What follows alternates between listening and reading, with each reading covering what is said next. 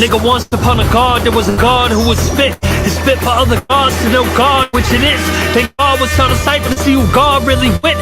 And God will manifest upon the word, which is spit. Each God showed the frequency achieved in private, but God is specific, so niggas can't hide shit. So if we all know God's the reason behind spit, why no God's on the mic still spitting the right shit? God being God, niggas don't recognize it. God denial, would rather have the God of not wit. God is wild. See, deep in the God is I spit. The God of hip-hop forever, God forever, who is it? Raise the God, never let the God be not lift. Sacred God, once created God I is great, but tall hip-hop God. Don't lose this, what did I say? I'm Otep, cause I spit. They can't fuck with it, they can't stop it. They can't fuck with it, they can't stop it. They can't fuck with it, we the top, nigga. Yo, they can't fuck with it, we the top, nigga. It's easy. You know, if you need to pause, nigga, it's not the same, my nigga. I know you know this shit, whether you admit it or not. This is the potentest shit niggas purposely drop to get you over it. Bullshit that really is not fuck what you hope it is. You're now in the presence of God, when am I ever not? I don't give a fuck what they saying. I am hip hop, rap songs are nice, but nigga, this is not that. Don't be confused by the trap. This is boom bap. All that wasted energy and time that was fucking up your mind. Now you unable to reply when your life is on the line. You became the whole design, the soundtrack of the dying. The vision of new eyes influenced to decide what is reality of being right now. What is the repercussions of having you right down? What's the difference of just talking versus having a nice sound, or from those who really walking to those who sat around? They can't fuck with it, they can't stop it. They can't fuck with it, they can't stop it. They can't fuck with it, we the top, nigga. Yo, they can't fuck with it, we the top, nigga. Smack the taste back in these niggas' face quick. They all the same shit, victims of bad facelifts. Facelifts to catch glance when I say shit. Elevate to resonate, high vibrations. The lunacy move, lucid dreams from the basement. And used to move the put war paint where the face is. With dudes rude, alcohol abuse in these tasteless acts of crime where you find my divine placement. Break the pause, out came this train of thought. Fresh on the track, out sane with rough carpenter. Started out frameless. Nowadays I ask, what color paint this? Black! Island ebonics and the phonics, electronics of phones, microbes, and the knowledge of those way past bones. But in me, memory solid. I conduct these as words of the birds, bees, and the pollen. They can't fuck with it, they can't stop it. They can't fuck with it, they can't stop it. They can't fuck with it, we the top, nigga. Yo, they can't fuck with it, we the top, nigga. So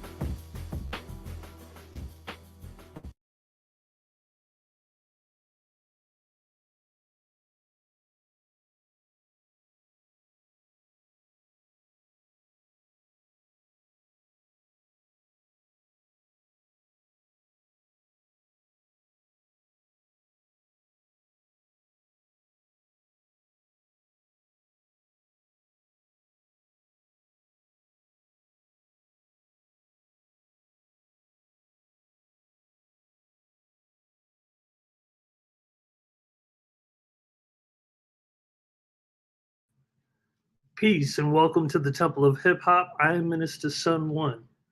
Bear with us for a minute while we work out our Wi-Fi for a hot second. Peace to all of you.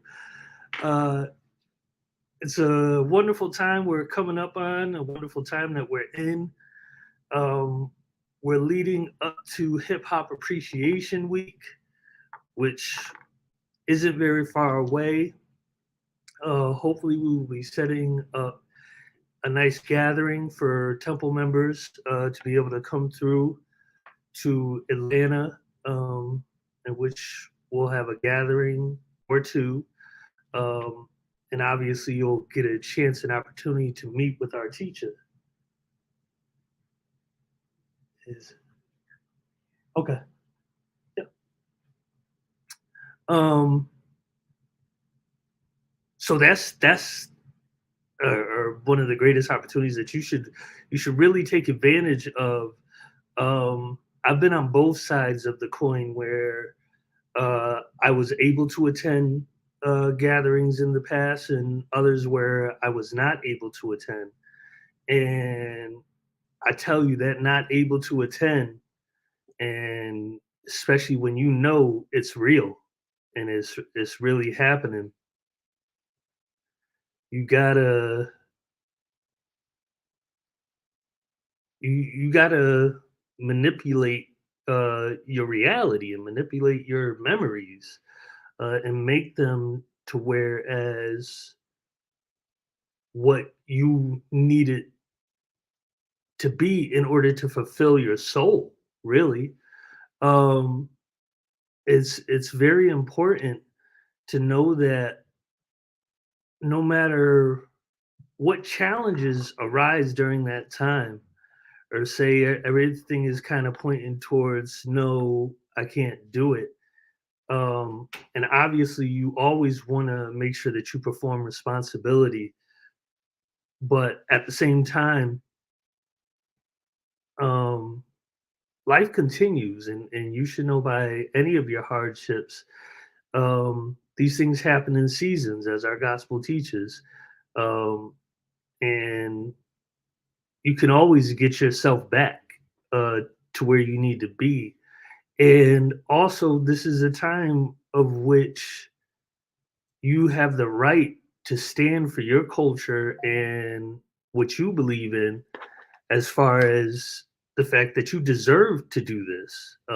This is about the equivalent to Christmas for us. And no, this is that important, or the equivalent to Easter to us.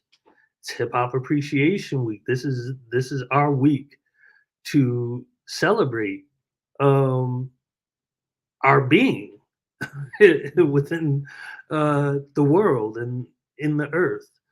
So, knowing that, I'm going to pass it off right now to the Queen Mother Minister, Acronologist GSIMONE. Jump in your seat. Yes, indeed. You don't mind. No problem. Hello, everyone. We are sorry we had some technical difficulties upstairs, so we are here doing it together. So again, welcome to the Temple of Hip Hop.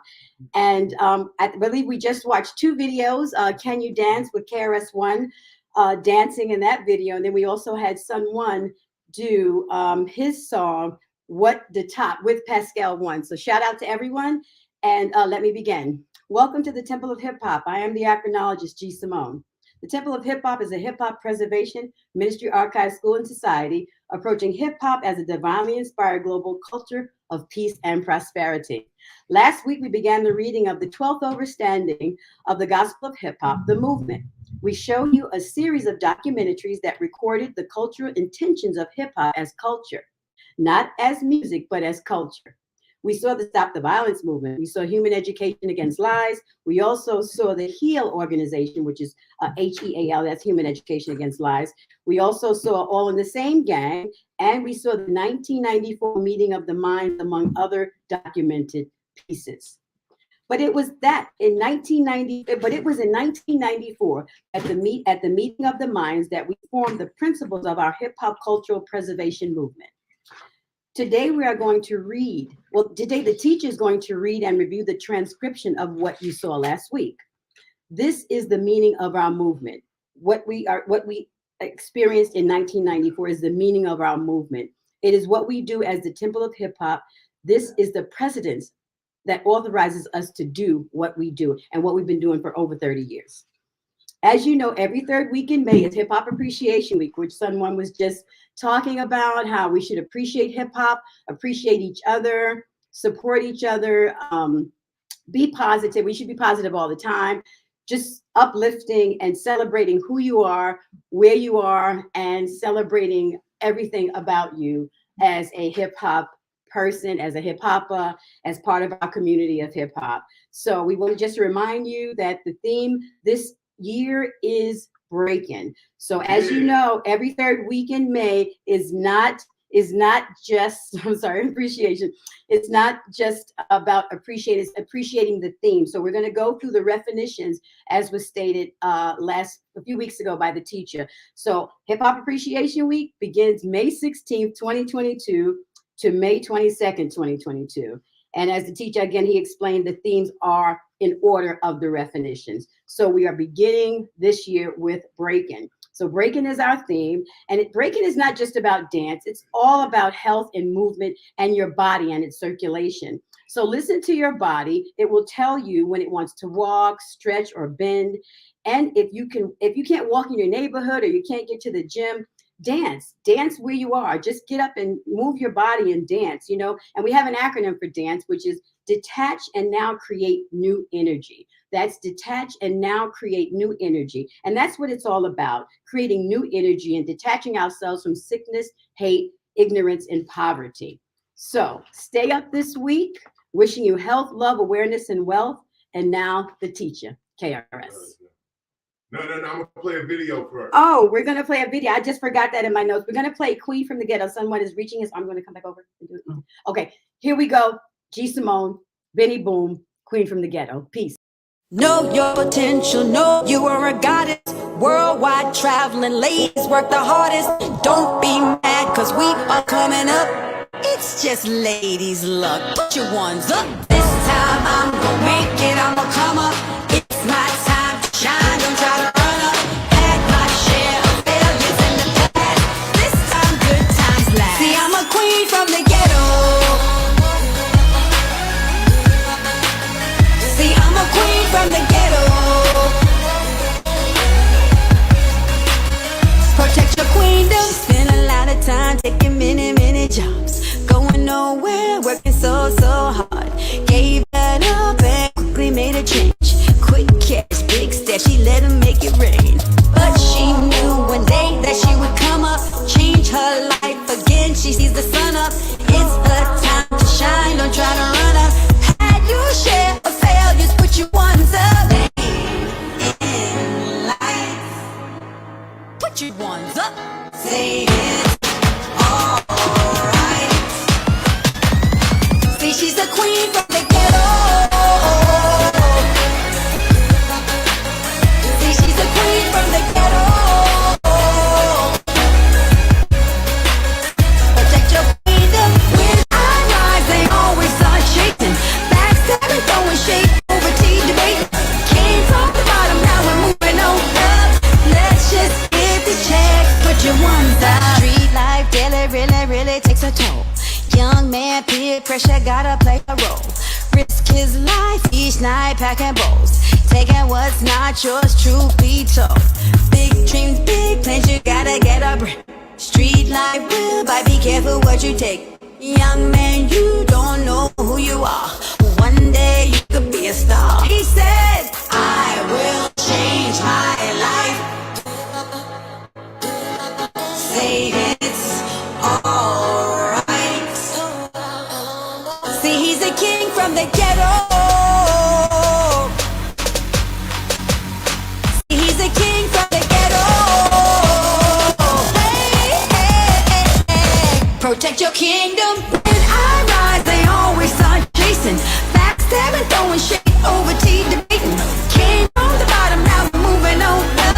Let's just get the checks, put your ones up. You're gonna know my name. Queen. You're gonna know my name. Queen. When I rise, they always start chasing. Backstabbing, throwing shade, over tea debating. Came from the bottom, now we're moving on up. Let's just get the checks, put your ones up.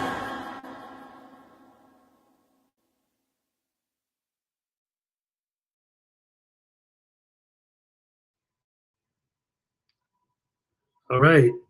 Peace. And now our teacher, KRS-ONE. You know, we've been having some tech difficulties. I think I'm gonna have to come down to where you are actually, Son One, and because I'm a little winded. I just ran up some stairs. Move your body, like Simone was saying. But just monitor this, Son One. Make sure that I'm not fading out, because where I'm at, the video was a little choppy, and I know everybody didn't see it like that. It's probably only me. Probably dealing with this. So we'll just monitor it and keep going. Dope video by Simone. I forgot about that video. Shot that about a year ago. Shout out to Benny Boom. He got down crazy on that one. That was hot. I'm just getting myself together here. Getting my books, my notes. I got my pen going. We got a real read today. Hardcore read. You know what? Let me get that paper towel right there.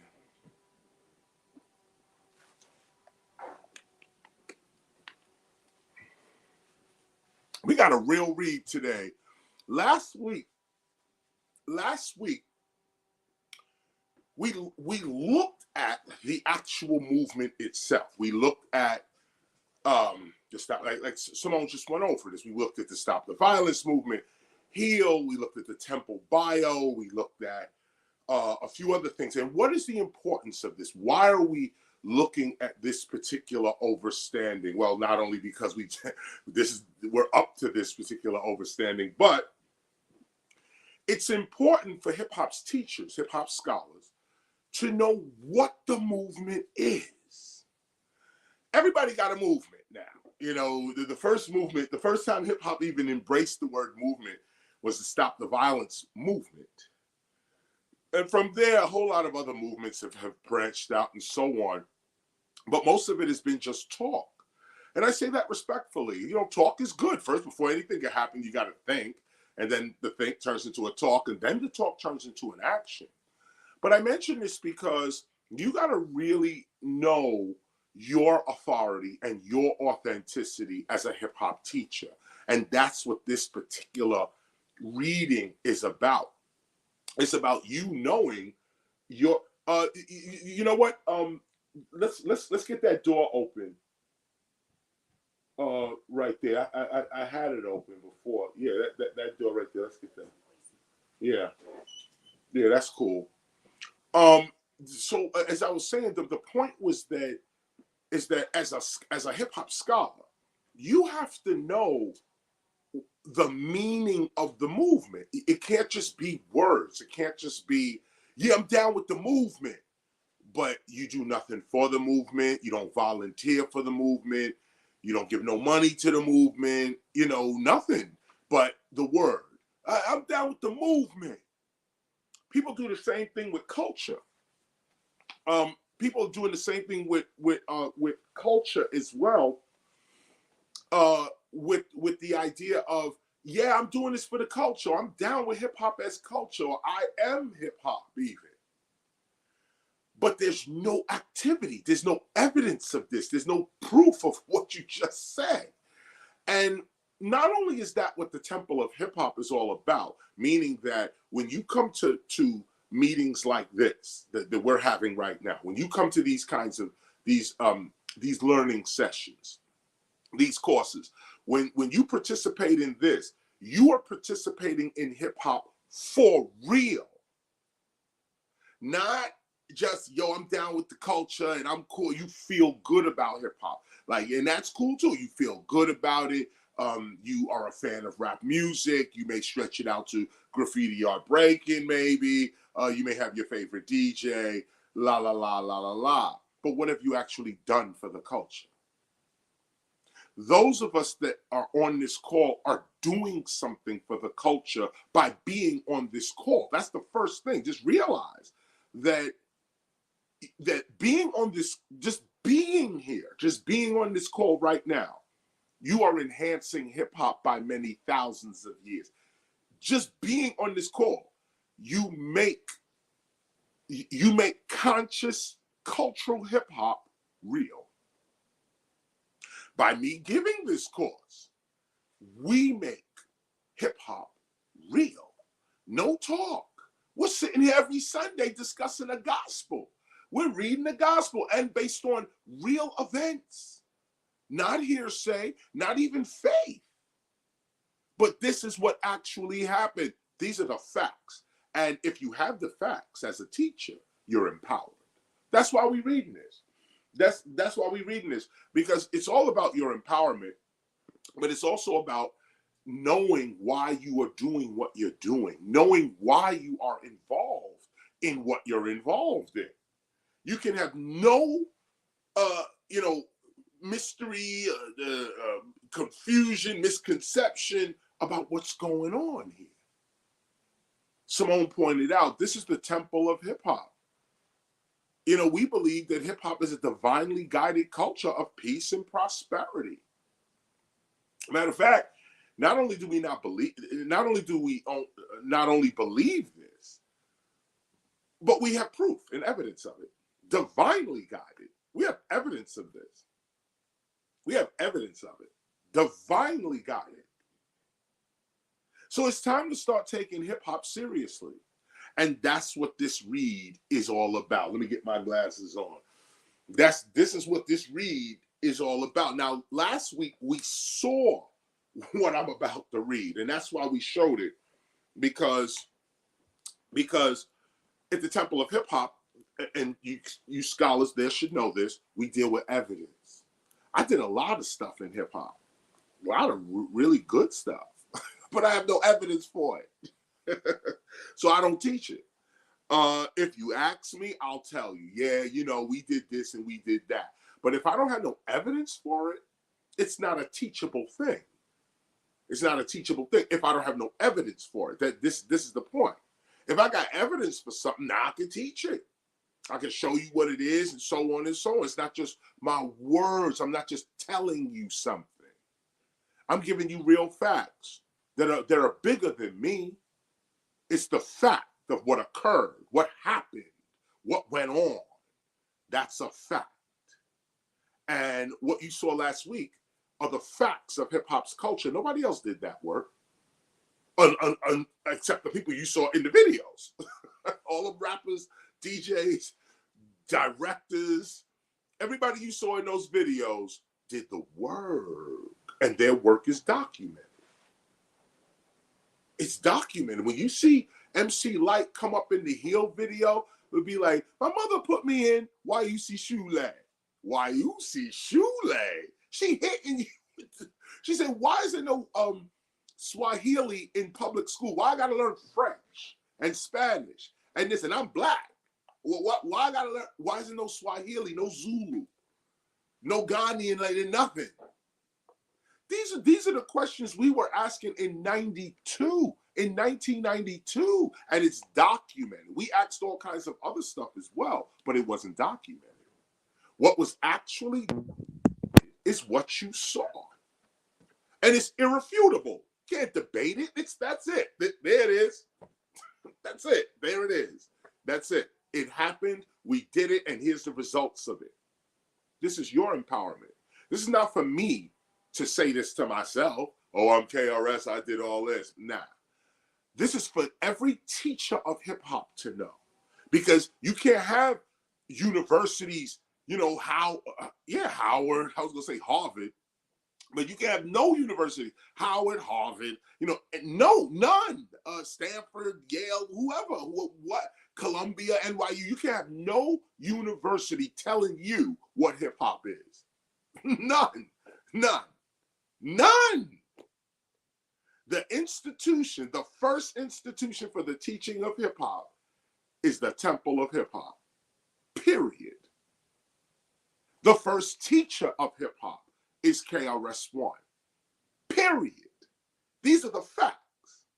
So when it comes to your teaching authority, resting on fact is what gives you the authenticity, the authority.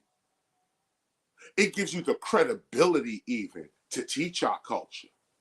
You can even ask these other people, these clowns out here, because that's what they are. Straight, they're made up.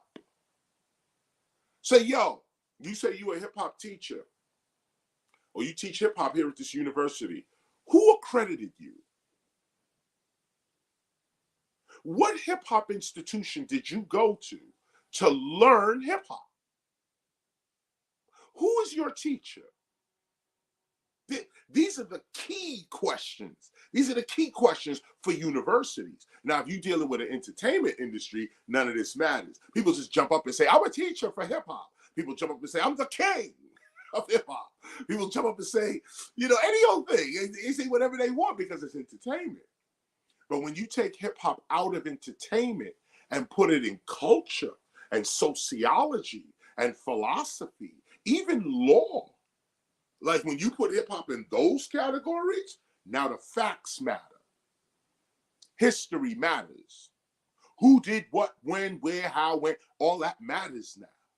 Because this now points to heritage, lineage, birthrights. And that's what we about here. We're not about preserving, Jam Master Jay's turntable, although we will take that into consideration. But we're not concerned with preserving the material items of hip hop. There's an auction going on right now. Somebody selling, a whole bunch of people selling items of hip hop. And maybe the Universal Hip Hop Museum should go purchase some of that stuff and get it for those that are interested, or those that focus their preservation efforts on the material items of hip hop. That's a good place to be. And there's room for that. That ain't just what we doing here. That's the point. We're not doing that here. Okay, that's not what we doing here. We got some artifacts, we got some items, no doubt, and we are collectors of hip hop, no doubt. But that's not the meaning of our mission. The meaning of our mission is this. We are hip hop.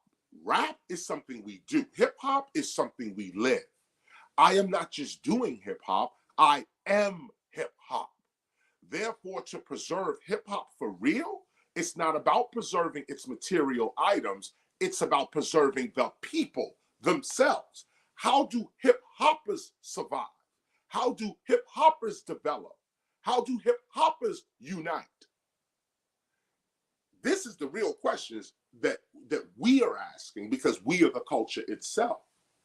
Now, those who are fans of the culture, or outsiders, or those even exploiting the culture, they can't even ask these questions because they're not the culture. If a child is not yours, there's certain things you won't even ask.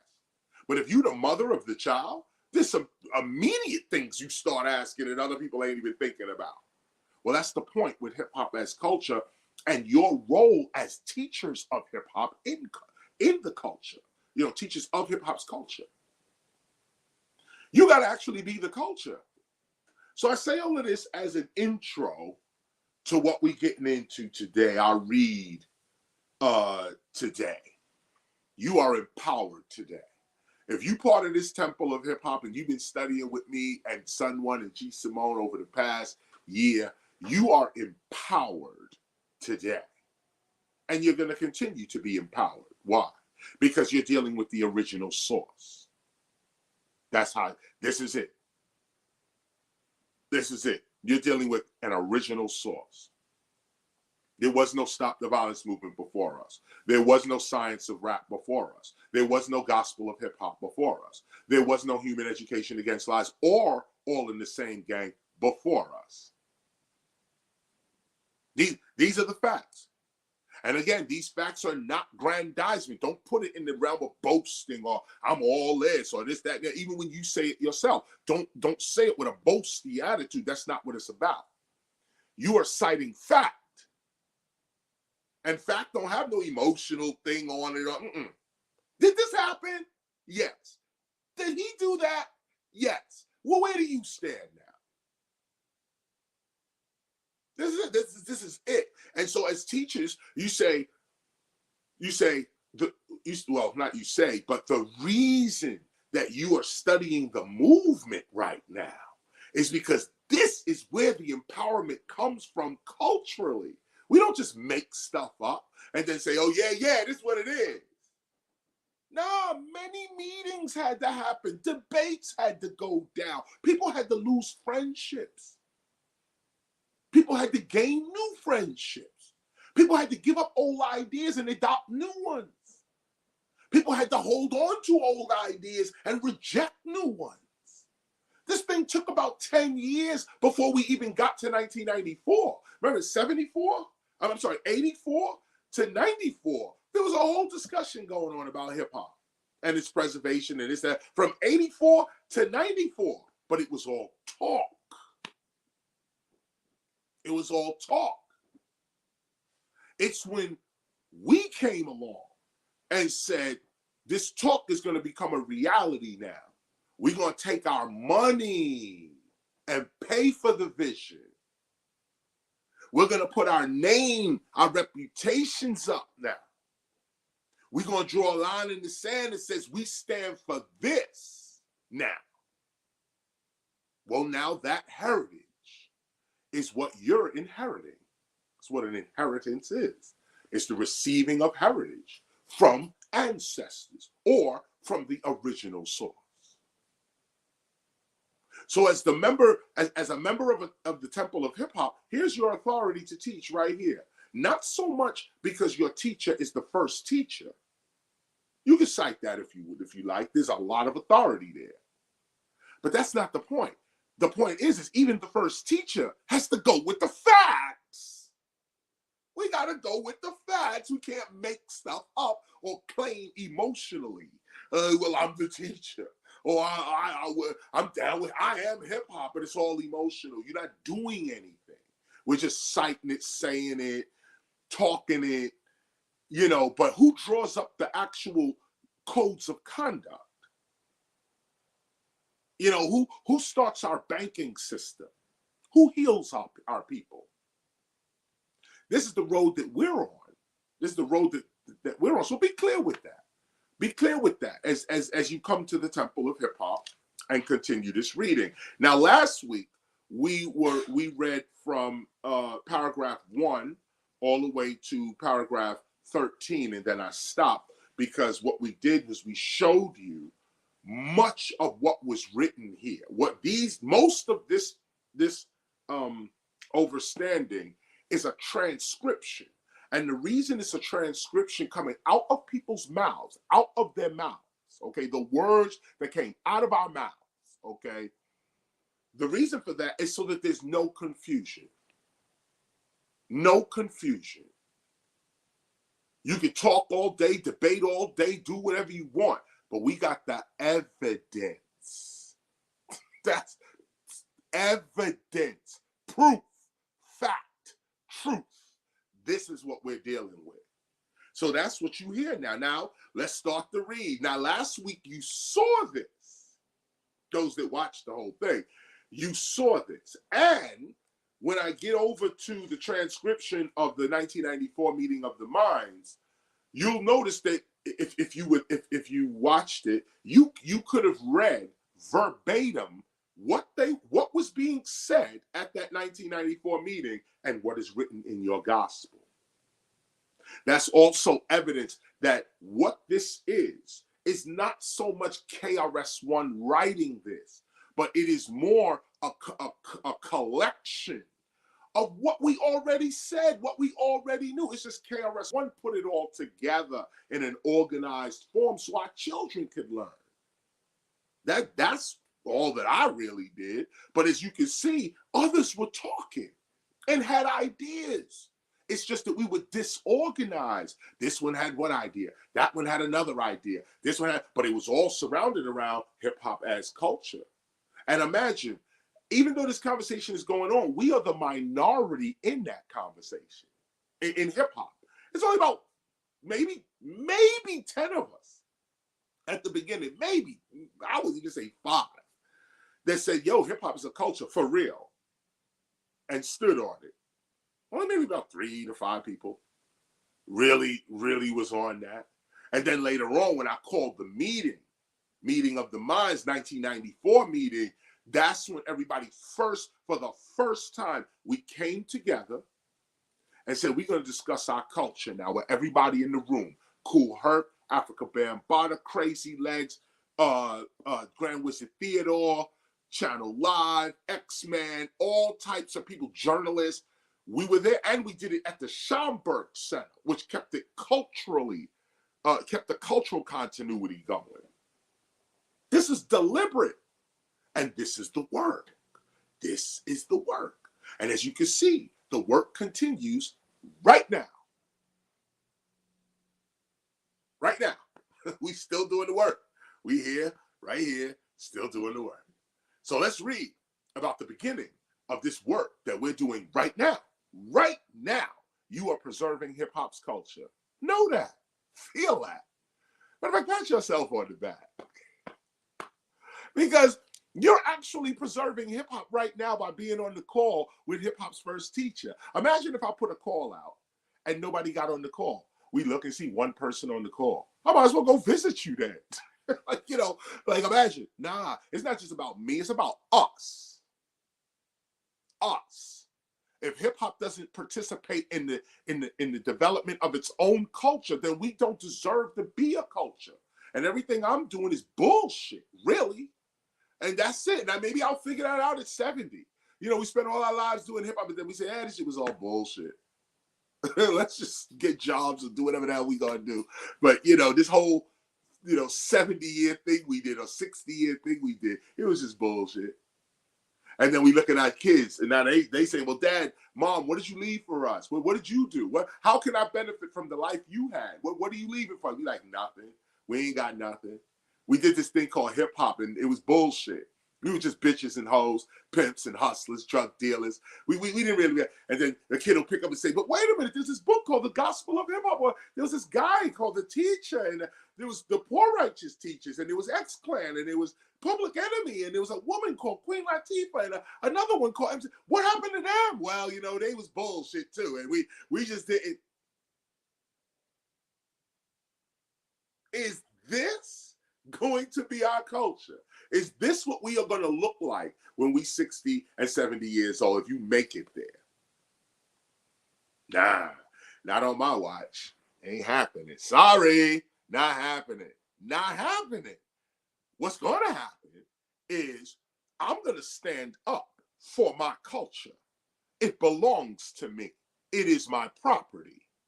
You can't just come in my house and take my stuff without me at least punching you in your face. That's the truth. That's a fact. Everything in nature defends its territory. Everything in nature defends its territory. You step in my territory, it's fight time. But what's happening? All types of corporations, all types of people are entering hip hop and taking what they want, leaving our children with nothing because we haven't organized around our own property. We discussed this earlier in an early lesson about what real property was. And we discussed that real property is about use. It's not about ownership. Real property is about use. Whatever you use, you own.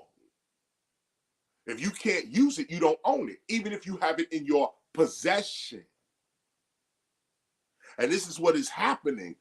People are using hip hop to their own benefit. But when you use a culture, you deny the inhabitants of that culture access to their own value. So how is we as hip hoppers going to sit around and say we true to the culture? We down with this. I am hip hop. And these corporations and others, even people call themselves rappers and DJs and so on, they are legitimately selling our culture out, betraying everything that you saw last week. And we still laughing with these people? You see, this is why I had to rehabilitate myself. Because in my younger days, I knew exactly what to do. You trying to play us? Okay, let's go see you real quick. That's real government. But hip-hop wasn't ready for no real government 30 years ago. The Stop the Violence movement was about as far as our consciousness could go. And then KRS-ONE running around policing it is what people didn't want to see. Because I will fight, straight up and down. And they couldn't understand that. You claim to be a man of peace. I am. You said stop the violence. I did. But look at him over here saying, fuck that, stop the violence. I'll bust a cap in these niggas any day. Really? We going to see him. That's who we need to go see, because we're gonna sit here and talk stop the violence with a flower in our hand. These dudes are busting Uzis. Nah, you got it all twisted. If you put a law out or a code of conduct or something, you have to enforce it. Hip hop wasn't ready for that. It wasn't ready for it. We were. And I took a lot of flack for it too. People played me, dissed me. And I said, okay, no problem, because I understood the diss. It does look contradictory if you yell and stop the violence and then rolling on dudes violently. It is contradictory. But it's not in the realm of government. Civilian? Sure. You said you stopped the violence, so stop violence. You're supposed to be a man of peace. Matter of fact, the way the Christians look at it is, even if somebody slaps you on your cheek, give them the other side too. You know, you're supposed to be a man of peace. You detest war and violence on all levels. Now that's the real me. The real me, it detests violence. I don't even want to be bothered with that. Okay, the real me. But I don't live by myself, and I don't live just in this body. I live in places like New York, Chicago, Atlanta, California, Los Angeles.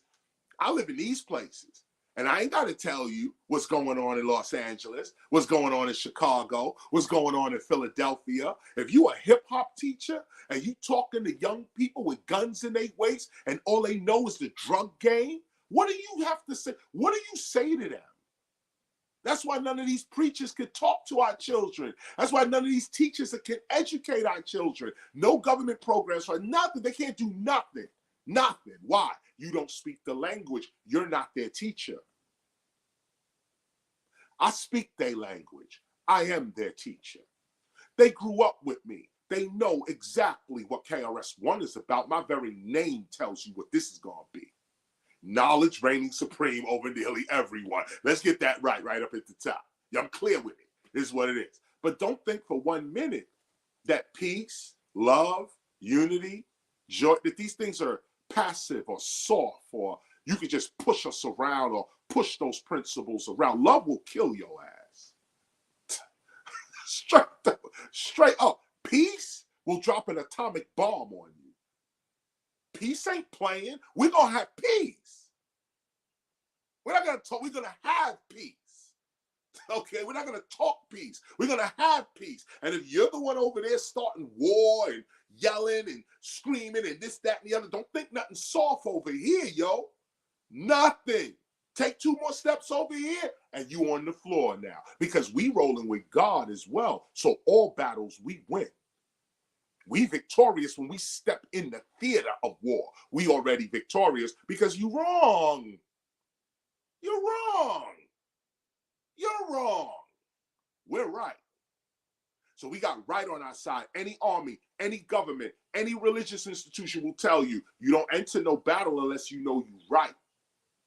You have to have right on your side to win a battle. And I always have right on my side. Always. I do what's right. At least I try to. My face turns toward what is right. At least we know what it is. If we fall short, fine. But we know what's right. And we're going to move in that direction. This is the temple of hip hop, y'all. That's why I'm spending this time to explain this. This is the temple of hip hop. Make no mistake. There ain't nothing more to this. Ain't nothing less than this. Ain't no side moving. This is what it is. We're going to preserve this culture for our children and their children's children forever. We are the first generation of hip hop. Kool Herc is still walking around, praise God. Our ancestors are still, hip hop's founders are still walking around. We got work to do. Not for ourselves, but for those who are to come after us 100 years from now, 50 years from now, 200 years from now. This video that we're making right now is going to outlive us. What are we showing our children? That we a bunch of bitches, hoes, stupid ass niggas. We running around. And that includes white people too. Dumbass niggas. We running around. That is stupid. All we want to do is fucking smoke and drink and that's it. And that's what you call a culture? That's what we gonna leave our children as heritage? Nada. Not on my watch. Dudes can say whatever they want about KRS-ONE. We gonna save this. We're gonna preserve this. So I say that to say to you that, again, if you on this call, you real hip hop, because you discussing real hip hop. And when it's your time to act, hopefully you act real hip hop, resting upon authority, resting upon authenticity, resting upon knowledge, resting upon a real unity. A real unity. You know you're backed by something. You belong to something. Temple of Hip Hop. You can find refuge here, success here, support here. If you're a b-boy, MC, graph writer, DJ, whatever it is, why do you have to go to some corporation for you to eat and be heard? You should be able to come right to your temple, sign up, and get on tour. And the only reason you need to sign up is because we need to know your name, so when we call you, you're ready to go. That's it. You are MC. You only supposed to have your career within your temple, within your culture. Within your culture. And that's what we're trying to organize right now. I mean, we already have the network. I don't want to get into this really right now, but we already have the network in place to send our students and apprentices out around the world. You know, we struggling with this pandemic. We let the airlines get themselves together. Cruise ships come back online. A little less fear with the trains as well. And then now with this war in Ukraine, Europe is just in a tizzy over there, and rightfully so. This could be World War III, straight up and down. This dude acting like Hitler, and not to call anybody Hitler. But historians like myself, we know what this is. This is exactly what happened in Nazi Germany, or at least the start of it. This is how it bubbled up. I'm not going to do that, then you go do it.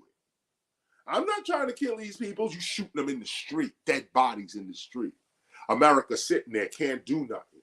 Look at this. How did Hitler? Look, see, that's what I'm saying. I'm not going to get into this, okay? But the point of the matter here is, this is your authenticity. That's why we're reading this right now. No other organization dealing with hip hop has one of these. And if they decide to write one now, they're not the first. And so feel your authority. Recognize your authority as a legitimate hip hop teacher.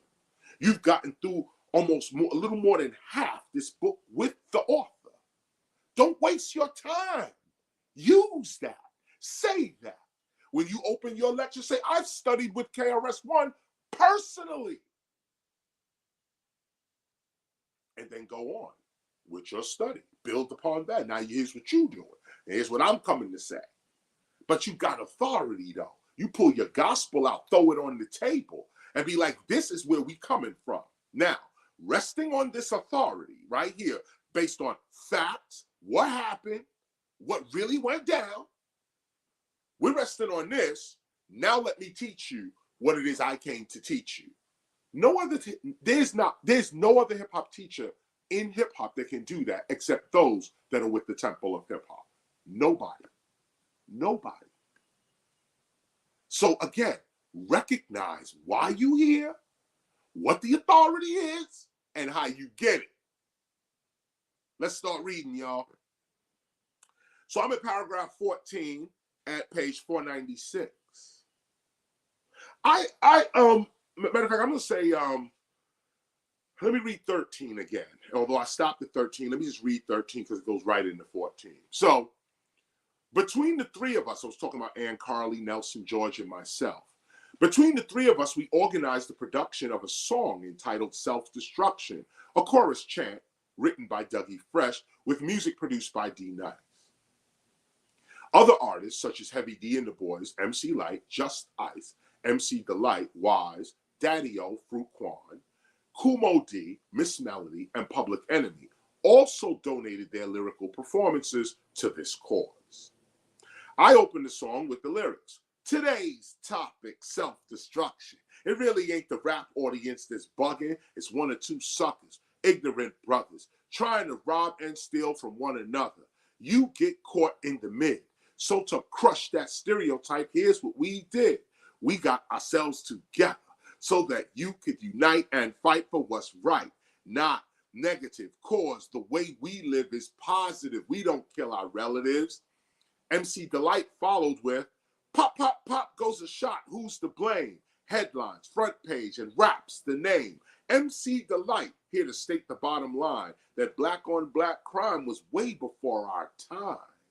Now notice this, these lines that I'm pulling up real quick are these seminal lines. This is the remembrance of our culture. This is the remembrance of what was on our mind at the birth of the culture. Look at what's being said. KRS-ONE says, today's topic, what we're going to discuss today, is self-destruction. And here's what he says. It ain't the rap audience that's bugging. It's one or two suckers, like I just mentioned. These people who want to take your culture, so they want to rap and don't want to know nothing about the history of hip-hop. You just want to steal from us so you could get rich.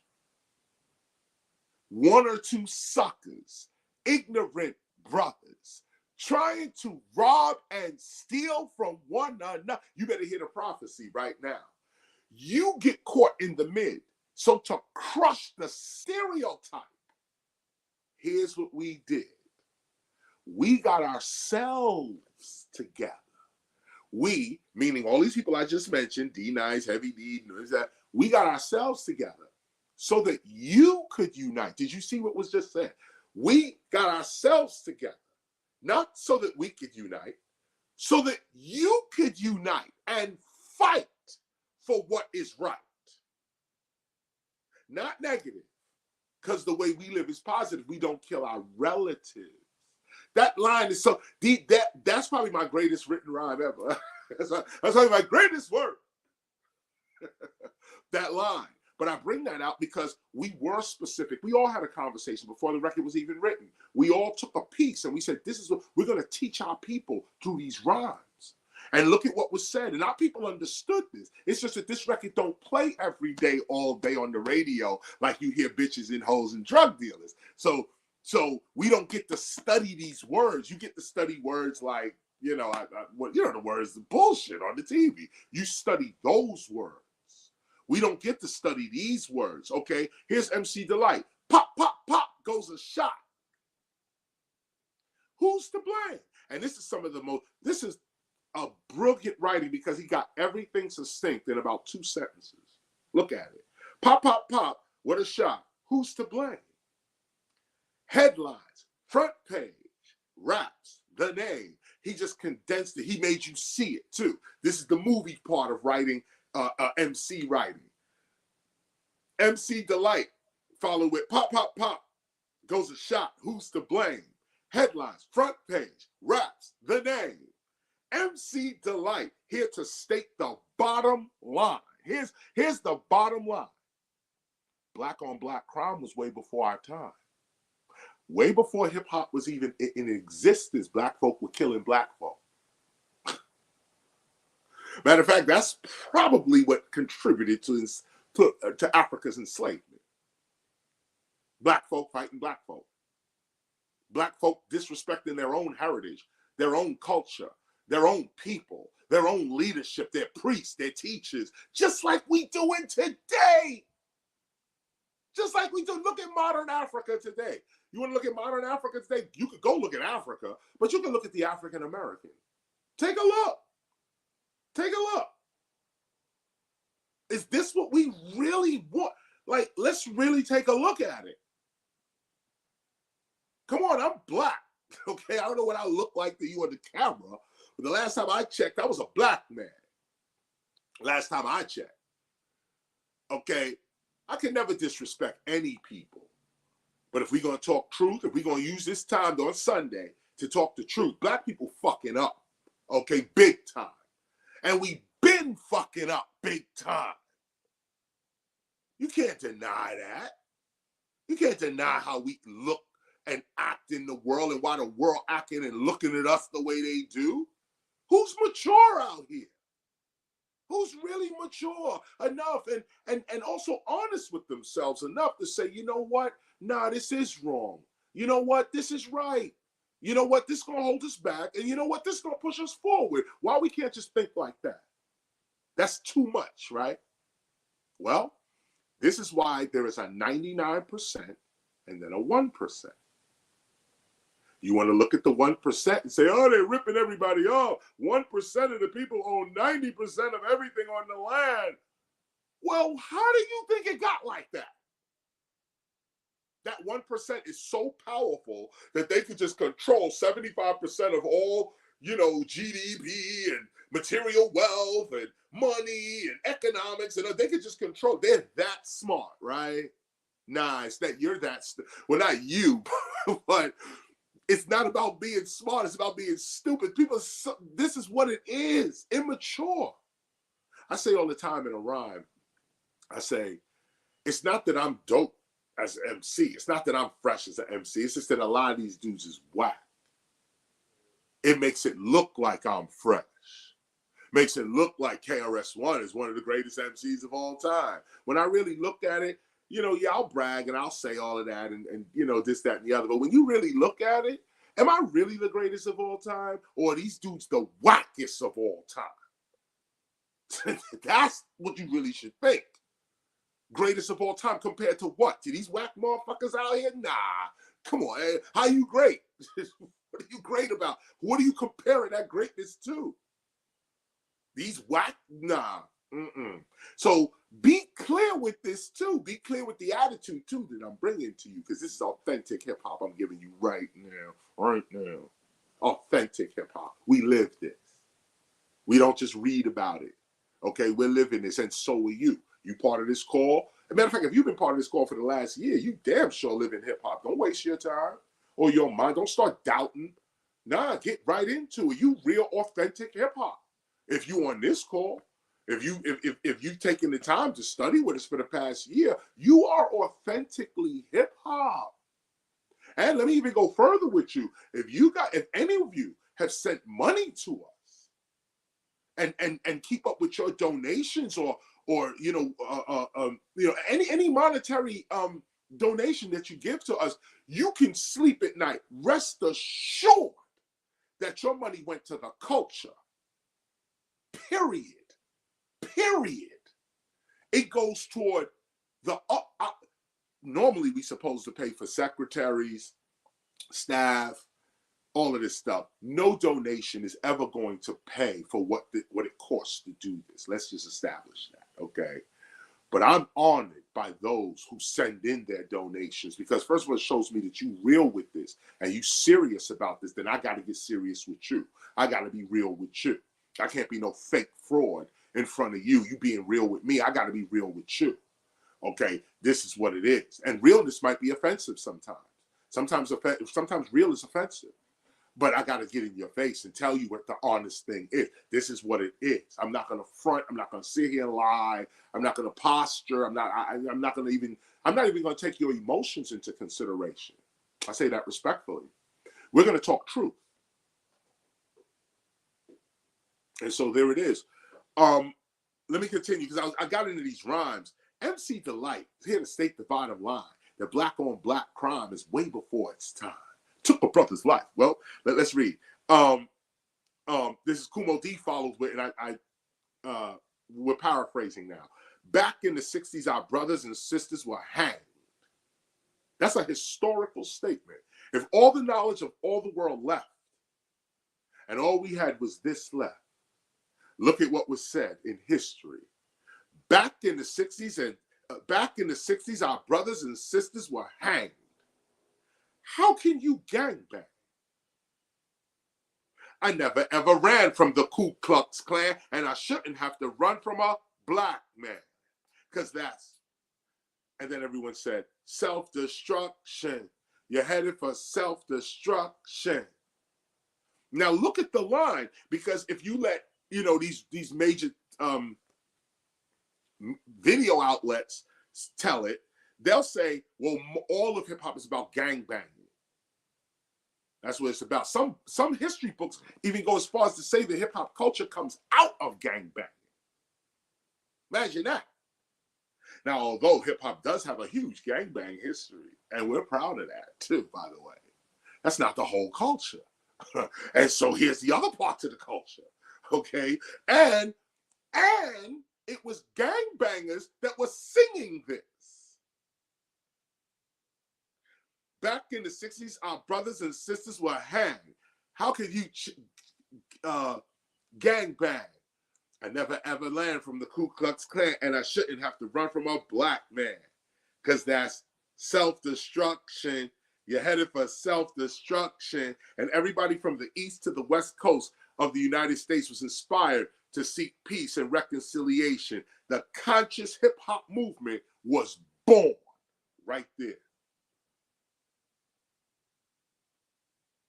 Kumo D hit the hottest line of all time for hip-hop at that time. His line was the line that everybody was saying in the record, self-destruction. I never ever ran from the Ku Klux Klan, and I shouldn't have to run from a black man. That line summed up the whole thing. Why are we fighting each other? Let me take a pause here real quick. Son One, I saw you put up a statement about questions and comments. You want to address that right now? Yes, because we do have a lot of new people who have joined us this week, more than the average, and we want to welcome you all to our call. But while the actual lesson is being taught, we want you to be able to pay attention. And some people it's already gotten out of control a little bit, but again, to prevent me from shutting it off completely, if everybody could just relax until the lesson is taught, and then you could put all the comments that you want. But for right now, everybody just really pay attention, take in, so that you remember what teacher is actually saying to you, and that it just doesn't escape you. Again, this is a class, and this is a class for teachers. It's dope for those who are here for the first time, that have come to join us, but no one understand what is happening. Is this is the building of hip hop's teachers for the future, and so we just ask again that everybody just show a little self-restraint as far as putting too much in the chat, people getting into arguments, and all the above. Peace. Peace. And welcome to those who just joined us as well. Thank you for being here. We really appreciate you. And of course, like Son One just pointed out, this is for teachers. This is not for everyone in hip hop. This is for those who are going to teach hip hop. That's why you're studying with hip hop's first teacher. Let's move on. So we're looking at these lines that are being said and being spoken about. And Kumo D just laid it down. How can we be running from each? We never ran from the Ku Klux Klan. Why should we be running from a black man? And notice the line, I never ever ran from the Ku Klux Klan. That's the other black man who wasn't hung by the Klan. We don't get to hear about this black man like the Deacons for Defense. We don't get to hear about the Black Panther Party. We don't get to hear about these other black men that was putting the 9 to these races. Okay, we don't hear about that. Okay, all we hear about is the black man under this racism and him trying to rationalize it and deal with it and trying to bring white society to their senses. That's what works for white supremacy. But when you deal with real history and real what's really going on, read this, because we're leaving clues as to this other person that also existed but was being marginalized, degraded, omitted, banned, can't play the music, don't want to promote our books, all our DVDs, all of this stuff. This is the other voice now that's talking and saying, I never ran from no Ku Klux Klan. Nah, there was another group of us that wasn't running. Not at all. We were bucking straight up. Kumo D comes in there and say, I never ever ran from the Ku Klux Klan, and I shouldn't have to run from a black man. Because that's self-destruction. You headed for self-destruction. After raising $600,000 for the National Urban League with the proceeds from our self-destruction song, we began to investigate the root causes of violence for ourselves. We found that illiteracy, poverty, lack of purpose, poor law enforcement practices, and media hype all contributed to heightening the levels of aggression in society and can cause violence to occur. Let's highlight that. This is going to be our first highlight. Let's highlight 18. And you know what's interesting about paragraph 18 is that a lot of history is here too. After raising $600,000 for the National Urban League with the proceeds from our self-destruction song, okay, $500,000 went to the National Urban League off this song. We began to investigate the root causes of violence for ourselves. Right after this song was made, I went on a mission studying violence. We found that illiteracy, which was the number one, matter of fact, and I don't know how true that is, but in the studies, in the studies on violence, most of the professors or studies being cited at the time started with illiteracy. Not being able to articulate yourself leads to the frustration that causes violence, or causes fights, I should say, because you can't use words. You can't express yourself verbally, so it has to be physical. Even not harming, but like this, you got to touch somebody or touch yourself or something to show what you're saying, because you don't have the words to express what it is you're trying to say. So you got to do it physically. That's in a lot of studies. And that illiteracy also shuts down what you know. So you can't even go to another place in your mind to stop the violence. It's just the violence starts. And I don't even have another place in my mind. I've not read enough books. I don't have enough information in my mind to even go somewhere else, like to say, turn the other cheek. You know, like I don't even have the word I don't even have the Bible in my mind. It's just this violence, and you in front of me, and I'm gonna get you, sucker. And so this is what it. So we found out that illiteracy, poverty, lack of purpose, poor law enforcement. That was a big one. Matter of fact, the studies that were done on the Newark uprisings in the 60s and the Watts uprising in the 60s, as well as the 100 cities that burned after Dr. Martin Luther King was assassinated, there was an assessment done by the government. What is it that causes violence in urban communities? As if they didn't know, but they did a whole study on it. And that study came out, of that particular study, what causes riots and uprising, 99% of the time, basically all of the riots that were caused by police misconduct. All of them. They said it was like 2 incidences that may have been somebody fighting in the street and it escalated. Like, and that wasn't even on the book. Like, that wasn't even the riot that was the Watts riot, Newark riot. This is the police shooting kids, shooting black kids, and then the community rising up. This is the police grabbing people, throwing them in jail, and they dying in jail. And people are like, we want answers. And you got that cocky white cop attitude. Nah, that don't fly for everybody. And so here we found out, what is the cause of violence? Poor police practices, illiteracy, poverty, lack of purpose. When you have a purpose, you less the fight. If you have a purpose, if you got somewhere to go, I was mentioning this the other week. I said, man, don't be no fool. I said the teacher is not afraid to fight. But at the same time, we're not stupid about danger. You don't pick no fight. But look at what's being said here. You know, when you have something to do, you're less likely to be aggressive because you're focused. You got something to do. Somebody bothering you, somebody dissing you, somebody doing this. You got somewhere else to go in your mind. I got a purpose. You got it.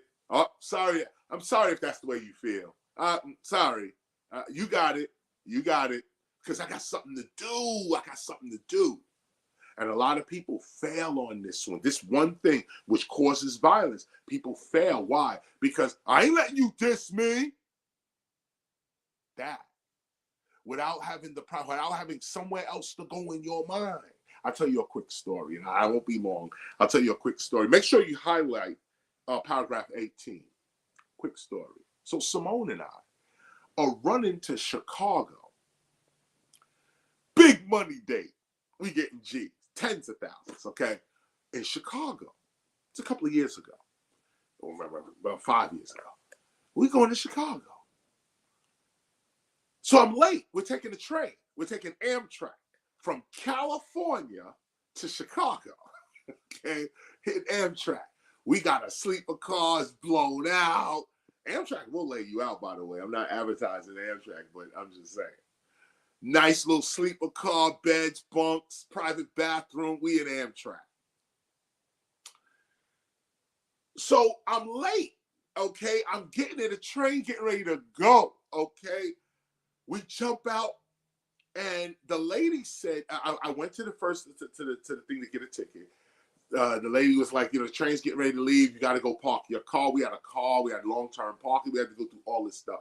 So bottom line is, me and Simone ran to go park the car before the train leaves in long-term park. In long-term park, you got to park a block, 2 blocks away. Then you got to take some tram to come back. It was crazy.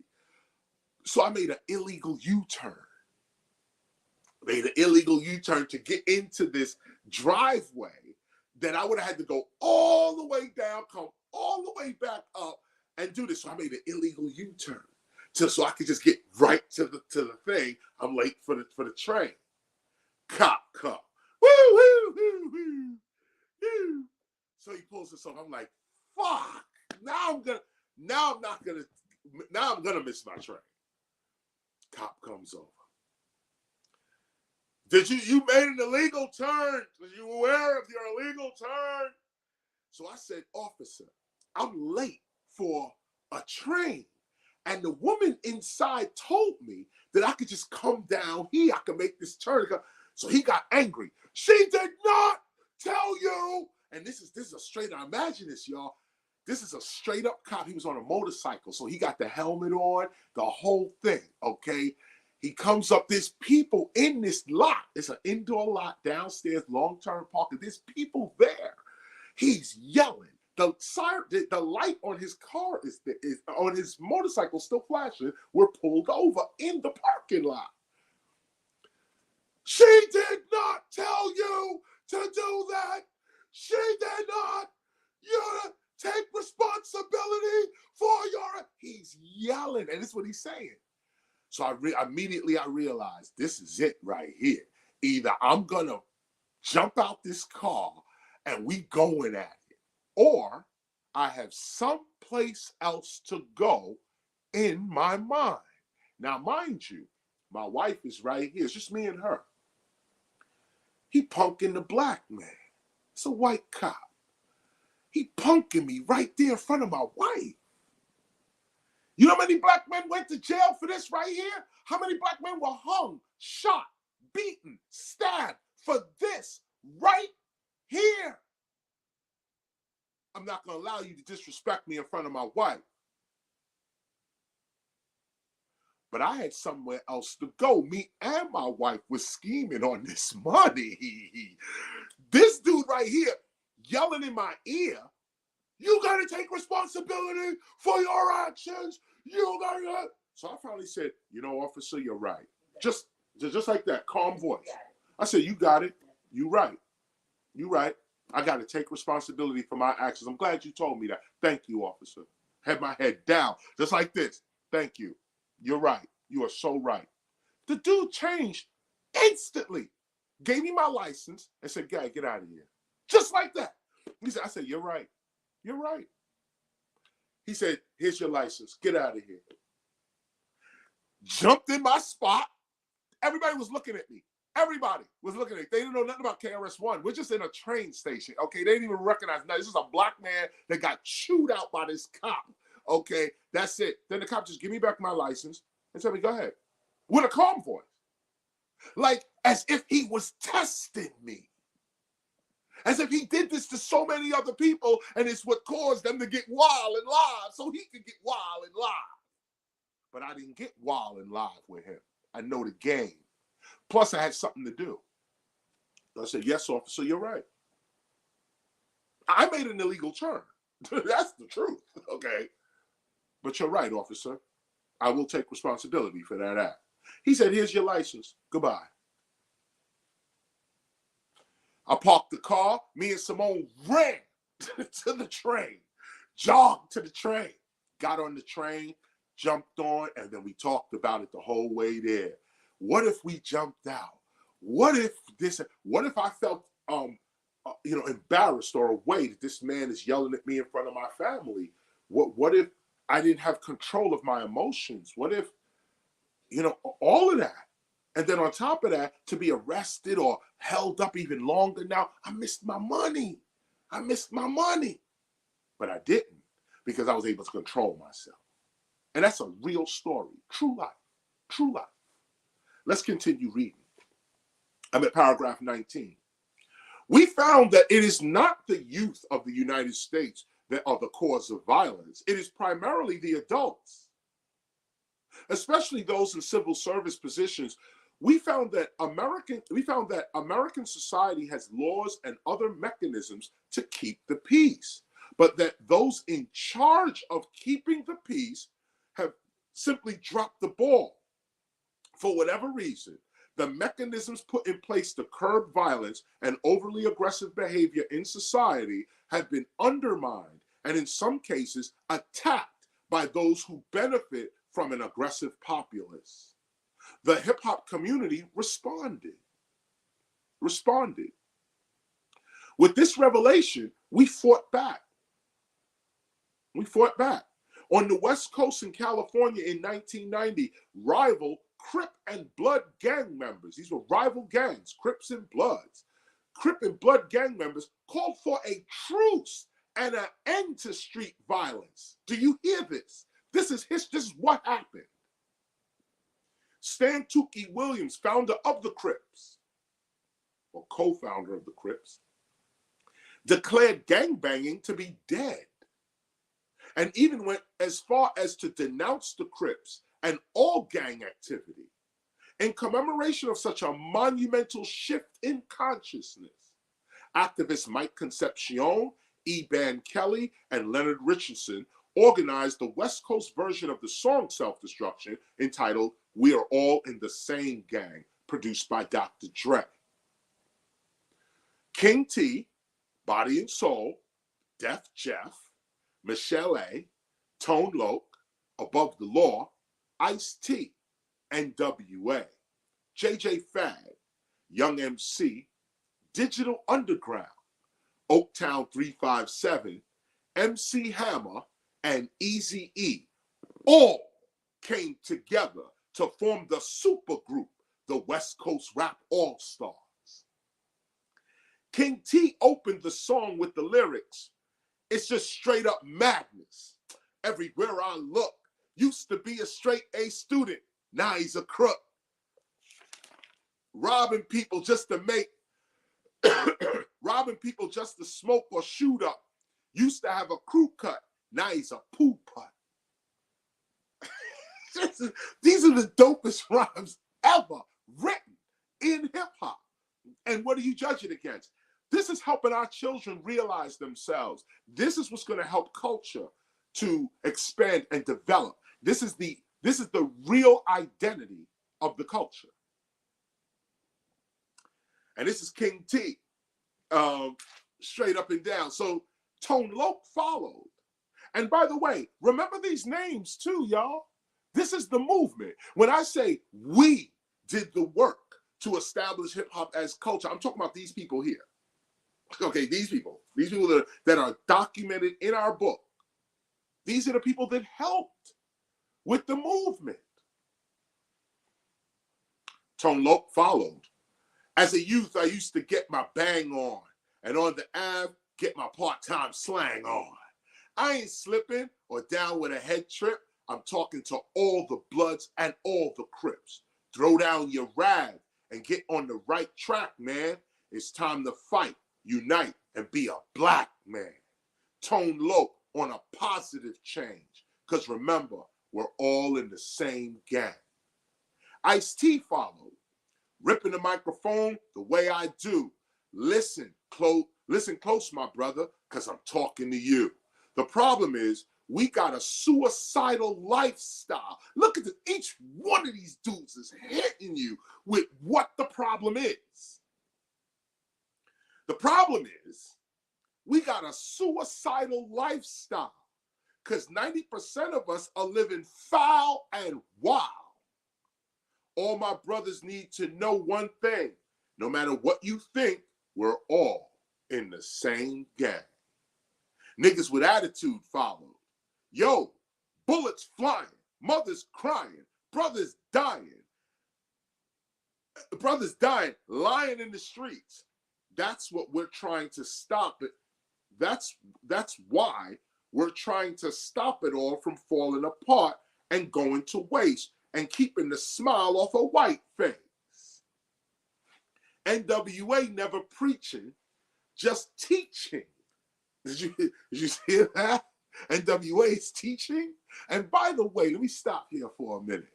The first record NWA put out was a conscious record. It was called Express Yourself. And they was dropping knowledge right on that record because that's what the gangbanger was. The gangbanger back then was off the Black Panther Party. Remember, Zulu Nation comes out of the Black Spades and other organizations as well.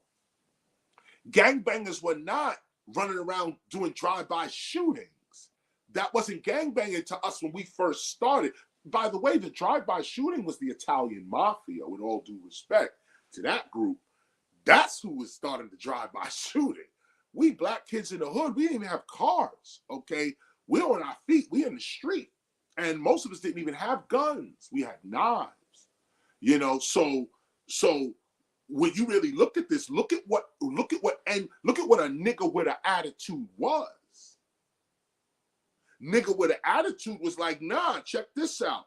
Yo, bullets flying, mothers crying, brothers dying, living in the streets, lying in the streets.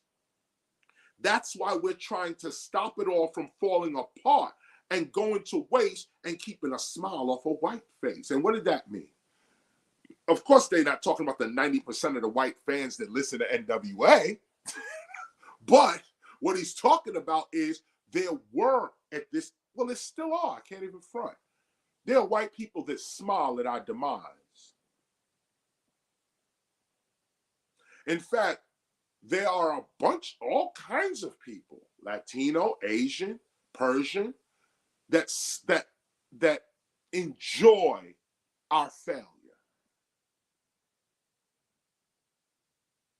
And we know it. Matter of fact, there's another rhyme, I'm trying to think of it now. I think it was in Self-Destruction where Heavy D says, yo, Heavy D, deep in the heart of the matter, self-destruction when served on the platter. Can't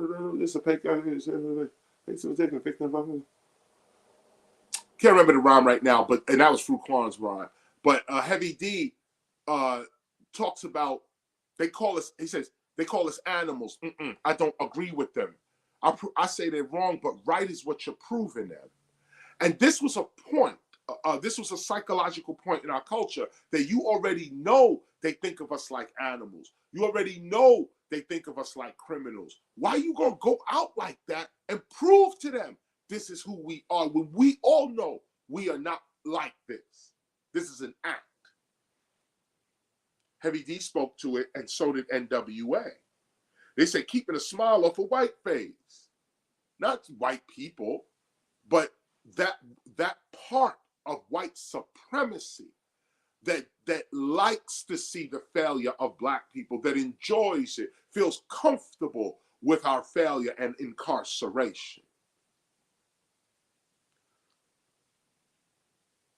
Reading on, NWA, here's the part, never preaching, just teaching the knowledge of the streets to each and all that don't understand. See, when you take this out of entertainment and put it in, like now we talking, say, sociology and psychology right now, these words start to become profound, that young Black minds will be saying this. And then a community of people made up of all kinds of people would be agreeing with it. All type of Black man stand up is in this, and it's white folk listening to it. All type of Black man come together in this. All type of Arab and Persian and Latino and Asian listening to. This was the hip hop community in its early days. There was no offense with anybody's race or whatever. We knew the truth. We knew what it was. And we just dealt with the truth of our situation, which is what's right here. So it says, NWA, never preaching, just teaching the knowledge of the streets to each and all that don't understand. That's why we came to let you know that we're all in the same gang. So NWA came to say, no, I'm in the same gang with MC, really with everybody. I'm in the same gang with hip hop. All of us are in the same gang. What a statement of unity. That's what that means. That means unity. We're all in the same gang. Digital Underground followed. Shout out to Shock G and to Tupac. Both were members of this group. Digital Underground followed. I'm in a rage. Oh yeah? Why is that, G? Other races, they say that we act like rats in a cage. I try to argue, but check it. Every night in the news, we prove them suckers right. And I got the blues. That's another one. What Heavy D said, what NWA is saying, and now what Digital Underground's saying. This was that socio-psychological. This was our collective consciousness at the time. You know they think of us like this, and you proving them right. We all in the same gang.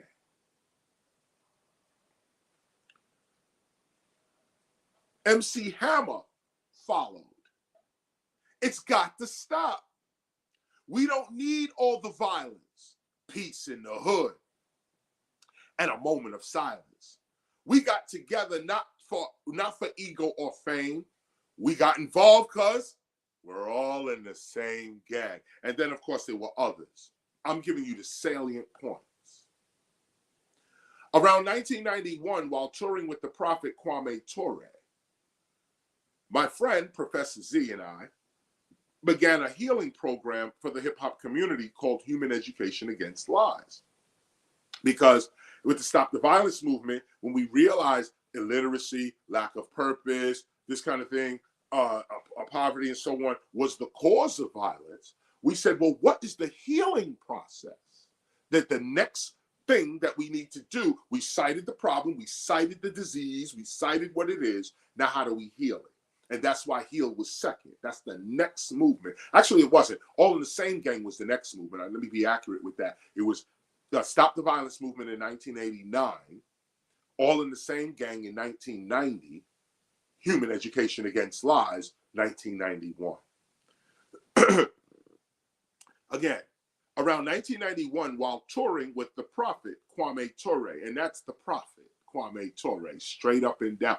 Kwame Ture is Stokely Carmichael. He changed his name later on with more consciousness, but you know him in history. He's known as Stokely Carmichael, some would even say the founder or the originator of the Black Power movement. He actually wrote a book called Black Power, The Politics of Change. Don't quote me on that subtitle, but the main title is Black Power, co-authored by Charles V. Hamilton, actually. And this in this book is the first time that the term institutional racism was coined. In addition to that, Kwame Ture, better known as Stokely Carmichael, man, you guys should do some work. Go look him up. Go look his history up. Huge figure in the civil rights movement. Walked first with Dr. King, was part of the Student Nonviolent Coordinating Committee, broke with Dr. King, became a member of the Black Panthers, a founding member of the Black Panthers, all of that. And then, of course, started his own organization later on when he became more revolutionary. And that was the Politics of Liberation. Okay, so Simone just corrected me there. It's Black Power, the Politics of Liberation. That's the full title of the book by Kwame Ture and Charles Lee Hamilton. But, you know, I mentioned, I'm just giving you some background on Kwame Ture, who this man was and really still is. And I was honored to be with him. I learned my civil rights from him. And see, this is what I mean by authenticity, is that you have to read. You got to watch documentaries. You got to read. But when you're in front of an original source, you're imparting, you're getting something here. You're getting the essence of the culture when you're in the presence of the originating source of something. And that's why I'm totally grateful to Professor Z. Zizwe Mtafuta Ukweli, Professor Z, tenured professor at Lincoln University. They're brilliant man, Professor Z. I thank him because it was him that introduced me to Stokely Carmichael, known as Kwame Ture. And it was from there, touring with him, that I began to open my eye on that Black struggle, what Black power really is. And it's really about consciousness, really. It's not even about race, because that's, again, another concept of white supremacy, the whole concept of race. So when you really think in Black power, first you got to come up out race.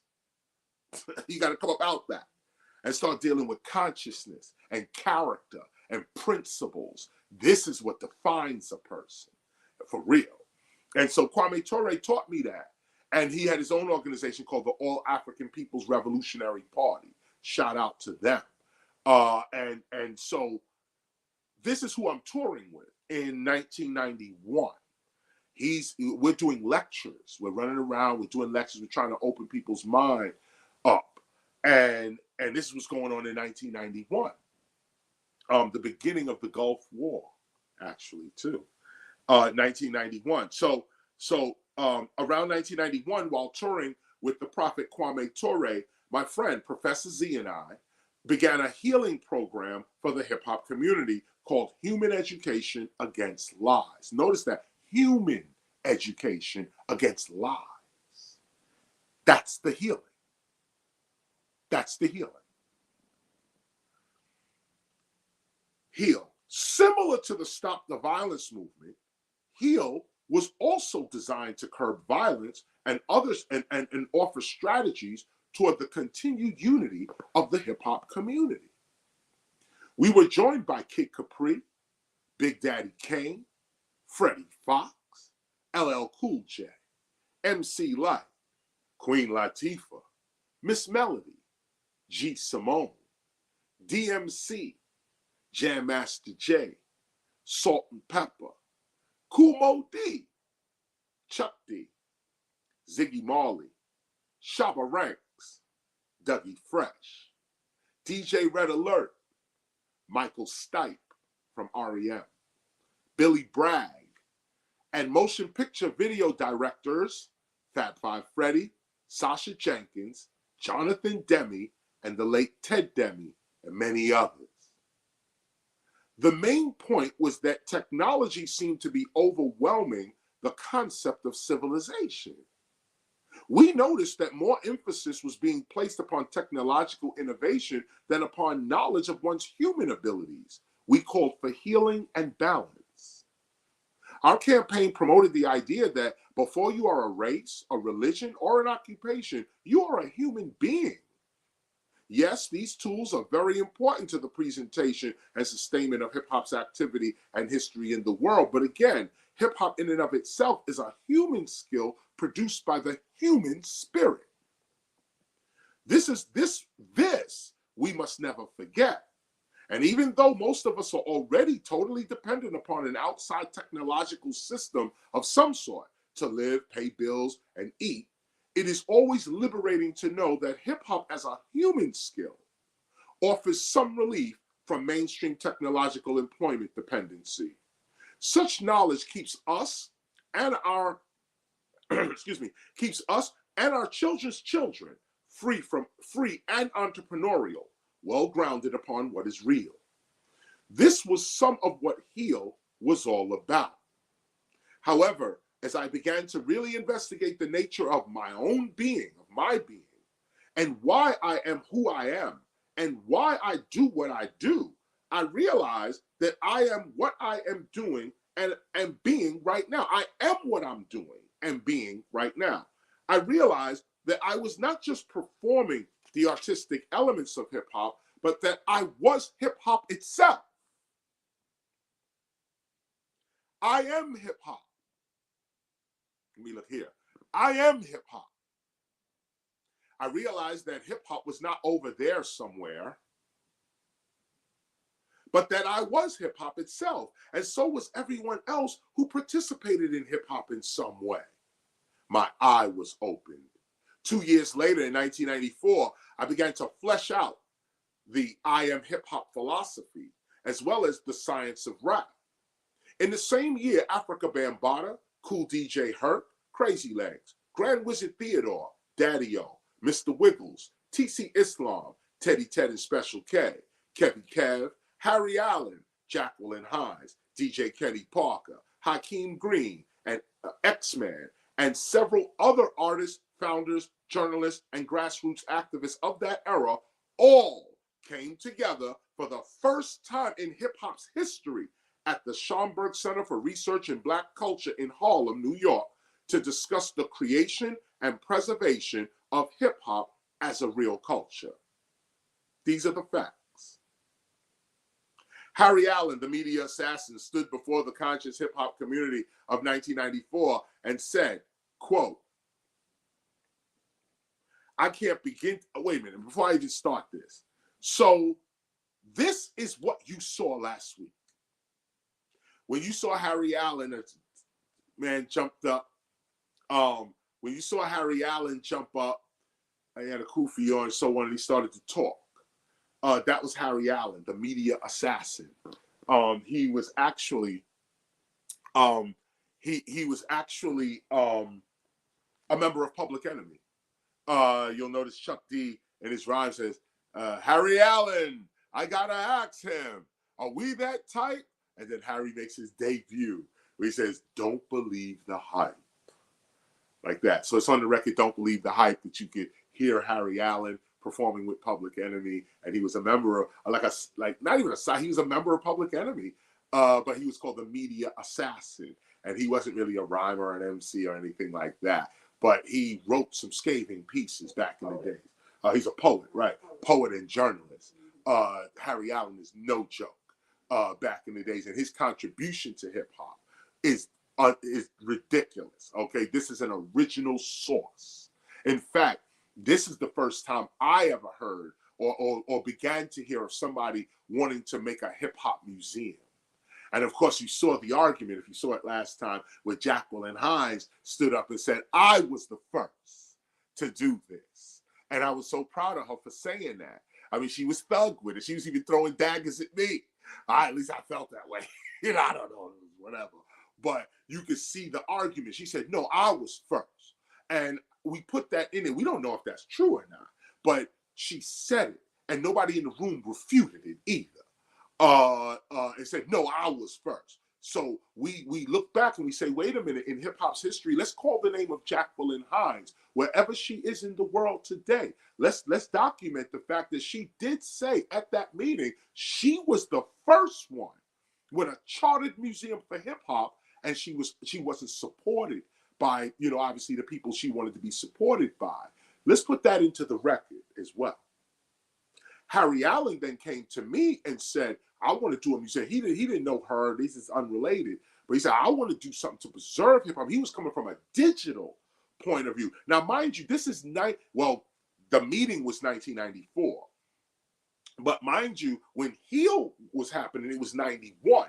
And we knew the internet was coming in about 3 years. Imagine, this is the type of people we were in the community. We was ahead. We knew what was about to happen. And we tried to warn our people and set up organizations to protect hip hop against this. We had no idea what the internet would turn out to be. But we knew that it existed. And there was already talk about this technology that was getting ready to come out.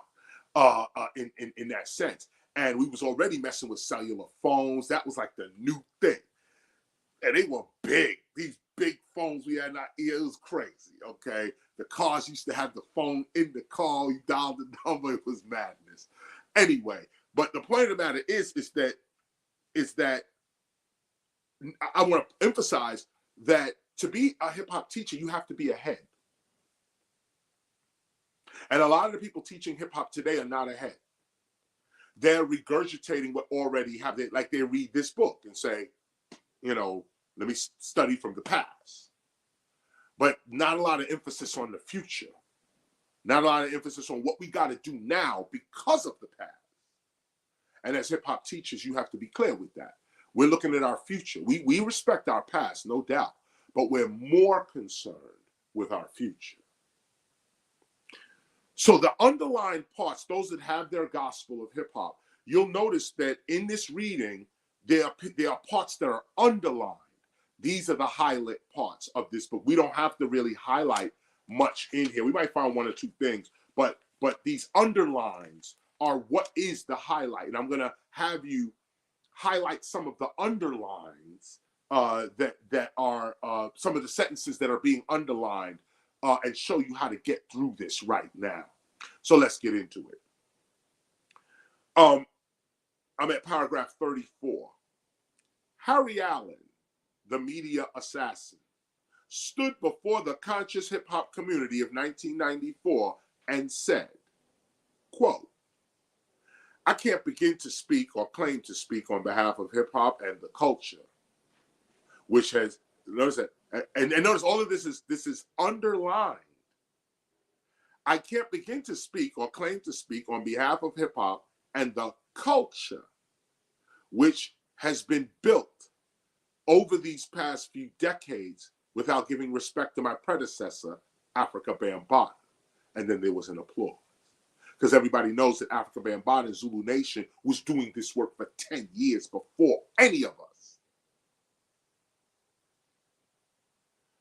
And to all the rest of my brothers and sisters who are here on behalf of this art form, which is glooming, growing under attack. Pick whatever adjective you want to put against it. Hip hop is, ducking bullets in many cases. My name is Harry Allen, hip hop activist and media assassin. I respect your time, so I'm going to speak briefly. And afterwards, KRS-ONE will take the rest of the meeting. But he was gracious enough to let me start this. So let's start this. My presentation is entitled Black Art, Lost, Stolen, or Strayed. Now, I'm going to ask you a very simple question. And after I do, I want you to raise your hand if your response is yes. But I only want you to do this after I tell you to, and only if your answer is yes. Because if your answer is yes, you're the person that I want to be speaking to this afternoon. You're the person. Allen continued addressing the room. How many people, and look at the word, believe? This is how culture begins. How many people believe that hip-hop as an art form, which is also underlined, and as an aggressive form of underlined, Black art and imagination should have a home? Look what's underlined. Believe, hip-hop as an art form, Black art and imagination should have a home. This is the first time this is being discussed.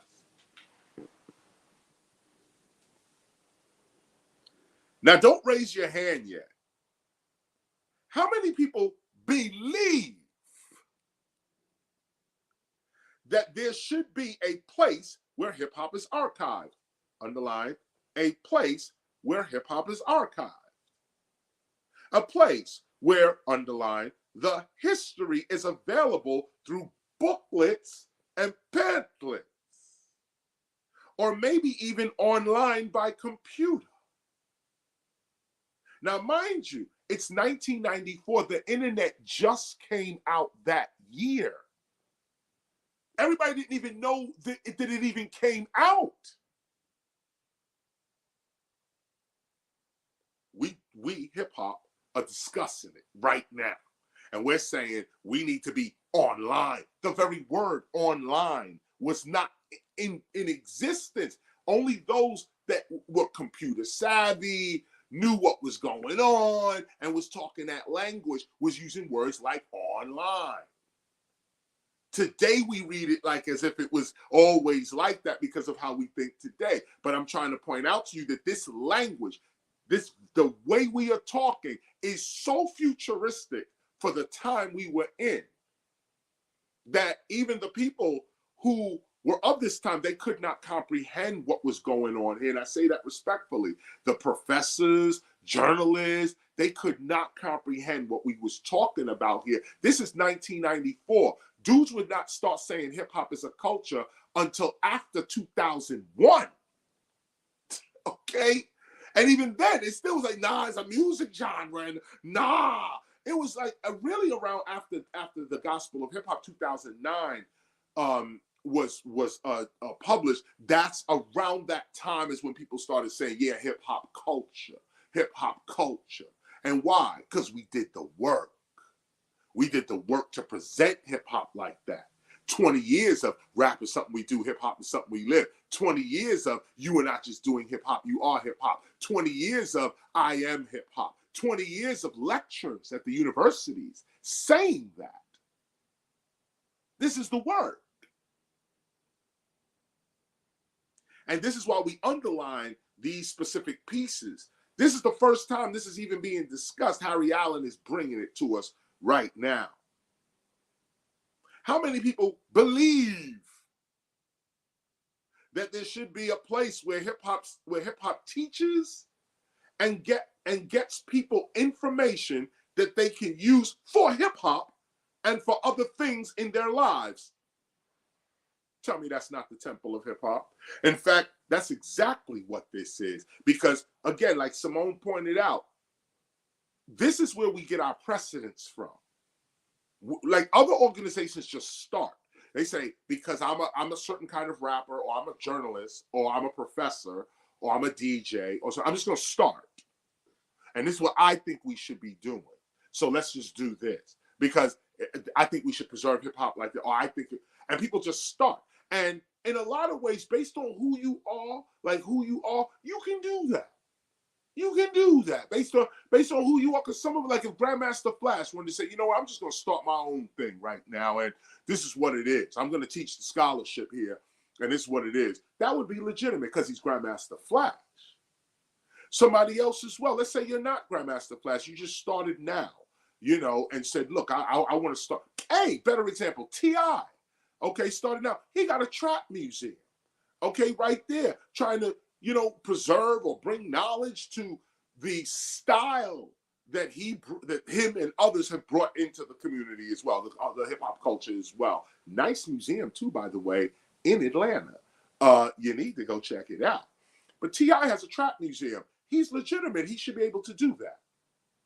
It's not the same as Grandmaster Flash, or if somebody else would do it, but still, this is what he can do, and this is what he's doing to lay it down. But the Temple of Hip Hop doesn't start its institutions like this. Even the Grandmaster Flash institution would be legitimate, but the Temple of Hip Hop is not. It's not about KRS-ONE and what he thinks. It's about what we all said we wanted and what we all said we wanted to do. And I knew that dudes was gonna forget, renege, change their mind, play themselves, sell out the movement. We already knew this. I was studying with Kwame Ture. He already told me how the 60 civil rights movement was and what you got to do. And we did it. I ain't giving up the secrets here, but we already did it. That's why we here. That's why we here. We listen to our elders, okay? Just to keep it real on that level. They told us how to do this, and that's why we're doing it. And that's why we are who we are today as well. On another level, we're using knowledge that this generation can't get. I'm talking about my generation. I'm in my mid-50s. My generation did not get the opportunity to sit down with Malcolm X. He was killed. Didn't get the opportunity to sit down with Dr. King. Didn't get the opportunity with Medgar Evers. Never met Marcus Garvey. Never, and here I get the opportunity to meet Stokely Carmichael, and he sits me down and says, yo, KRS, I like your lyrics, what you doing. Here's what you need to continue doing. Here's the mission. We're passing it on to you, Chris. I'm talking straight to Kwame Ture on this right there. So, and again, I say this to say, I don't put that on everybody because you didn't meet the dude. So I can't put that on you. But if I met the dude, I can't front on myself. If he put a thing on me and said, we need you to continue this, I can't front on myself. So here now is what we're dealing with. What are we dealing with? The Temple of Hip Hop deals with precedence and history. Like I said, I did a lot of stuff in hip hop, but most of it ain't even teachable. And the other half of it, I have no evidence for. I teach what I have evidence for. I teach not what I think, but what hip hop thinks. And that's why you're here as a teacher for a teacher of hip hop and for hip hop, because your thoughts matter as well. What you think of hip hop, how you think it can go. Imagine a lot of the knowledge in this gospel, I learned it from other hip hoppers. Like, for instance, hip means to know. Hop is movement. That's not me. I didn't originate that. I got that from a dude named Apostle, who was part of the temple in Colorado. Him and his cousin, his brother, him and his older brother opened a temple of hip hop. We used to have representation. We used to have representatives in cities. So he was the rep. He was the temple rep in Colorado, in Denver, Colorado. He was the temple rep up there. Went up there. We did so many lectures in Denver. Shout out to Denver, Colorado. But when we got up there, one of these lectures, he started talking about hip is a form of awareness, to be hip, and hop is movement. So hip hop is intelligent movement or intelligence moving. I was sitting in the temple watching him say this. We're all watching this, and I was like, whoa, that is hot. And so I took that and flushed it out and flushed it out into the teaching that you see today. But it originated from a guy named Apostle up in Colorado, Denver, Colorado. I learned from my temple. I don't just sit and teach the temple. I sit in the temple, and I learn too with everyone else.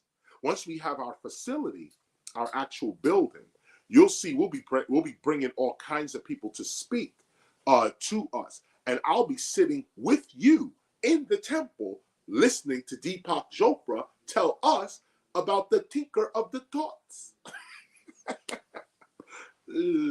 Shout out to Deepak. But I'm just saying, or anyone for that matter, will be there. So I'm just hitting you with this because we're dealing with precedence. That's the point. Precedence. We don't just shout what we know or what we think. When it's time for that, we'll tell you what we think. We'll tell you what we know. If you want to know something specific, I have specific teaching courses, this kind of thing. But what we're talking about right here is the movement. We're talking about the culture of hip hop, the movement of hip hop. That deals with precedence. It's not about one person's thought. It's about a collective consciousness. What did the collective think? And why did they think it? What was going on for us to come up with these thoughts? Do these thoughts even matter today? Just because we thought something 20 years ago, 30 years ago, don't mean it matters today. Are these thoughts still relevant today? That's what the temple of hip hop is all about. Let's read on. And I'm going to say this again. How many people believe that there should be a place where hip hop teaches and gets people information that they can use for hip hop and for other things in their lives? How many people believe there should be a place, a society, an academy, if you will, where awards are given for excellence in the field? How many people here believe that there should be, and this was really underlined here, a place where the records and the videos and the magazines and the photographs and the charts and the posters and the articles and on and on and on and on and on are kept for the future and preserved so that future generations will be able to understand what this form was, why it came to be, and why we were here. These are the three major questions. You cannot get past this. Let me hit you with it again. So that future generations will be able to understand what this form was, why it came to be, and why we were here. This is it. This is the center of the preservation. And if you open a museum, an exhibit, or something on hip hop, answer those questions within your exhibit. Answer these questions right here. What is this form? Why is why came? Why is it? Why is hip hop in existence? Why did it come to be? And why were we here? Different from hip hop is why were we here? That's such a profound question. Why is hip hop here? Not just get money from it. Why does it exist? It has a reason to exist, not just to get money or make you famous. Hip hop has a reason to exist. We need to know what that reason is. Of course, at the temple, we say enhanced health, love, awareness, and wealth. That's the existence of hip hop for us. The reason why it exists is because God answered our prayers, the prayers of our parents. Hip hop is the answered prayers of our parents for their children's safety. That's what we look at. But you need to think about for yourself, why does hip hop exist? Meditate on that. Now, if you believe this, raise your hand and keep it up. Everyone raises their hand. Now keep it up, because I want to ask you one more question. If you really do believe this, what have you done today or even in the last week to make sure this happens? Ask yourself this question. What is the proof of your belief? Put your hands down. This is Harry Allen. That's why I speak his name with high respect. In 1994, this is what this man said. This is at the beginning of us discussing hip hop as a culture. And he stood up and said all of this. Do you think it should be an archive? You think we should have pamphlets and stuff, booklets? You think there should be a place where we store all this stuff, museums and archives, where we teach? Don't you think this should be happening? Everybody said, yeah. Then he said, now what are you doing to make that vision happen? And of course, nobody was doing nothing. He said, what is the proof of your belief? Nobody had no proof. The only proof was that we was all in the room together. That was the proof of the belief. We showed up in that room. Black art is lost, stolen, or strayed. That was the part. That was the title of his piece he wrote. You know, it's been said that if you go to great African art museums in Europe or even in this country, and you can talk about the Berlin Art Museum or many of the other art museums, and you look at the African art in those museums, and you look at the dates attached to the art, by taking those dates and taking the art where it's from and plotting it on a map, you can essentially outline the path of European conquest of the African continent.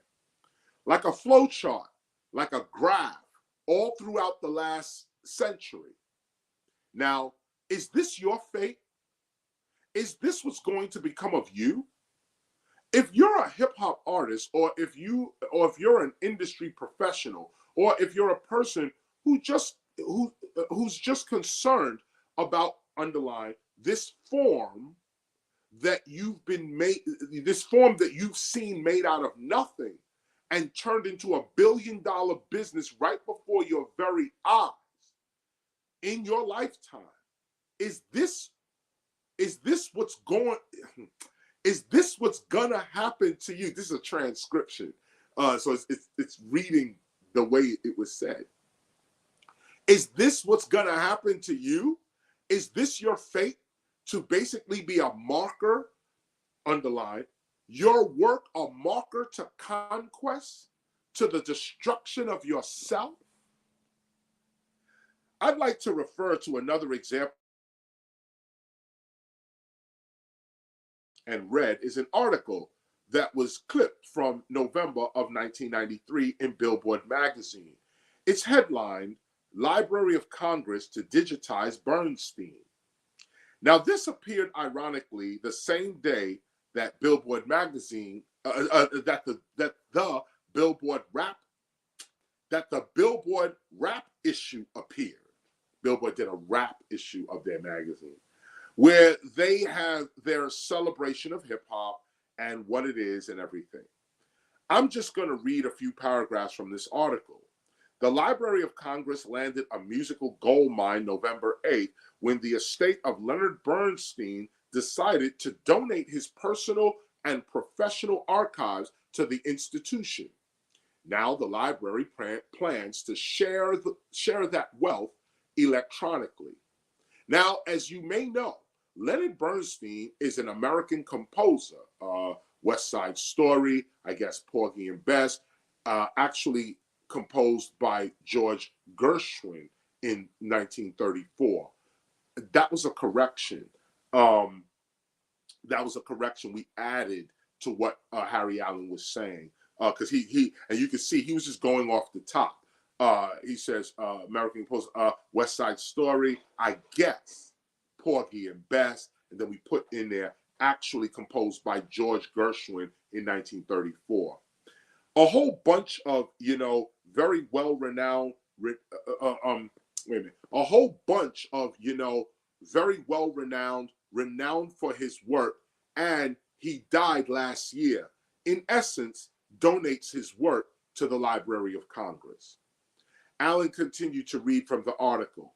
The Bernstein materials, which include more than 200 hours of film and video programs and 100 hours of recordings, as well as such documents as unpublished musical sketches, lyrics, and original music manuscripts, will be used to launch a planned electronic archive accessible to the public by computer.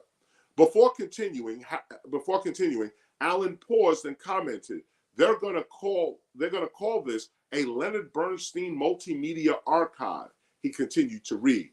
Under such a system, all of the materials in the Bernstein collection, audio, video, and print, will be digitized or translated to the digital language for storage on a central database. In this form, the information can be accessed from a remote computer via modem.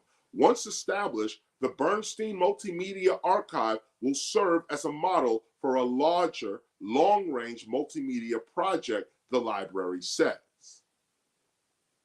Harry Allen closed the article and then addressed the room, saying, now why couldn't hip-hop music have something like this?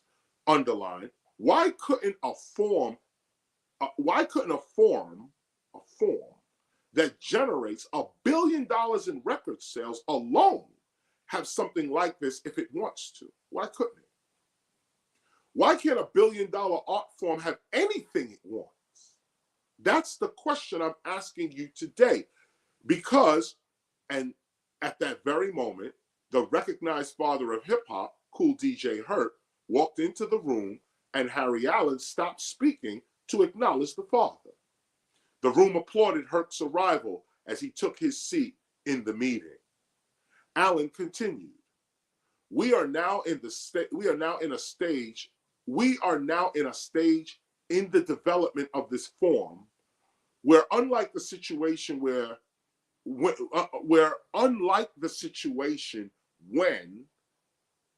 people like Kool Herc and Africa Bambaataa were inventing this art form out of our own black genius, and that's underlined.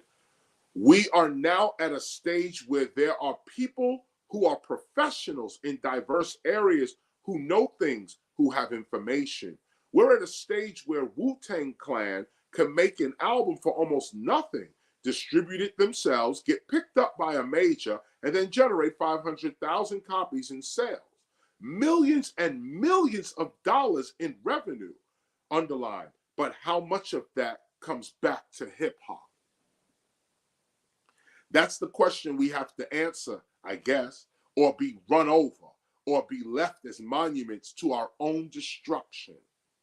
I got tired of wondering about the answers to this question, to questions like this. So I came up with my own answer. I started an organization. It's called the Rhythm Cultural Institute. And look at this, Rhythm Cultural Institute. That might be the first cultural institute in hip hop's history. The agenda of the organization is to capture for the future, aggressively define, and widely expand the discussion and definition of hip hop music as a culture, so that it can enrich us, so that it can make us better, so that we can get something from it beside music and good times. That statement is the entire gospel of hip hop. Matter of fact, let's highlight this. Let's highlight this whole thing. You're highlighting 54. This is it. This is the whole mission right here. And as you can see, it didn't really come from me personally, although I was thinking this. It was said by Harry Allen first.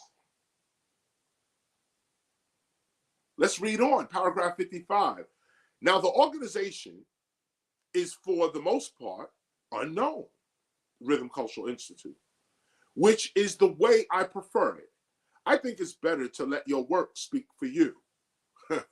I do too, Harry. And we're doing something. We're putting something, we're getting some things done. Recently, we had a PSA, public service announcement, produced, which was paid for by Def Jam Recordings. And it debuted during the Source Awards. We also had an ad which was donated and which ran in their program, a copy of which I have here. You might remember seeing it if you went to the Source Awards and you looked through the program. So within the Source Awards, they had Harry Allen has his thing put in there. The board is formed by myself, Davy D. Cook from KMEL in Oakland. Davy D, shout out to you, Davy D. And Mary Kay Penn, who you probably haven't heard of, but she's a scholar, an anthropologist based here. The only anthropologist who, when I met her, knew the lyrics to I Know You Got Soul by Rakim. So I definitely knew I had to have her down with him.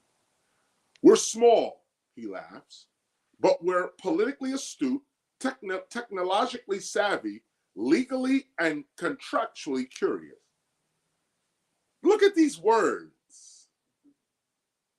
And obviously, this is a message and an idea that people understand and want to be part of.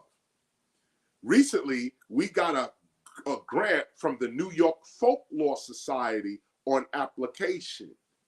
And what this money will do, excuse me, is it will pay to have an archivist, a person whose job it is to take history, wrap it up, and make it last for 500 years, come here to New York and sit down with a group like yourself or others and tell you, if you take this process of archiving, preserving something that is usually appointed to mummies and, Renaissance art, and you point it at hip hop, the art of our very hands, how would you do it?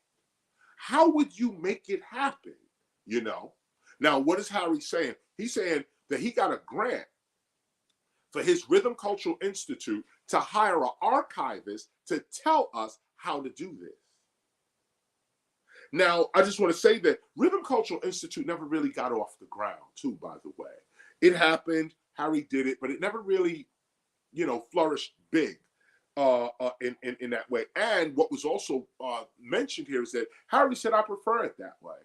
He didn't want the fanfare and this, that, and the other. He worked quietly by himself, or not by himself, but within his organization.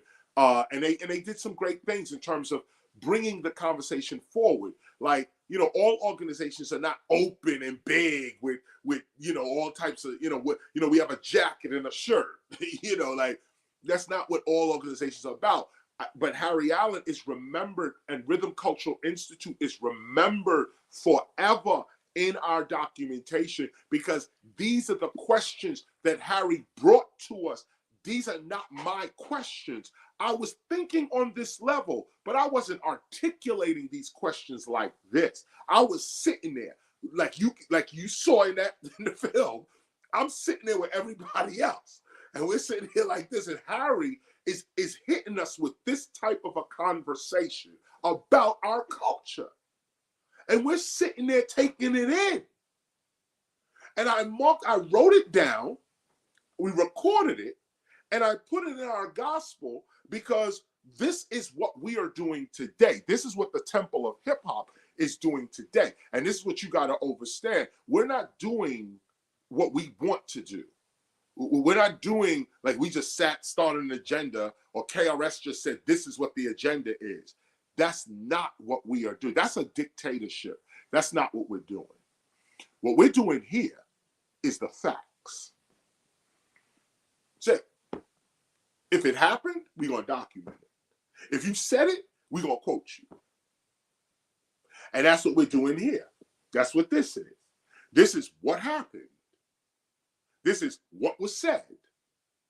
So if you ever want to know, what is the mission? I forgot what the mission is. Go back to all the underlying pieces of this particular chapter here. Now, keep in mind that we're getting ready to come up on our cut time. And I'm going to cut, I've been talking for about 2 hours. I may take it, I'm going to finish Harry Allen out and then take some questions. I understand that the questions are bubbling, or comments are bubbling. Let's take some of those as well. Let me finish Harry Allen though. So we've just underlined, we've just highlighted 54, paragraph 54. Now the organization, wait, I'm sorry, hold on.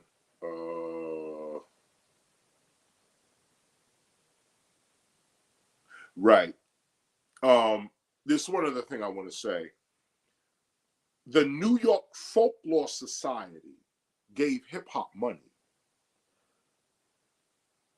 That's just something to remember. If you ever come across them, thank them.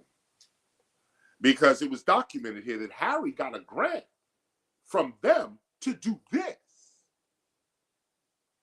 Let me also point out to you that the Temple of Hip Hop modeled itself on the fact that we get our money through the mastery of our skills. We've never asked for grants. We never registered ourselves as a not-for-profit or a non-profit. We are an independent entity. We work, we get our money. You donate, we get our money. The donations that you send, those that send donations, the donations that you're sending, be clear. This is what it's about. This is what it's about. We're not asking for grants. So when we have to get hotels, we spending our own money. Now, I just recently have been saying, I've been separating, and also for tax reasons and legal reasons. If the Temple of Hip Hop is doing something, then we pull from the Temple of Hip Hop. For the last 30 years, KRS-ONE's been financing the Temple of Hip Hop. So if the Temple of Hip Hop needed to do something, I would just pay for it. That's just what it is. But no, that's not organized. That's not the direction we're going in.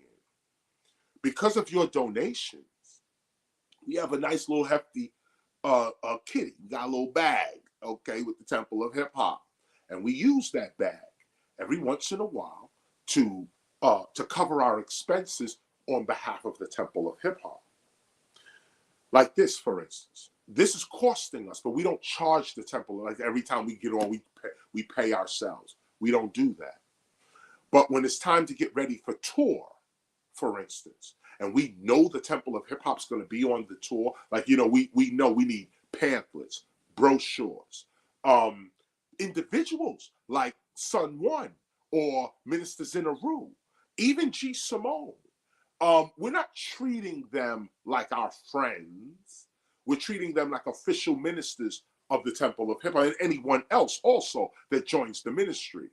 The Temple of Hip Hop pays for your stay, pays for your transportation, pays for your food, pays for that. That's why we're building our money up. And also, just to keep it, you know, keep it real, I keep money in our account. You know what I'm saying? I just keep the money there. But I mention this because I'm really grateful for those that send their money in and have donations, those that are helping us with your donations. Believe my G, we appreciate you.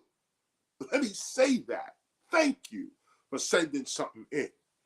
But as you know, we get our money off skill mastery. You know, there's no you should not be teaching the Temple of Hip Hop unless you've mastered this. And when you've mastered it, you get money from it. So there's no reason to beg your audience. The reason why we do the donations is because, first of all, you have to give to that which is important to you. But the other part to it is that that's part of our unity. Are you serious about this? Are you serious? Send in your donation then. If you're serious, put your money where your mouth is. And that's what I'm saying. Those that do that, you know you get respect over here. And I know your name too. I'm not going to shout y'all all out right now. But no, we got records. We keep records. We know who you are. Thank you. Thank you. Absolutely. Thank you. And those that can't send donations in, but do other things, you know, with the Temple of Hip Hop, help us out. You might be on that organizational call every Monday. You may have just, well, on another level, shout out to Desire for the Temple of Hip Hop. I mean, for the Hip Hop Appreciation Week. And God won. And God won. Simone's yelling in the background. Lifted, God won, and Desire for the Hip Hop Appreciation Week graphics. That was a lot out of my mouth. Graphics. We thank you for that. And I mention that because that's not money, although they are part of the donation as well. Thank you. Thanks, guys. But that's not money. That's a job done, and a job well done, by the way. That's what that is. I didn't make that logo. I didn't even put it up. Sun One told me about it last night. And I said, well, wait, I need to see. He said, I gave it to you. You didn't look at it. Now I'm scrambling in my computer to find it. I gave it to you in the class. Right, you gave it. Now Simone's now talking. Okay, right. See, I gave it to you. But I say this to say that the Temple of Hip Hop is not just about KRS-ONE and what he thinks. The Temple of Hip Hop is about hip hop and what it thinks. And to know what it thinks, we got to listen to each other. We got to listen to each other. Because sometimes y'all going to say some profound. So one of y'all going to come up with, yo, I just realized that hip hop is this.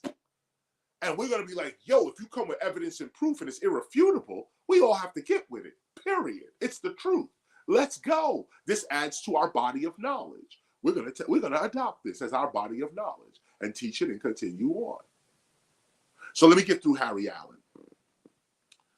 And I just wanted to mention that as well because New York Folk Society gave Harry money. And like I said, we don't go that route yet. You know, we don't. When we get our building, we may go that route because it's a building, it's an edifice. You know, that kind of thing. So we may call for grants or something, or make the building a not-for-profit or something like that. So for grants. But the Temple of Hip Hop itself, our core philosophy is that we get our money based on our skill mastery. That's the core philosophy for teachers. Yes, we accept donations. Yes, we will accept gifts. But ultimately, God got us. Okay? Ultimately, hip hop is a $1 billion culture. If you teaching that, what money do you need? Who what? You need money for organizational purposes, which is what we're doing. When you send in your donation, it does ease my pocket, no doubt. It does ease my pocket. The temple could pay for itself. It pays for its own brochures. It pays for its own flyers. It pays for its own equipment. We just had to buy equipment, stuff like this. Lights, things break. We just broke a stand the other day, doing this work. I'd like to get summer shirts, summer t-shirts and jackets for the summer. Temple of Hip Hop summer jackets and t-shirts. Like to get that up as well. These things cost money. And so that's why I say, I'm emphasizing this. I'm emphasizing this money part because you got to know that as a teacher. We're not saying don't give, but we're also saying, no, it's not just about that money. It's not just about that. What else can you get? Some of you can just perform. Some of you have no money and got a dope rhyme. I'd like to hear it. Can we see that? Because we could turn that into money. If it's about money, we could turn that into something, and you may actually benefit from that. And then if you benefit, the temple benefits. Because if you benefit, hip hop is benefiting. Anybody from the temple of hip hop that's benefiting, hip hop is benefiting. Because you coming from this. You know that when you do something, you're not doing it just on your behalf. You're doing it on behalf of a culture. That's the difference. Everybody else, they do it on behalf of themselves only. They're taking from the culture to empower themselves. And we accept that. We accept it. There it is. But they are not teachers. They are not teachers. Teachers, we are here for the culture, period. We were created by the culture. In fact, we are the culture. We are the mouthpiece of the culture itself. That's what you are. That's what you are. The mouthpiece of the culture itself. So you have to conduct yourself in certain ways. You can't be evil. You can't be running around dissing people and acting crazy. You gotta conduct yourself in a certain way because you're representing an entire culture. And that's what this book is about. We went over that. Check the divine performance, even the H law. I'm going to read paragraph 58. Here we go. As well, we have plans to have a legislative aid from Albany. Oh, wait. I'm sorry. Yes. A legislative aid come down here to New York and tell you how by using our juice, our power, our connections, we can get the money to do such a thing and implement such a vision. The fact is that, and look, he said, the fact is that hip hop artists, especially, are people who have a lot of connections politically, are popular, have above average income, maybe, but do not use their political connections, do not use their influence, do not use their influence to make things happen for the form. It's unfortunately divided to a great extent, hip hop. And hopefully this can change. The motto for Black people should be build or be killed. After Harry Allen spoke, KRS-ONE then stood up and said, stop. Now this is where we're going to pause.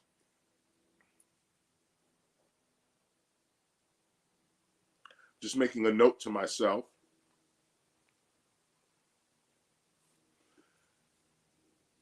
This is what we're going to stop. We got through Harry Allen and the first part of this. What is the point to this particular reading? We're discussing precedents.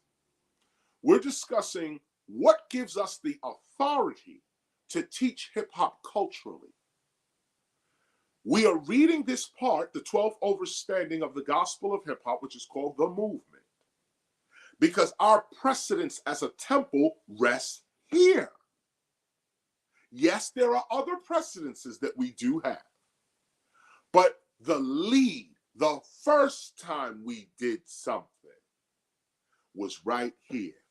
Other people have other meetings, like was mentioned. Zulu Nation was having meetings before the 1994 meeting, but their meetings was more about self-empowerment. It was like, you know, they were meeting on oh man, all types what's this guy's name? Dr. York, Malachi York. His name is Dr. York. They were meeting on him. They were discussing the Bible. They were discussing the Quran.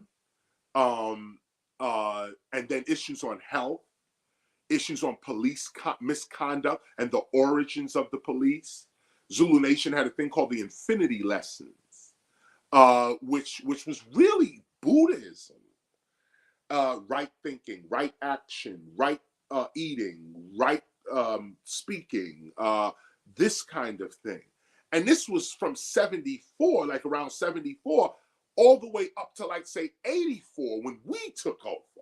Okay, and not took over, but we became the louder voice around 85, 86, going into 89 with the Stop the Violence movement, which Zulu Nation was also part of. And so precedence. We're not just making this up. We are continuing the culture of hip hop. And the culture of hip hop was actually deliberate and written down. Like I said, the history of rap music can be debated. Everybody contributed to the history of rap music. Even people who ain't even rappers contributed to that. But hip hop's cultural history is far less debatable. Only a few people were part of that. And that's why we documented it when we did. We knew back in the days, you hear it in my rhymes.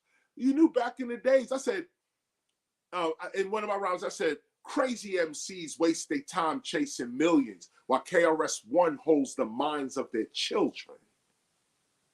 That was on a record called The Automatic. Get the Automatic. Disrespect from MCs, may not have it.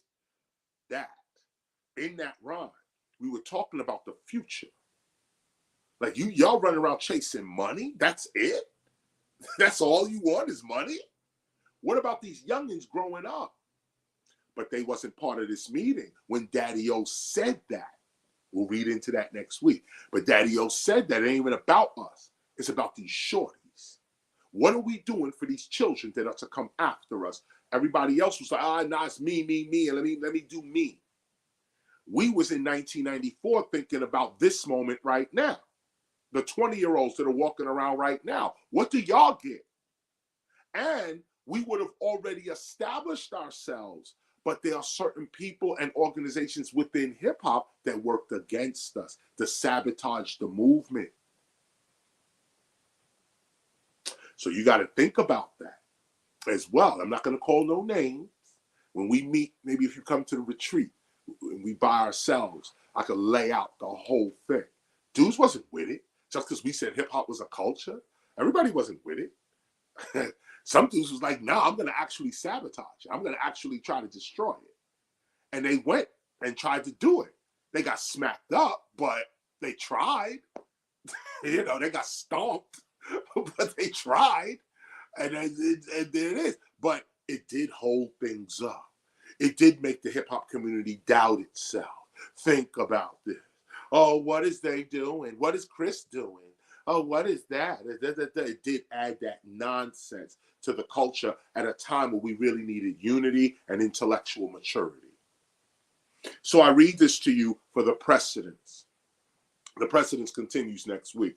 But you'll see here that what we are doing today, the reasons for what we are doing today was established in this meeting.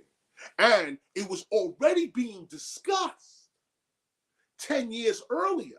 It was already floating around the community. Some of us would be like hip hop culture, the hip hop community, the hip hop nation, things like this. We were having study sessions, but it wasn't about hip hop.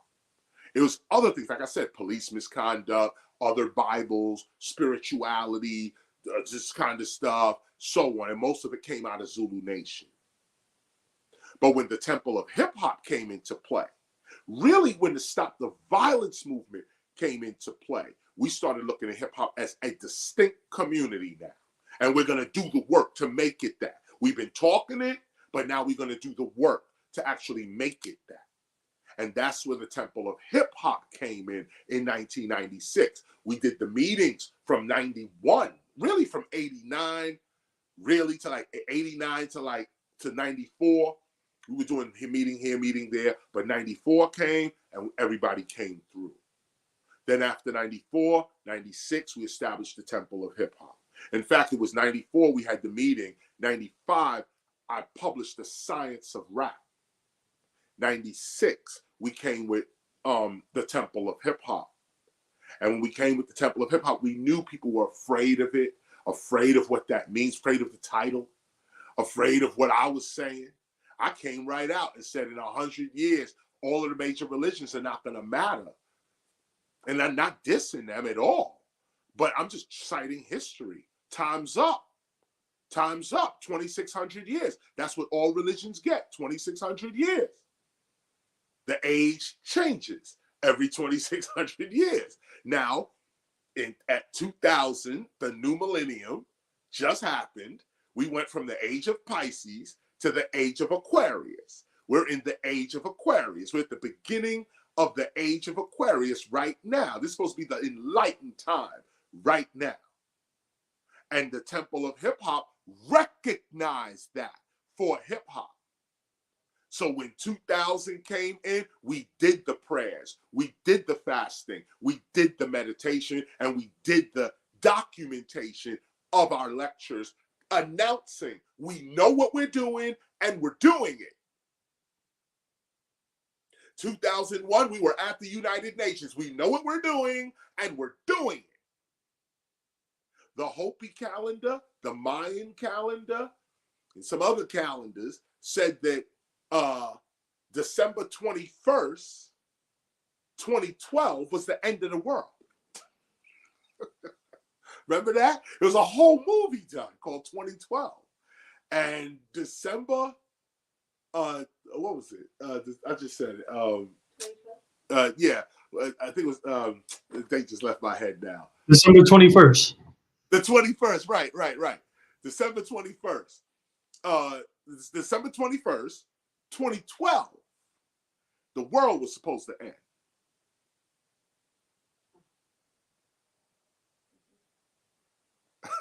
See, now it don't matter. Now we just looking like, well, what is he trying to say? What? You don't understand. I didn't even bring up Y2K yet. Okay. At the turn, the computers were all supposed to cut off, and we were supposed to be in a total, like, it was over. 2000 came. We told our community in 1999, that's bullshit. Don't think about that. We already have the knowledge. Move forward. That was Y2K. Y2K came and left. But nobody ever said the advice was right from the Temple of Hip Hop. Nobody ever said that. They just said nothing. Then the solstice came with, 21st, so on. We went right to California. We was in Malibu Beach that same day because they said, or no, not they said, it was said that on this day or after this day or during this time, around this season, the sea level was rising. There was going to be tidal waves as big as buildings. We said, well, let's be the first to die then. If this is the case, let's go to the beach. They said tidal waves were coming in from the beach. We was at Gladstone's restaurant in Malibu, California, giving a lecture at the day the Mayan and Hopi calendars ended, and we said, here we are. And we are announcing ourselves. And what was it? It was the 2,600 to 26,000 to 26 million universal cycle that was coming to an end, or really starting over again, but coming to the end of itself. Others call it the age of Pisces, going into the age of Aquarius. We are alert and been aware of that. And we've been linking hip hop to these astronomical events. Some of you already know this, but we've been linking hip hop to these astronomical events. So from a spiritual point of view, we've already been doing the work. And that's why your temple is strong today. because we've been doing the work. We were not popping the crystal, sorry to say. We were not, with the rims on the car. We put our money where our mouth was. We put our money into the culture. We put our money into sustaining teachable subjects, printing books, pamphlets. Some may remember that after we did the United Nations for 10 years, after that, we were throwing out Hip Hop Declaration of Peace, posters. We printed 30,000 of them and threw them all out for free at every concert. It took us like 10 years to get that done. But we did it. Threw them out every concert. In addition, 2003, I dropped a book called Ruminations, which outlined much of what went on in this meeting and said, yo, we got to do this, we got to do that. The book was very popular within hip hop. So nobody could say that they didn't know, or like we were doing this on our own, in our own world, on our own time, so nobody knew what we were doing. That's not true. We were all on the radio. We was on television. I wrote op-ed pieces in the New York Times. We wrote pieces for all hip-hop magazines. All of it. What happened? Dudes were still ignoring it. Still going, well, that's some old Chris thing. He preaching and who he think he is and all that. That's what we were dealing with. Now, we're still doing the work. And we don't hold no grudges. You're a teacher. You can't hold no grudges because people are ignorant. You're the teacher. In fact, if your people are ignorant, it's your fault. In fact, if you're the teacher and your people are ignorant, whose fault is that? Okay, so we're not looking down on nobody. In fact, we getting our work done. We trying to get ourselves together here. If you calling yourself the teacher, well, why your culture so ignorant? Okay, that's what I'm trying to do here now. I'm getting myself organized, no doubt. I'm putting music out that teaches culture. I'm putting word out. I'm trying to get people to see that, no, we're a little more than a music genre. Music genre is where we at right now. That's where our power is to speak. But when we speak in that genre, we're talking about a nation. We're talking about a hip-hop city, or matter of fact, hip-hop cities. That's what we're talking about. That will conclude this week's read, and we're going to continue next week. I just finished Harry Allen. We'll continue next week. Let's take some questions because as I was speaking, Son One, you was mentioning that the chat room was getting all crazy, and then people had questions as well. Let's take this little time. Yes, indeed. Go over some of the questions. Well, let me preface, or no, there weren't questions at that time. Again, it has to be explained again that this is a class. This is not it's not just a live thing where Teacher KRS is looking at your comments, or it's not that, and everybody needs I can't see them. Right, but they also need to, or it would totally distract you if you could. But this has been going on since the 4th week in May last year, and such is why we are past the middle of this 800-page book, The Gospel of Hip Hop, and this is specifically for those who want to become teachers of hip hop ordained by the Temple of Hip Hop. Now, it is in the public. We understand that. But again, I'm sure you all noticed a certain comment that was put right when Teacher ended, because you can still see the comments. I started blocking people for 5 minutes to essentially let them know, chill out. Plus the message was up there that we're in class and save your comments until the end. That comment that the person put it's harder to see it and get it in time and mess around. It'll be on our video, which, as disgusting of a comment as it was, you can understand why. No, we want to be alert to when that is happening. And not just that, but it's to me, or you have to be a really, really super human to keep chatting the way that the chat goes while teacher is teaching and actually pay attention. I just find it hard to believe that if we turned around and gave a test or a quiz right now, if it continued in that manner, how many people would actually pass it? And we're trying our best not to have to go totally private with this, but this also is not necessarily the right time for a new person to come into this. I saw earlier, and I'd imagine that's why our numbers shot up. Somebody had put a message saying, share this out to everybody. And the next thing you know, we jumped up to the number close around to where we're at even right now. But again, if you're coming here and you're more concerned with chatting than what is actually being said, this isn't, it's just not the right time to be here. But if you're here to learn, if you have interest in joining the Temple of Hip Hop, if you have interest in preserving the culture of hip hop, then this is the right place for you to be. But even with that, if you're brand new, you need to go all the way back and sit through almost Everything. 52 weeks Everything.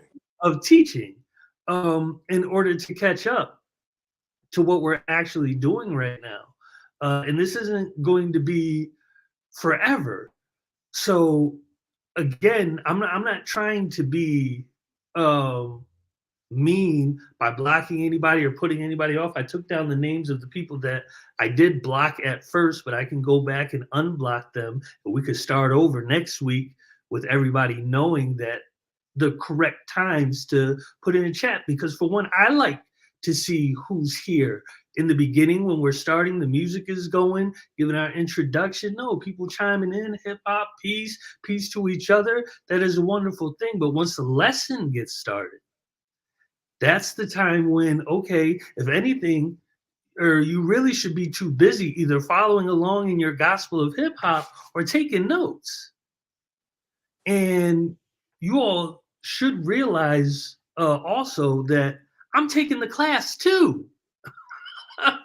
I'm learning, trying to be a teacher of hip hop myself, and so I know what it's doing, because I have no choice but to see it because I'm running this, and so just know it's no disrespect to anybody. No, I'm not trying to be a Nazi, and I'm not trying to stop your words from being heard, but again, there's just an appropriate time for those words to be heard and for those words to be said.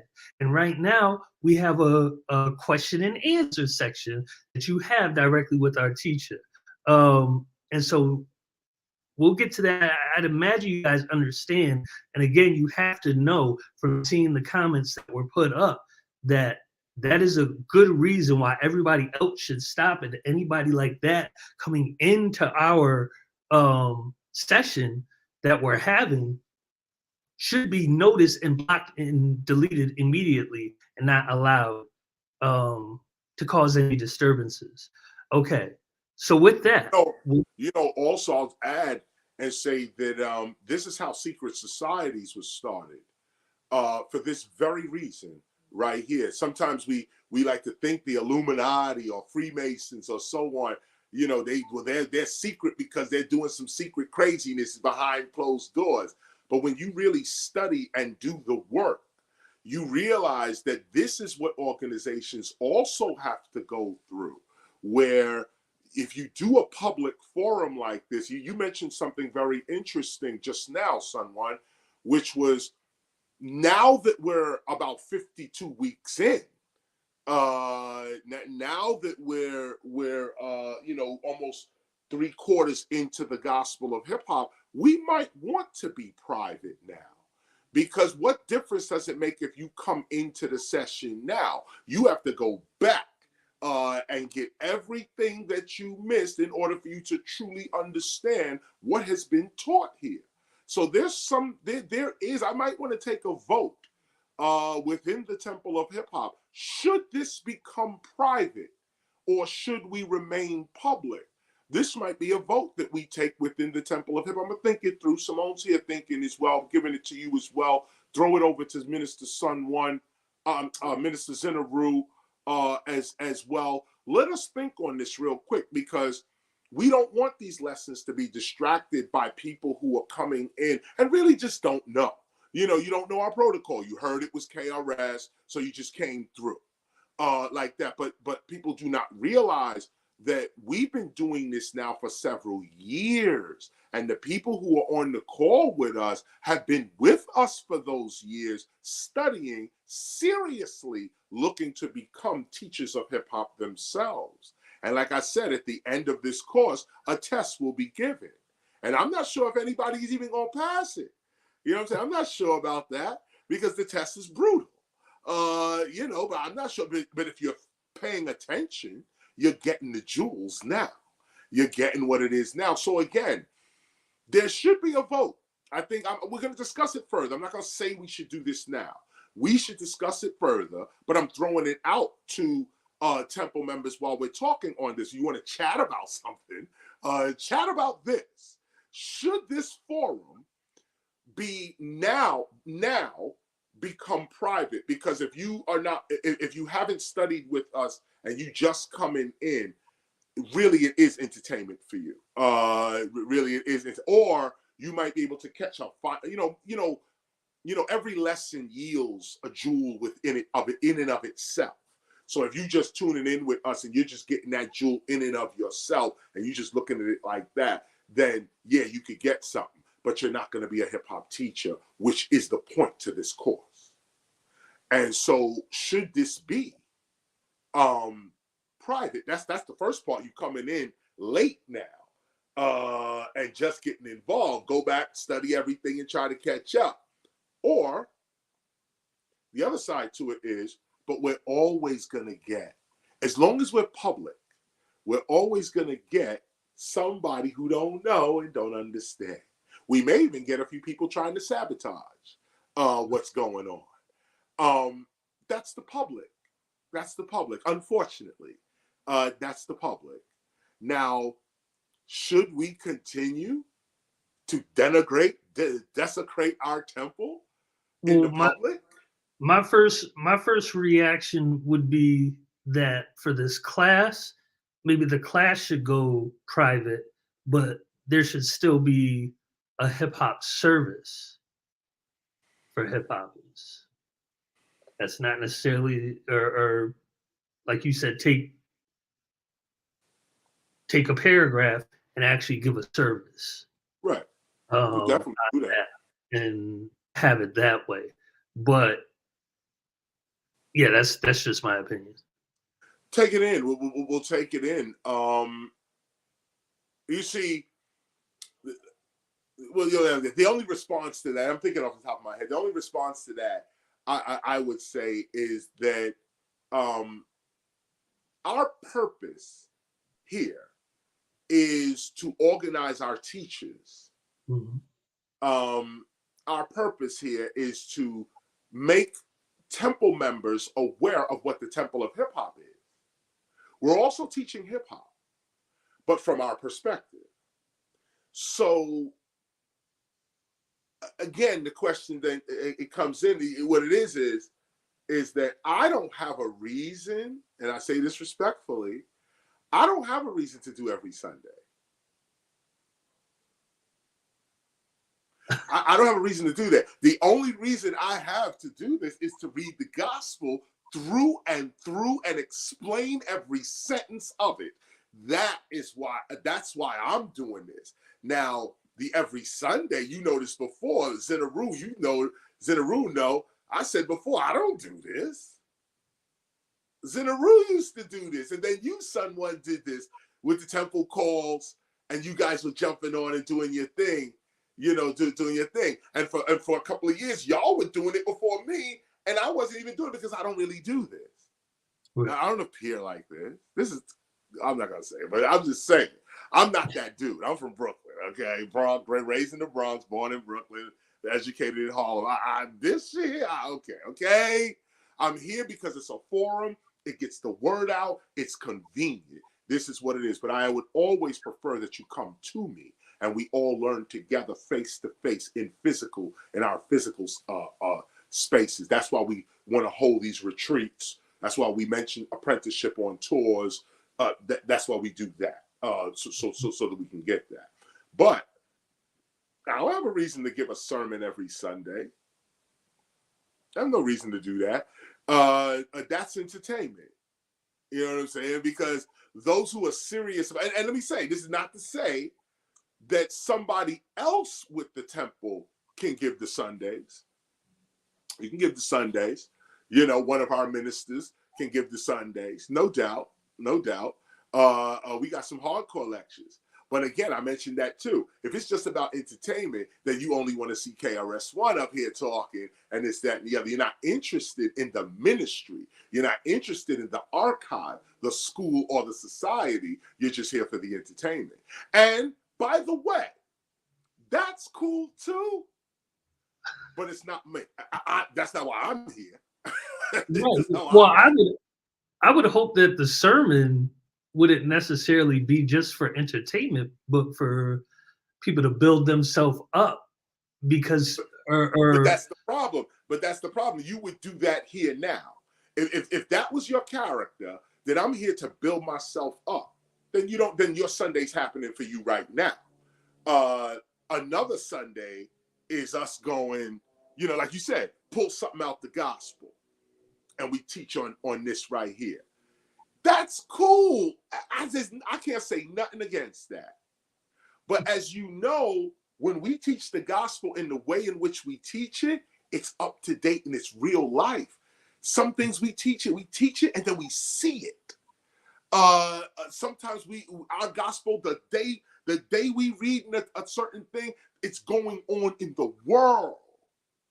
So it's like, that's what I say. If you wasn't here from the beginning of this read, where you could experience what we experienced over this year with this read, then maybe it's time that we do go dark and darken. Maybe it's time for us to become private, because again, I say this humbly and really sadly, but again, this is how secret societies begin. You can't give your knowledge publicly. You can't go to the public and say, look, we got the solution. This is what it is. Here's what we got to do. You can't give it to the public because they don't know how to deal with it. It's like the internet. The internet is an amazing, amazing tool. Look what the public does with it. Okay, this is what they do with it. The cell phone you got in your hand, what an amazing, amazing piece of technology. What do we do with it? Stupidness. So those of us that know, I'm preaching to the choir, literally. We usually go away. It becomes secret. It becomes that ashram. It becomes that mystery school. It becomes that temple with the door shut because you can't get in. What are they learning in there? You can't get in. And why? Because when these temples and mosques and synagogues and churches and learning centers, when they're first getting built, this is what you got to deal with. And again, there's a part of me that likes it because I know all of this. I know we got to go through this. I know we got to hear all this. I know we got to. So we just go through it. We go through it. But we can't destroy our movement. We can't destroy our temple. We can't allow disorganization and even disrespect to occur while we trying to learn something. Everybody don't take knowledge as seriously as we do. So again, this goes back to, you know, yeah, you're gonna have some knuckleheads that come on board. You know, it is what it is. But if you have to say this every week, which is what it's becoming, like, No, that's not true. I did have to say last week is an exception, but no, it's not. It's not every week. It seems like it pops up every. no, Simone said we wasn't live last week. I know. So that's a bad example, but we wasn't live last week. But the week 2 weeks before, ago, we didn't have to say that. It's not every week. Well, look, and again, I'm trying to figure out a way to let people know at the door, or maybe we need to just have something that sits on the bottom of the screen that explains to everybody that protocol. right? But that still don't mean that they're not. Look, like I said, the rules have to be enforced. I mean, what do? I mean, you know, you put a handcuff on the screen. You know, like, how do you police the situation? Well, no, I just have to, or it'll have to fly up, and I lock it. Well, look, move on from there. Yeah, are there questions? Yes, there are. Have a question? Yes.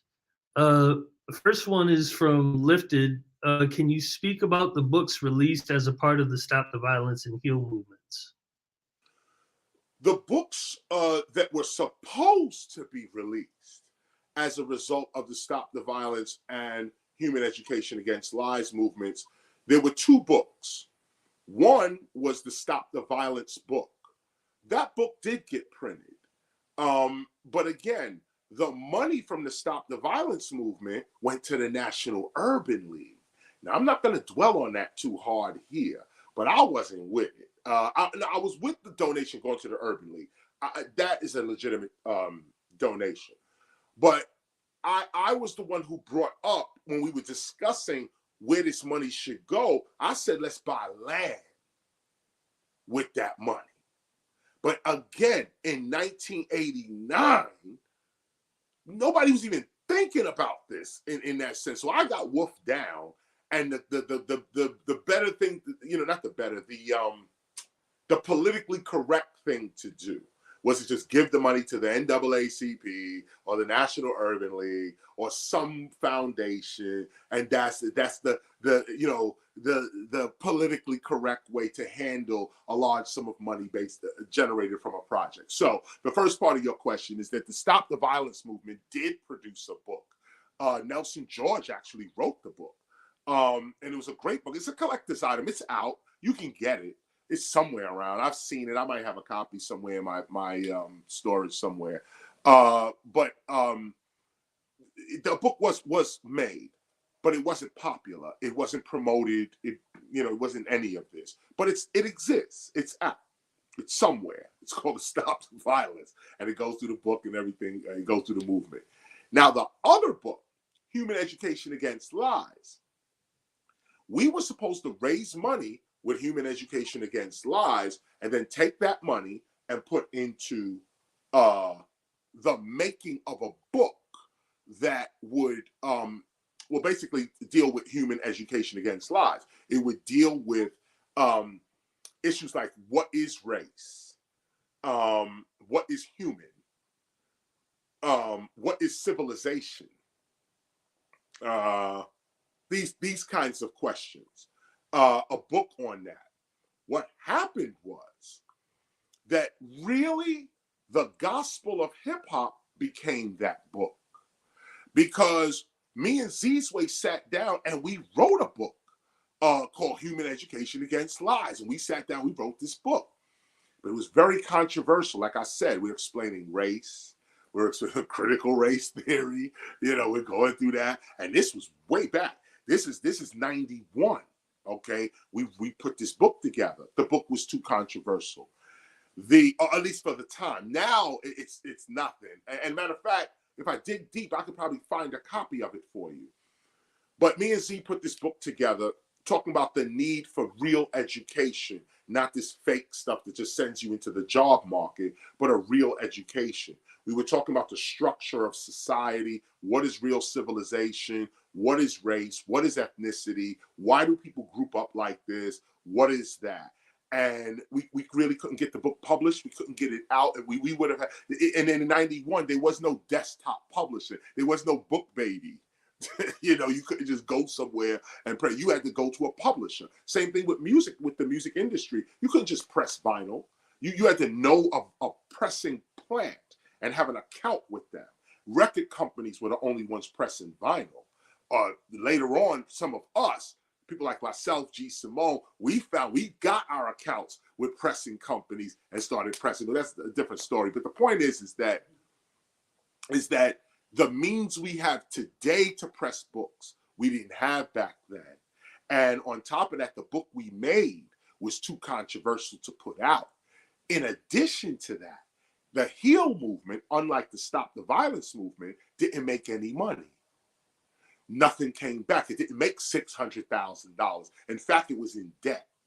That big video we did with Jonathan Demme and all of that cost about $200,000. And so we had to recoup all that, and the whole HEAL movement kind of became an artist. You know how they do the artist? You got the big video, so now you asking for royalties, and they tell you got to recoup what you just spent. Well, we went through the same thing with the HEAL organization. So the monies we would have made to print our books and so on, we never made it. It never happened. And then the book we made was too controversial to get a book deal with. So we didn't stop, though. We then regrouped, and I eventually put out The Science of Rap first. And that was actually a free book. We really never sold that book. That book might have got sold 1 or 2 times at a rap concert because my kids wanted to sell it. They took a bunch from the house and went and tried to sell them at one of my rap concerts, but the book was never sold. The theme of hip hop, the theme of human education against lies, putting books out, actually happened with The Science of Rap. But The Science of Rap wasn't the book we wanted to put out. This other book was, but we eventually did what we said we were going to do, but it came in different ways. Like I said, it came from it came from, it was The Science of Rap, and we put that out, free pamphlet, free book to everyone in the industry, explaining what rappers' responsibility is and how you can move forward with that. And then I followed up with a book called Ruminations, which flushed out The Science of Rap. And then, of course, we followed up later on with The Gospel of Hip Hop. So it's like this is sort of the evolution of the book itself. All of those promises to make books and stuff in the early 1990s and so on it culminated into this book. It culminated into The Gospel of Hip Hop. Ultimate, all of what we said, wanted to say, all of this type of stuff, it happened here. And keep in mind, this is another book that we give out freely. We asked people to support us, purchase the books, $25 but since since the pandemic, now the war, we couldn't get our books. We couldn't get them. And on top of that, from a politically correct point of view, I do want to print these books in the United States. Or to be honest with you, the gospel should be printed in every country that hip hoppers are in and in their language. So, I know there was a translation going on in South America. Then the book should be printed in South America as well. There's some talk in Africa, Ethiopia, as well as Ghana. There's people listening and watching there. If in fact the book is translated or just used in Ghana or in any part of Africa for that matter, it should be printed in Africa. The same thing with us here in the United States. Those of us who are hip hop in the United States, reading our gospel, we should print the gospel in the United States and do it like that. That's politically correct as well, but it also proves to be a convenience. And let me also add that I am looking to purchase a bookbinding machine. See, and again, this is where I would look at the donations of the Temple of Hip Hop and say, you know what?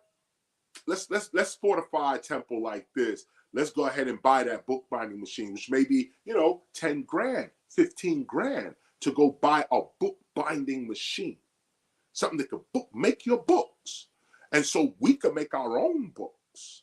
That's what I'm looking forward to, making our own books, printing them right here in the United States, like that. So that's the book, and the evolution of what some of the evolution as to what those books turned out to be. Next question. Next question is, does the Temple of Hip Hop have a specific position or specific guidance on how and what we teach to educate children?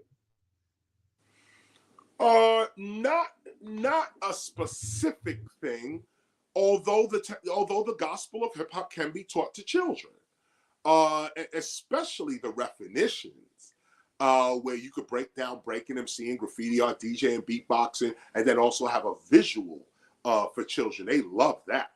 And then also they get to participate in that as well. The more philosophical stuff, obviously, I don't want to say it's not for children, because some children eat that up too. But when teaching children hip hop, you go right to the art. Go right to the art. Go right to the breaking, MCing, graffiti art, DJ. That keeps their attention locked. Okay, they'll be right with that. Show them that you can do it. Hit them with that beatbox and then tell them how to do it. Hit them with the footwork and show them how to do it, and so on. And believe it or not, even though these are performances, this is also how you educate children. It's not just about, I tell you something and you memorize it. There has to be an experience for them to mature in the education that they're getting. Not just memorize it, but mature in it. There has to be a matured experience. They have to come away feeling like they became somebody. And you do that with hip hop's elements. It's first what is called the core 4 elements of hip hop: breaking, MCing, graffiti art, DJ. You could do that with kids. But to answer the question directly, no, we don't have a children's situation. Now we need to build one. After our hip hop teachers are unified, we know what we're talking about. Our language is unified. Of course, we need to move on and get that done. There are books, however, out. I've seen some hip hop children's books that do explain a little bit of the culture, some of the history, so on. Search that online. There are hip hop children's books that are already out. We might want to go look at that, take a look at that as well. Next question. Well, let me just put this up real quick.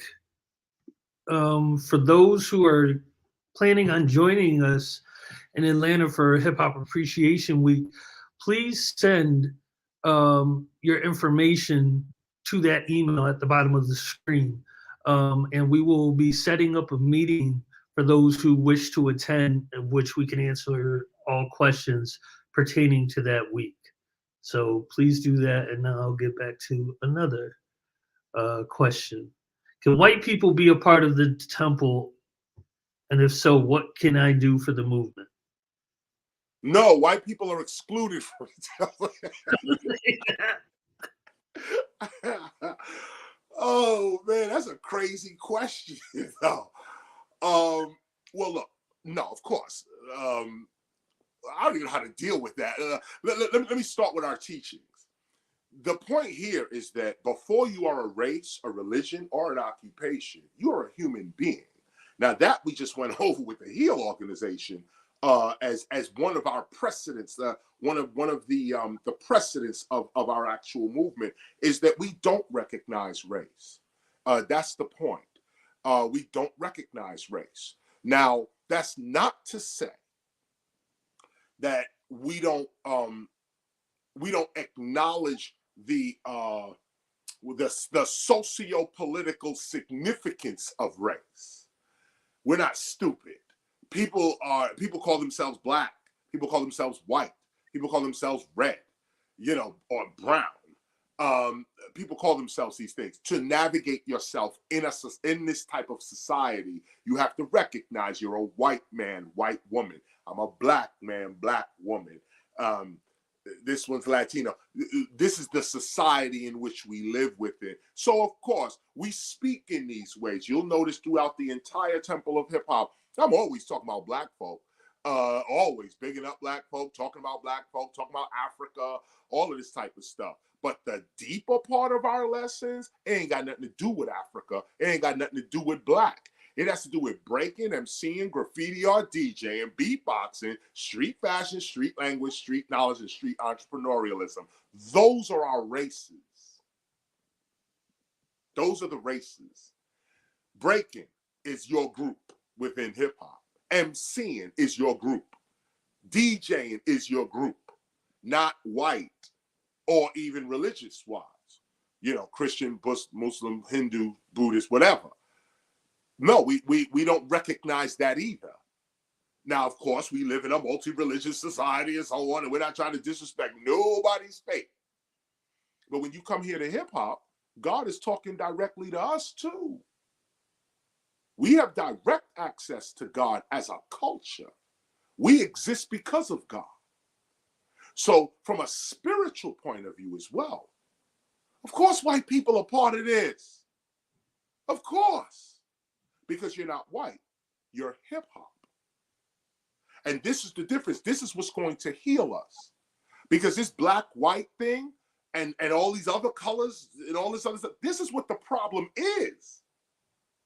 Race is not real. Race don't exist. Race was created in the court, in immigration courts, and racist scientists.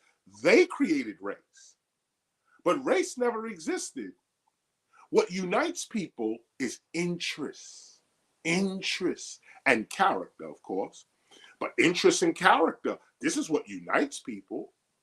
Do you believe what Harry Allen just said in the book?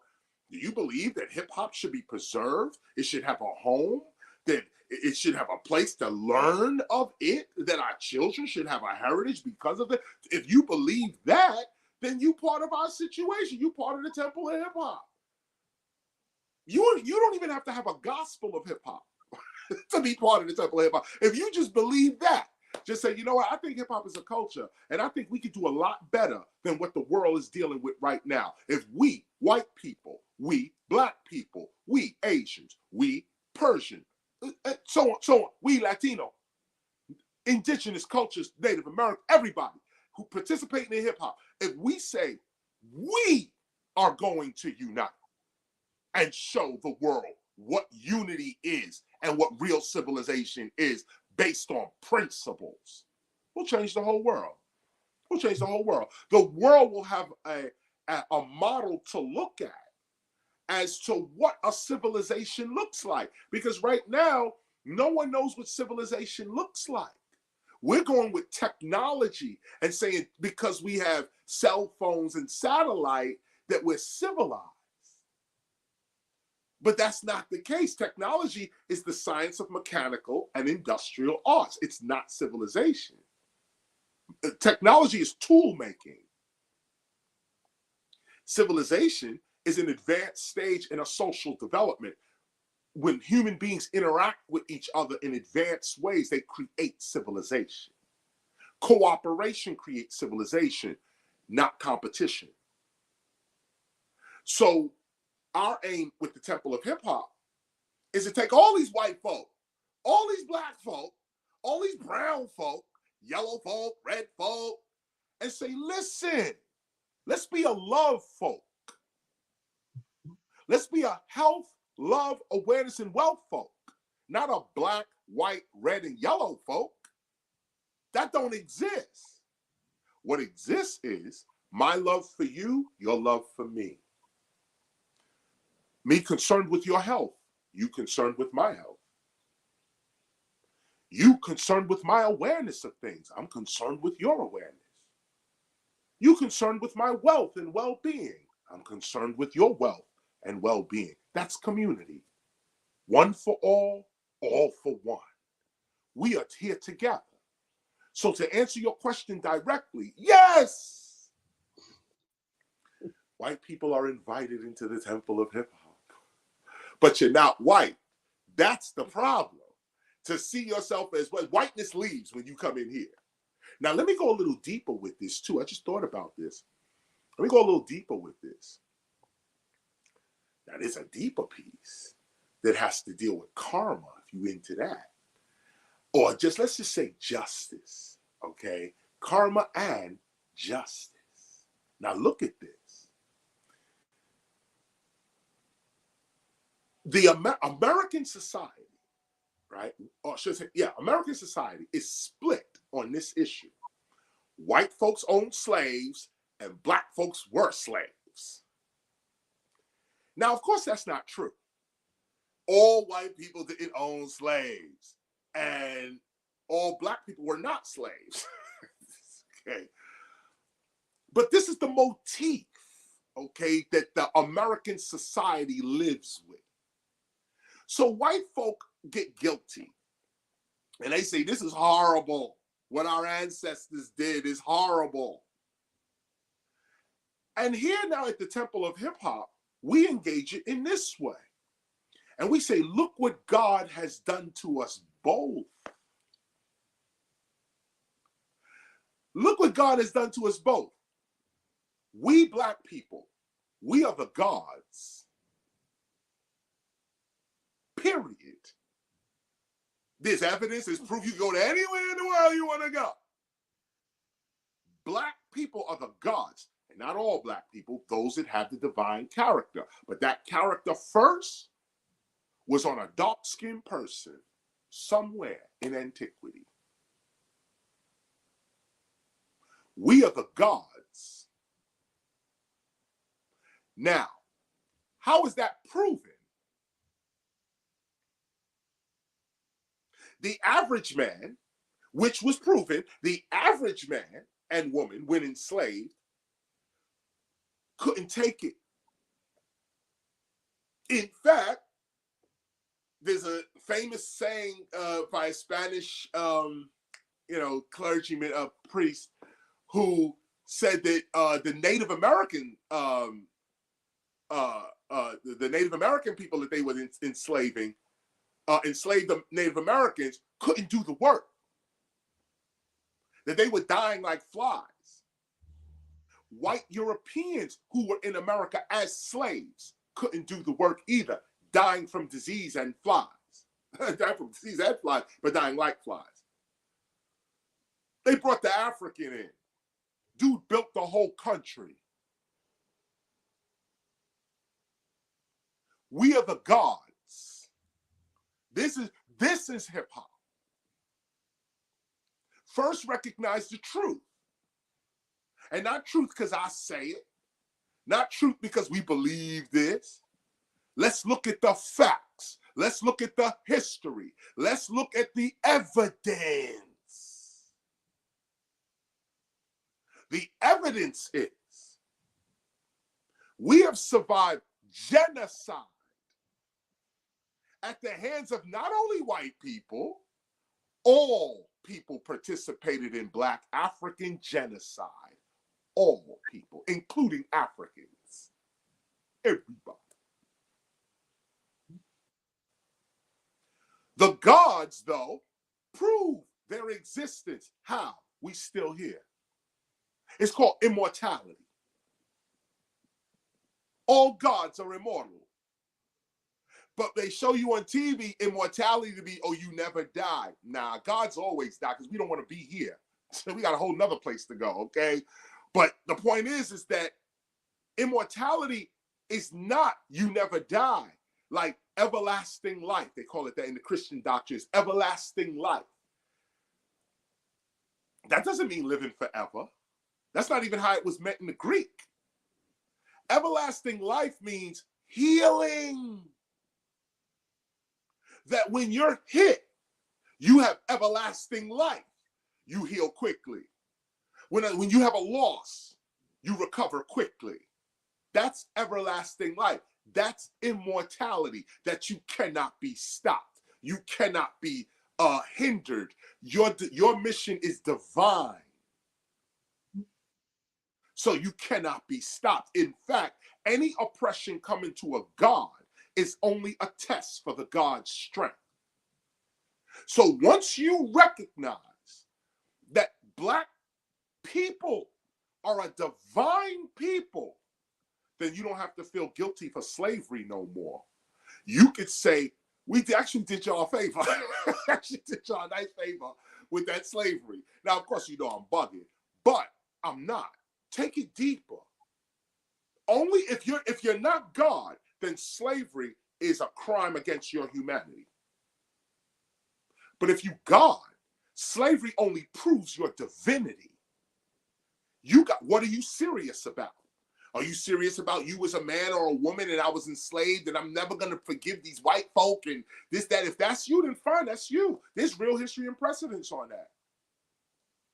Can't nobody argue with that. You can't argue with the Ku Klux Klan. You can't argue with the Night Riders, the 76ers. You can't argue with Wilmington in 1865 and all that. You can't argue with none of that. That all happened. All that's a fact. But guess what? If you're a God, if you are divine, if you're here on a higher purpose, all that evil is to your good. And I know that's hard for some people to realize because they're not gods. But those of us that are the gods, you know that first of all, you cannot be harmed because everything is God. So you can't be harmed. The inner controls the outer. So when you have peace in here, you have peace out here. Now, if in fact somebody comes to try to interrupt your peace, you got to know it's only your mind bringing it to you. Everything going on in your environment is a manifestation of your own thinking. So if there's a racist in front of you, check your own thinking first. First, check your own thinking. Now, if your thinking is correct and this racist just happened to pop up in your environment, this person is giving you the opportunity to be God. What is God? I'm going to show you love even though you're showing me hate. Ain't that in the Bible? That's a simple God, too. Jesus is a small God. Imagine, Jesus is a small God. Jesus ain't no big God like Brahma or like Akhenaten or like fucking like Atun. You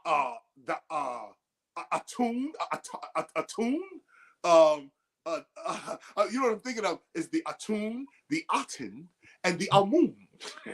Get this shit out of my mouth, okay? Jesus ain't nowhere near no level of Amun. Nowhere near, not even near it. The level of Isis or Aset. And Jesus is nowhere near that level. His whole motif comes from that. And those are black people, by the way. So once you realize the truth, you're set free. What am I talking about? Slavery, white folk and their guilt. And how when you enter the temple of hip hop, all that goes away. Why? Because you ain't white no more. That goes away. Boom, gone. You start fresh and clean here. And you start fresh and clean as a spiritual being. Peep what I'm saying. And even the white people making decisions for you now. Ooh. White people. In the lecture that, or hopefully I'm gonna get ready for Hip Hop Appreciation Week, you brought up the fact that all white people are not responsible for Iraq and what happened in Iraq, but in 100 years you will be, right? Because of those.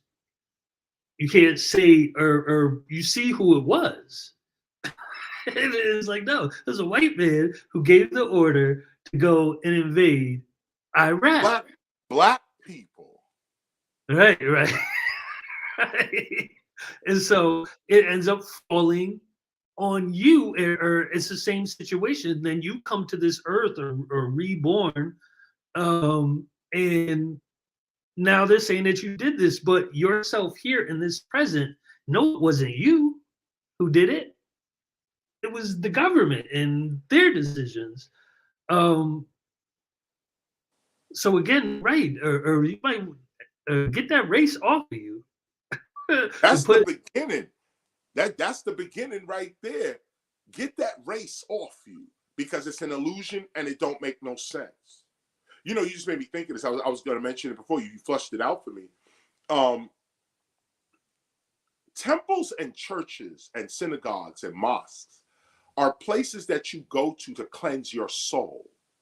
You don't come to places like this to get rich. You don't come to places like this to meet people, network, you know, and I'm saying this because this is what people do, but you don't come to things like this for the world. You come to the temples, wherever they are, to cleanse your soul and to cleanse it for real, with real knowledge. And this is what we say when we come in. When you come into the temple of hip hop, you ain't black no more either. Yeah, let's keep it real with that. You're hip hop. And see, if you can't get into that, then stay on the outside of the temple then. Because we just too deep for you right now. It's just a little too much. But look at what a temple is. This ain't a place to to criticize people and diss people and down people. This is a place to lift people up. So if you white and you coming into the temple of hip hop with this black man as the founder and lead teacher of the temple of hip hop, first of all, you cannot be racist and be listening to me.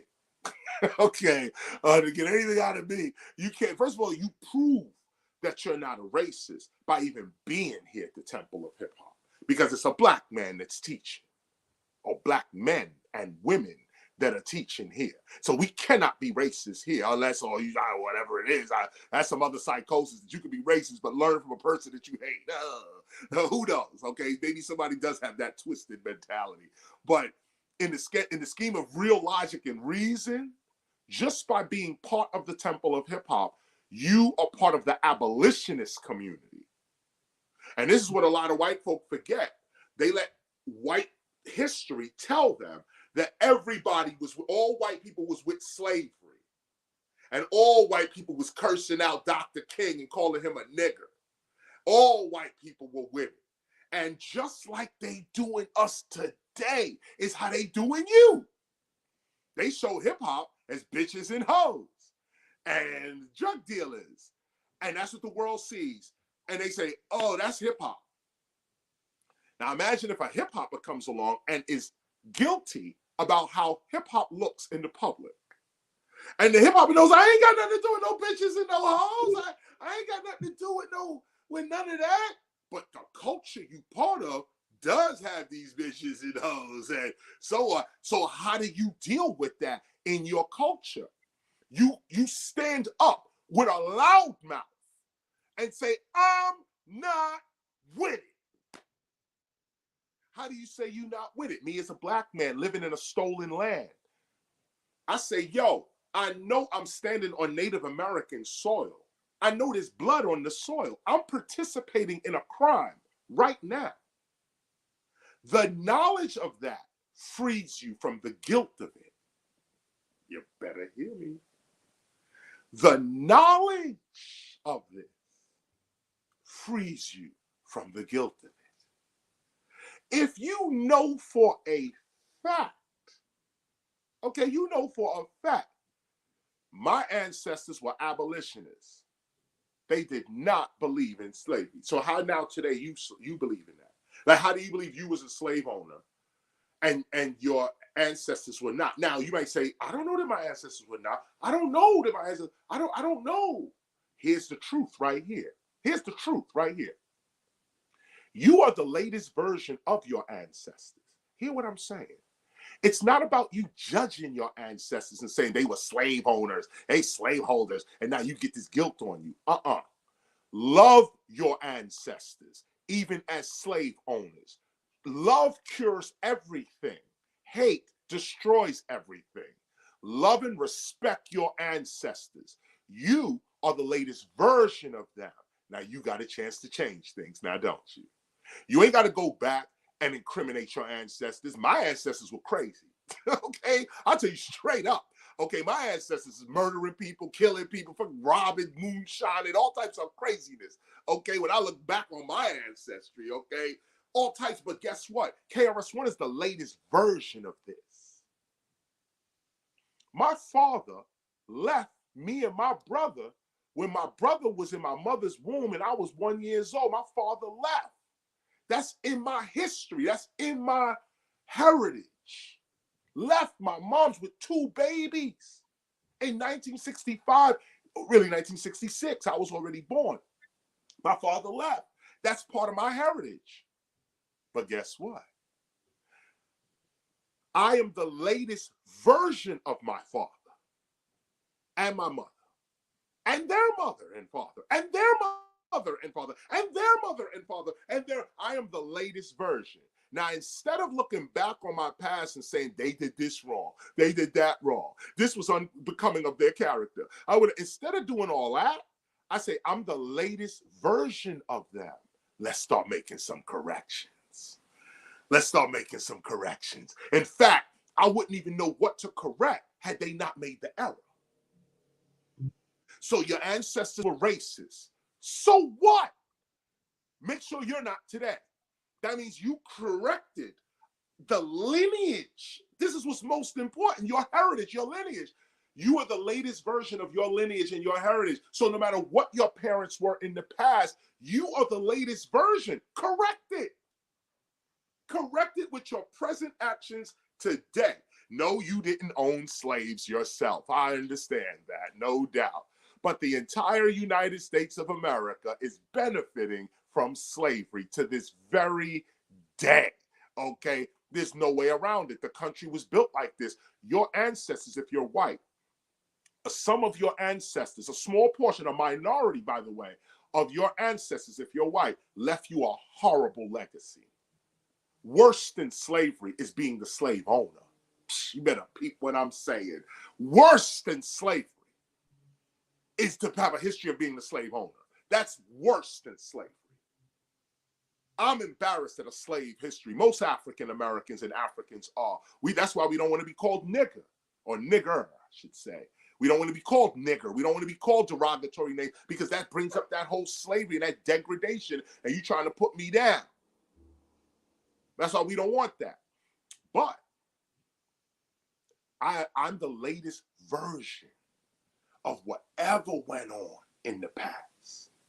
The decision is mine to make. This is the truth. You don't have to go along with what your parents did. Most kids don't.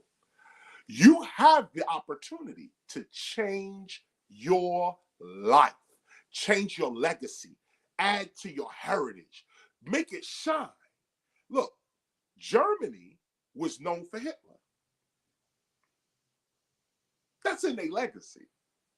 Hitler, killing people. But Germany said, you know what? We are the modern Germans now in 2022. And guess what we're going to do? We're going to erect a Holocaust museum, and we're going to act like we know, because we do know. That was crazy. Nazi Germany was crazy. That's in their heritage. But you go to Germany today, man, I would repatriate to Germany right now. Right now. Matter of fact, if the pandemic wasn't happening, that's what I'd be. Berlin is the dopest city in the world. I'm telling you this. I've been there. I'm there. I'm telling you. Berlin, for a black man, okay, for a black man, for African American, Berlin. That is the spot right there. They have everything, okay? Everything you want, anything you need, everything is just there. And the Germans ain't looking at you funny either. Yeah, Germans got that. They still got Nazis too in Germany. They still got skinheads. They still got all that racist stuff going on in Germany. But when you walking down a German street, you don't see that. You don't feel it. You don't even feel it. They're inviting you. Like, come on in here. We know who you are. You African American. Come in. Right.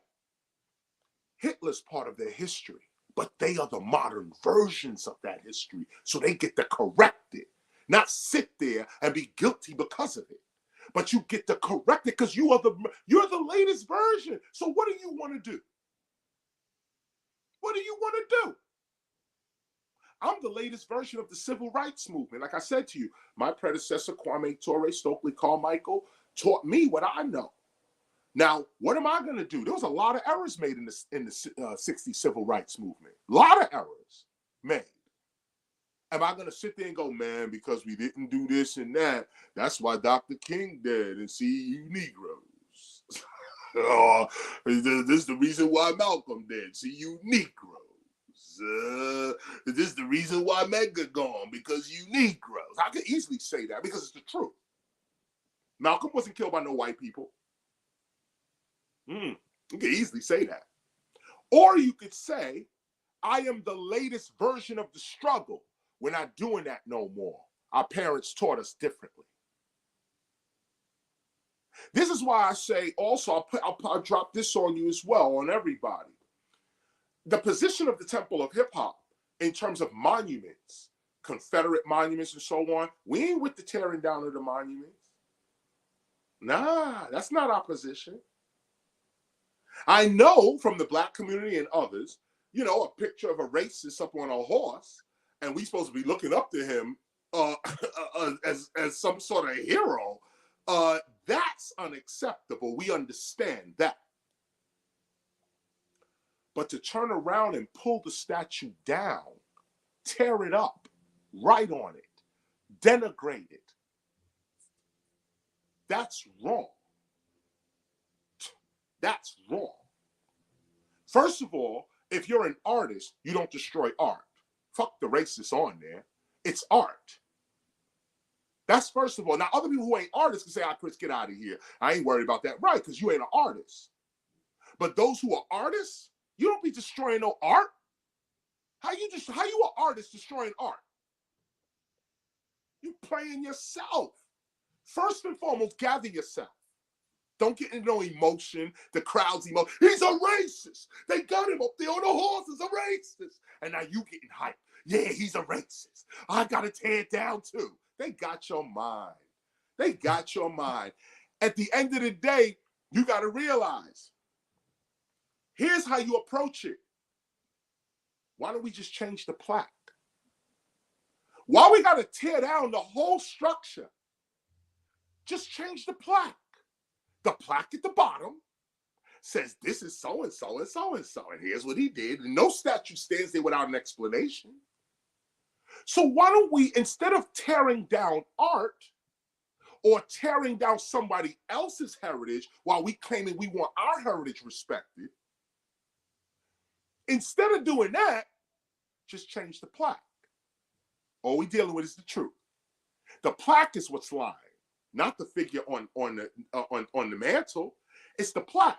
Change the plaque. Put a new plaque up there. This is so-and-so, so-and-so. This is James K. Polk, President of the United States, the one who opened up Mexico and California to the United States. James Polk, President. Okay, here's his statue. Straight racist, straight invader of Mexican sovereignty. They talking all this bullshit about Mexicans coming across the border. You first invaded that country. First, white people, okay, invaded that country first. Now they want to talk this nonsense. Forget that. The point here is that, and there's so many to make. Matter of fact, wow, you got me off my point now because I went into Mexico. Oh, here's my point. So James K. Polk, okay, this guy, James Polk, okay, he's known as he is a known racist, you know, and a white supremacist on top of that, okay, known for that, okay. This is part of American history. I'm gonna skip my other point. This is the point I want to make because I'm gonna end this question because this is another lecture right here, and it's a good one. I'm grateful for the question, so that we can clear the air of some of these things as well, as well. White guilt, in as far as slavery is concerned, does not matter here. You are a god here. That's what you are here. White, black, whoever you are. If you're on this call right now, there's something in you that brought you here. If you're on this call every week, there's something divine in you that brings you to this call every week. I'm a divine being. I'm not bragging. It's actually a burden. But as a divine being, you can't speak to divine. you would not understand what I'm saying if you wasn't a divine being too. You wouldn't be attracted to this if you were not a divine being too. So when you come to the temple of hip hop, realize that you are not black, white, red, yellow, none of that. You ain't Christian, Muslim, Buddhist, Jew, Hindu, whatever, atheist, Wiccan, whatever. You're not 2 years old, 3 years old, 4 years old, 5 years old. You're not 20 years old. You're not this, that, and the other. You are hip hop. And we are defined by breaking, MCing, graffiti art, DJing, beatboxing, street fashion, street language, street knowledge, and street entrepreneurialism. We don't go past that. We don't go under that. We don't go. That's it. And if you stay there, you're free. You're free. You're free. You ain't got nothing to do with this. Matter of fact, when you enter the temple of hip hop as a white person, you cleanse your soul straight up and down. This ain't no bullshit either. You cleanse your soul because you prove intellectually, I can't be a racist and be here. When somebody says, prove that you're not a racist, prove that you, or somebody say, look, I attend the temple of hip hop lectures. Well, how does that prove that you're not a racist? Because all they talk about is race on this thing, okay? All they talk about is how you're not a race, how you're not an ethnicity, how your real culture is what your purpose is. Yeah, that's what they talking over there. So I can't be a racist because to enter them, I can't even be a race. To be hip-hop, I can't even be a race. Now, go deeper. This is what I was going to say as well. Go deeper. So you are white. And you say, yeah, I'm white. I got a mean lecture. It's actually called White Power. And I can't give it because people don't understand, again, white power. What is Chris talking about now? What is he saying? Right. I can't even give it. But it's a lecture that has to do with how white history is more distorted than black history. White folks got their head taken for a complete ride. Okay, before they could even go into Africa, they first had to conquer Europe. First. And the people they conquered in Europe, they enslaved them. I mean, just the history of France and England, just that, just the history of France and England alone. France enslaved England and treated them like it's, you can't imagine. And there's no cameras around. There's no words like genocide and weapons of mass destruction. None of that exists. You just go into a place, start killing people. The simple plain. Like now we got cameras, we can see it on TV. No, back then, imagine 1066. What is called the Norman Conquest. 1066, Norman Conquest. France rolls up in Britain and kills all the people and take over the government. France ruled England for 350 years. Do you understand what that means? 350. That means there are no English people. The people you see this English, they French. Okay, you playing games, they French. France had them for 350 years. You couldn't even speak English. You had to speak French or Latin. Actually, speak French and read Latin. You couldn't even what? English was the language of the streets. You know, and so you look back at how people were treating people. Of course, then England rises, gains its independence, and what do? They go and enslave the Irish. Okay, they run right over to Ireland, trying to starve those people out. Okay, kill it, just mass murder. Like, why are you doing this to the Irish people? This is white on white. What France did to Spain, crazy. The whole idea of guerrilla, that word comes up because Spanish civilians were forming themselves up into crews to go fight this French imperial army that's trying to take over their land. Like now, like Russia and Ukraine, same thing. This is not new. But if you white and you part of hip hop, ask yourself, how can I do better than my parents? Don't judge them because we were not there. Even with slavery, you know, there's a book by the Delaney sisters. Yeah, maybe you can look it up. It's Delaney sisters. Two women that lived for 104 years and I think 103 years. And they wrote a book and they remembered they didn't remember slavery, but what is it? Having our say. Yeah, that's the name of it. If I remember now, Having Our Say. Who is it by? Their names are. It says the Delaney sisters. Delaney sisters, yeah. Ruby. Oh, they played the movie. The original name you're looking for. Diane Carroll and Ruby Dee played the part. Oh wow, they have a movie. Yeah, they died at 103. Yeah. Having Our Say. Having Our Say tells the story of two sisters, 103 years old, Right. Sadie Carroll and 101, and Bessie D. Right. Yeah. Sadie Carroll and Bessie D. Yeah. Delaney. Yeah. Delaney.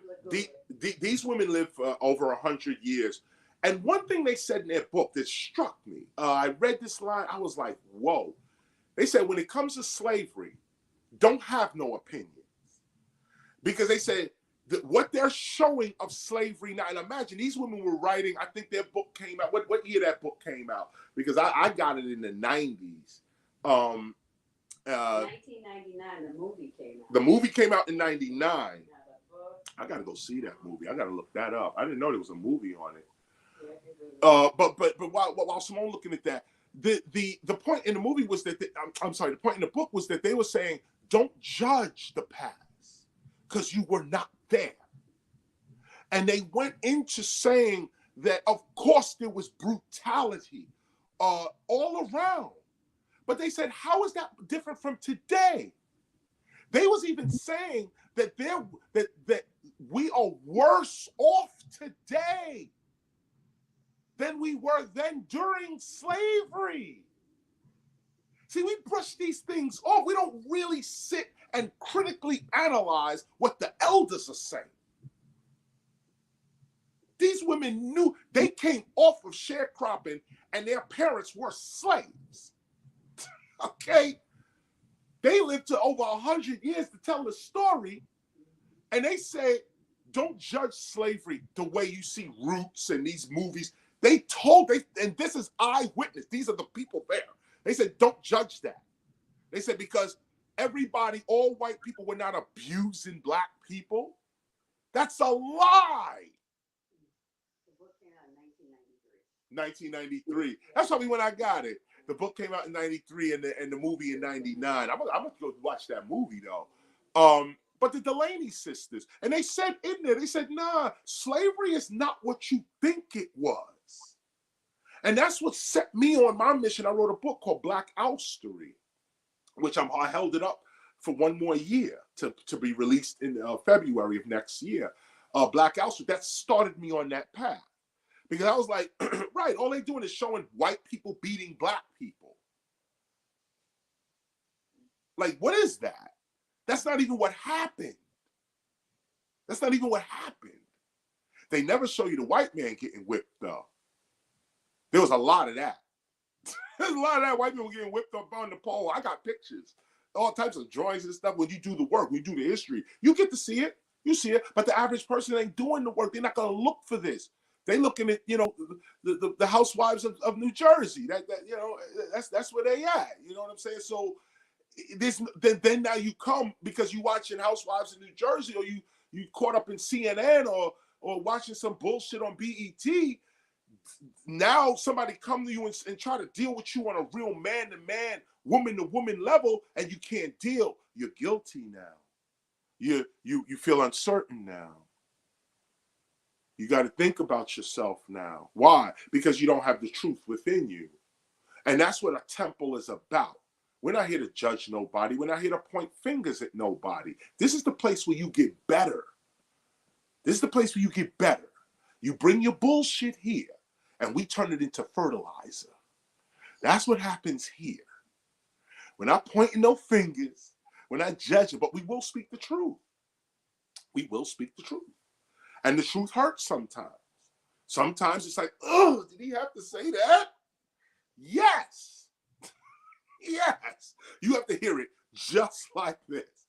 So, of course, this is a longer answer because I could talk for days on this. But yeah, of course, white people are loved and respected here, as all people should be. Loved and respected here. We don't play that game here. We have too much information on what the past was really like to be sitting here pointing fingers at white people about what some other white people told them they did. This, if you part of hip hop, you've cleansed your soul. That's real talk.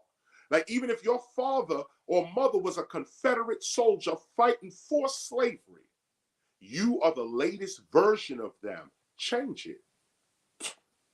Period. Change it. Be the different thing. My father's an idiot. I'm not. Okay? He ran off and left his children. I did not. So just because that's in my past don't mean that's who I am. And by the way, I'm still who my father left. Like in other words, like I say, America benefits from slavery. Well, I'm still without a father. I'm still suffering. Still. It's still there. This is the point. America was built on white supremacy. That's still there right now. Right now as we speak, it's still there. But does it define you? That's the question. I don't let white supremacy define me. I don't let race define me. I don't let slavery define me. I don't let nothing define me other than hip hop. That's what defines me. You want a clear answer from KRS as to what he think he is and who he think he is? He think he hip hop. That's who KRS-ONE think he is. He think he hip hop. And he don't know nothing else. He don't want to know nothing else. He only wants to know this. And that's why he started a temple for hip hop. Because I know there's others out there that think exactly like I think. And others wasting their lives. You go right ahead. Just go ahead and rap then. Fuck out of here. Just rap. But for those of us that got children and know that we started something that is so dope in the world can't even comprehend us. We are so far ahead of the whole world that we've entered it. We've entered the whole world in all types of configurations, and dudes want to try to ignore us. No, it's not that. No, it's not that. No, it's not that. No, yes, it is that. Hip hop rules the goddamn world. And until we stand up and say that shit, be like, yo, we run shit here.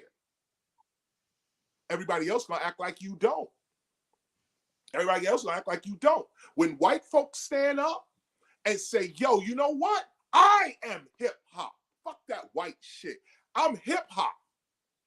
Let me tell you something. Let me tell you the power you white folk got, okay? If white folks stood up and said, I am hip hop, the rest of the goddamn world gonna say they hip hop. That's how y'all got people mind. Okay? That's how y'all got people mind. Especially, I don't pull those specific races out, but do your own homework. A lot of people want to be white. So let's keep it real. Let's keep it really real. You know half this world want to be white. They dress like you. They talk like you. They aspire to be like you. Half this world want to be white. So imagine if white folk got their act together. Imagine if white folk really got their act together. As a matter of fact, take a look at the white Jesus. This is white folk getting their act together. The white Jesus done civilized 75% of the world. The white Jesus, not the black one, okay? The white Jesus and the white Mary, okay? You got the globe on that one.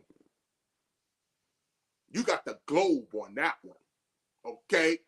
Now imagine if some white folks stood up again and said, you know what? We're going to start something different. It's called hip hop. And that's what we do. That's what we're dealing with. We're dealing with hip hop. And it's called the gospel of hip hop. And this is what it is. Look, no revolution in America was ever successful without white youth, white young people, white young people. No revolution. None. Not even the Underground Railroad. None. None. Dr. King had it right. He said we need a biracial army. He didn't even say triracial or quadracial. He said black and white, we are brothers. Let's come together. What a vicious statement that was. Nobody heard it, though. Nobody heard it.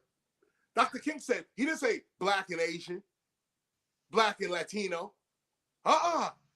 He said a biracial army, blacks, whites. When y'all get it together, it's over for the planet. He said that's the promised land. We're going to get to the promised land. People think the promised land is just about black people. Go back, listen to the lecture. Listen to the I Have a Dream speech. He outlined the community, which was black and white people. Then he said they go into the promised land. Black folks said, nah, he's just talking about us. And white folks said, he just talking about them. Threw your blessing away because no teacher came after the lecture and broke that lecture down and said, this is what was said. Here's the evidence of it. This is why he said this. This is what was said here. Only now are we getting that now. Only now are we getting that. And rightfully so. The teacher is here. So again, take no offense of what I may say. I only speak truth and I speak honestly. And that's what has to be spoken, truth and honesty. That's it. I can be questioned as well. I love questions. That's why we stop it now to take questions. I stand on truth and on right. Therefore, I take all questions. Any question you got for me, I'm ready to answer it with a truthful and honest statement. The teachers are always to be questioned. That's how the student learns, by questioning the teacher.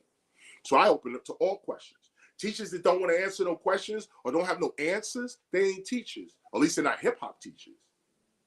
So let's be clear with that. I'm going on too long.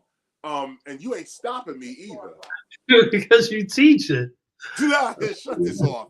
Go to one more question.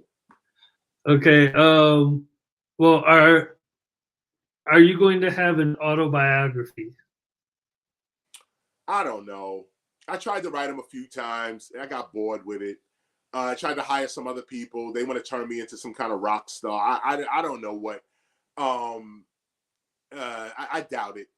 Probably after I'm gone, after I leave the earth, somebody will write up something in that sense. Or maybe in my older years, maybe an autobiography will happen, like that. I do keep a journal. I keep diaries, journals.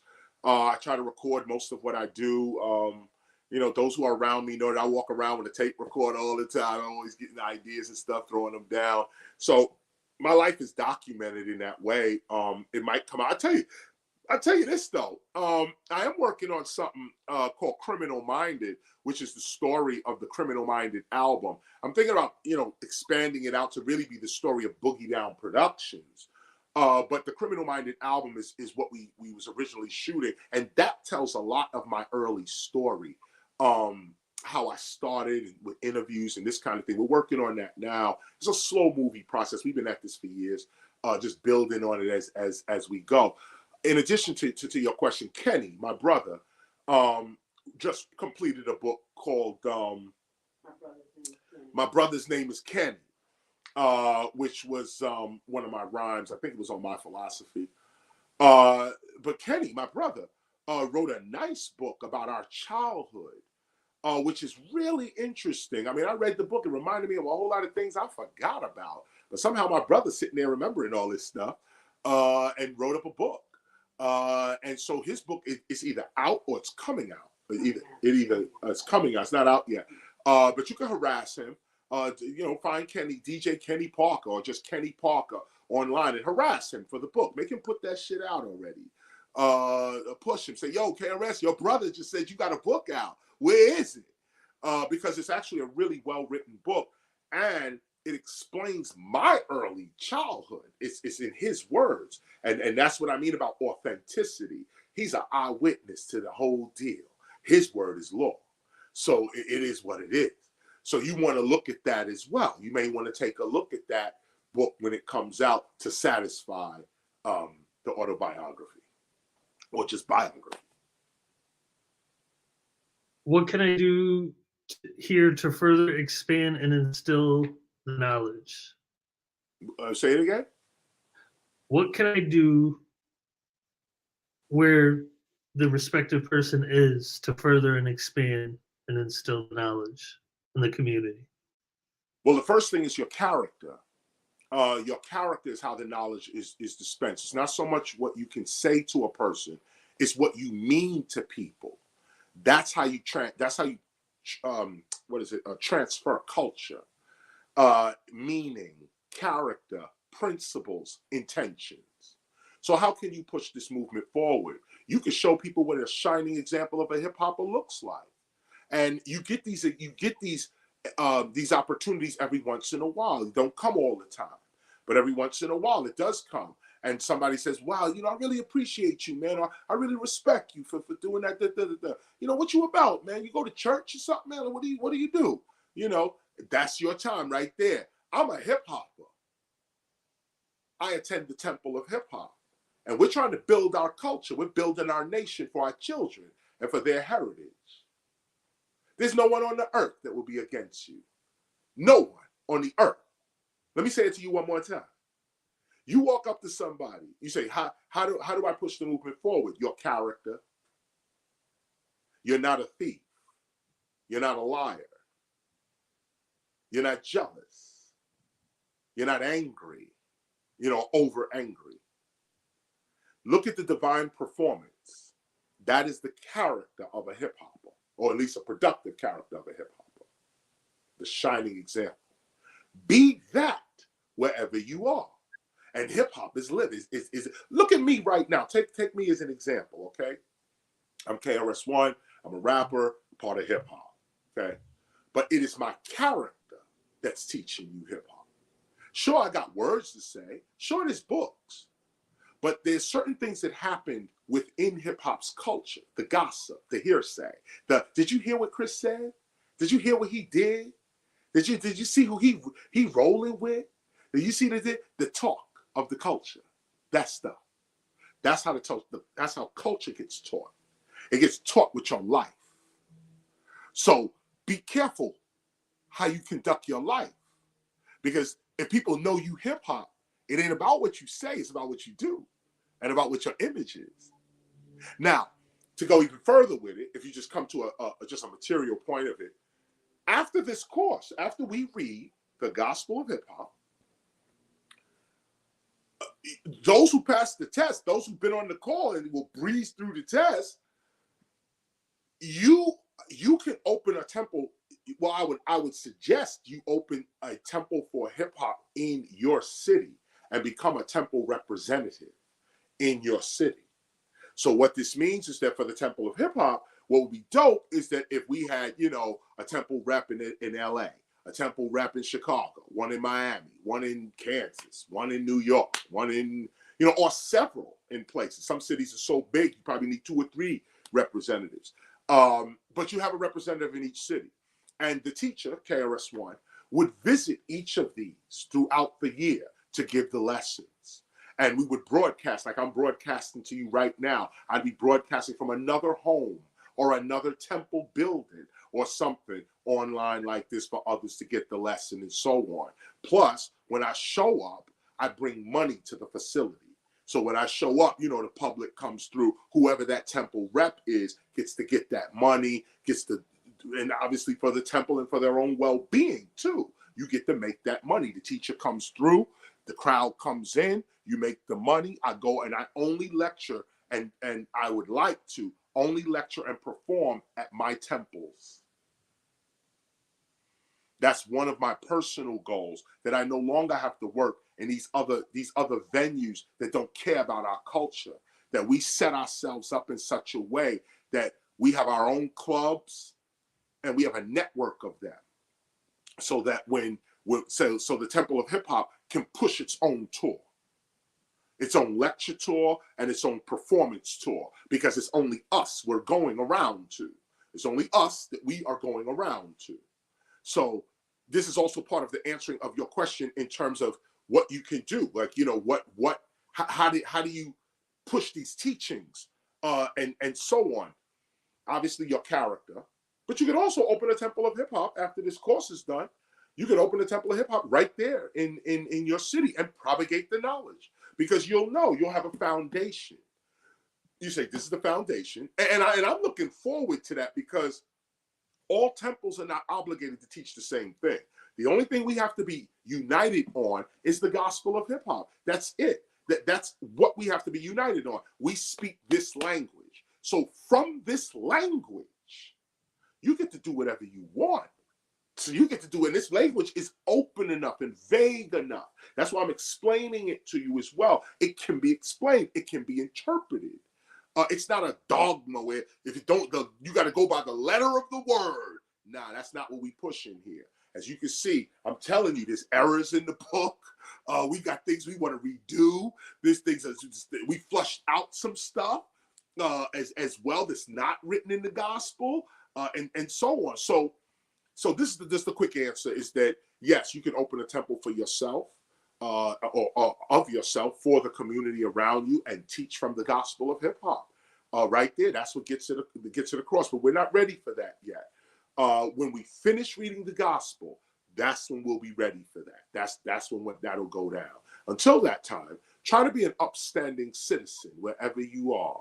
If people know that you hip hop, especially if people know that you hip hop, try to be the opposite of what the TV is telling them hip hop is. Let them say to you, well, you don't look like, you ain't running around like that. You'd be like, right, because I'm real hip hop. What they push in there is not real hip hop. And let that person walk away like, word, enlightened now. Like, oh, that's the real teaching. That not a lot of words, but the real teaching. Last question. Last question. Are there 5% teachings in the Temple of Hip Hop? I'm sorry, say again? Are there 5% nations teachings in the Temple of Hip Hop? There's 5% nation teachings in hip hop. You cannot discuss hip hop without discussing the 5%ers. Let's start there. And I hope I didn't offend anyone, but it's the truth. The truth of the matter is that no. Well, let me answer the question quickly. No, the Temple of Hip Hop does not promote 5% of knowledge because it's 5% of knowledge. We're not authorized to do that. There are real 5% of scholars that will lay you down and do what they, one of which is Grand Poobah, my teacher. Me and Premier was doing a record with Poobah. Poobah was in the studio, me, Premier, and Poobah, Grand Poobah from Brand Nubians. We in the studio doing, and I'm dropping God body knowledge, and I'm all wrong. Grand Poobah came in and said, God, listen, it's this, and this. You got to say this, and this. And I caught the knowledge right there. Caught the knowledge. Then my man Hakeem Green from Channel Live came and gave me the book with the 7 on it. I said, now I'm good. And then I began to study mathematics, what it means, this kind of thing, the codes that they speak in. We don't push that at the Temple of Hip Hop because it's not our science. It's not what it is. But you cannot discuss hip hop without the 5%. You're missing a major part, especially words like cipher, the MC cipher. MCs didn't start that. Okay. And by the way, neither did the 5%ers, but the 5%er is where we got it from. The 5% was like, let's build in a cipher, God. Build in a cipher. Then they became MCs. A lot of the gods became MCs and then started spitting that in the cipher and so on. So we get our cipher, that language from 5%ers. The whole idea of calling ourselves God, too, by the way, I would credit 5%ers to that. Although others have called themselves gods as well. Marcus Garvey's organization, the UNIA, used to talk about themselves being gods and being divine. Same thing with Noble Drew Ali used to talk in this way as well. But we get it. Hip hop gets it from the 5%ers. And also from KRS-ONE. Let me just add that in too, because from the metaphysical side, from that, I've been preaching God in hip hop since the beginning. I mean, one thing you can go look at the song "Why Is That?" Let's just say that from a Judeo-Christian point of view, one of the earliest songs that were, more prevalent in hip hop. We started questioning God, or really questioning the Bible and their characters like that. So yeah, I guess that's it. I would like, I'll tell you this. When we open our facility, Temple of Hip Hop, I would definitely like to have some 5%ers come through and teach us where they coming from and what, and also the history, because they have a dude called the Father, Clarence 13X, who was actually kicked out of the Nation of Islam by Malcolm X, which is an interesting thing. It's an interesting thing. Look at the rivalries going on with our parents, and then look at how we dealing with each other. You know, we are the latest version of these people. We can do better. We can do better. All right, y'all. That's gonna conclude it for me. Son, when I usually say, if you have closing remarks, No. well, I'm gonna say it anyway. So Son One, if you have any closing remarks, I'm gonna shut my camera off. This has been a wonderful, wonderful session. Wonderful session. I hope you guys really understand where I'm coming from, where the temple's coming from, and where these teachings are actually coming from. It's about love here. It's about health, love, awareness, and wealth. It's about peace, unity, joy. That's what we're pushing. Nothing else. Nothing else. That's it. For us, hip hop is a wholly integrated people, have an omnipresent power. That's it. That's it. So, Son One, on the closeout, thank you again, guys. I'll see you next week, Sunday, 12 o'clock sharp. Peace to the God. So peace, everybody. I'm not going to be long. I'm actually just going to say the things that were flying across the screen in the bottom.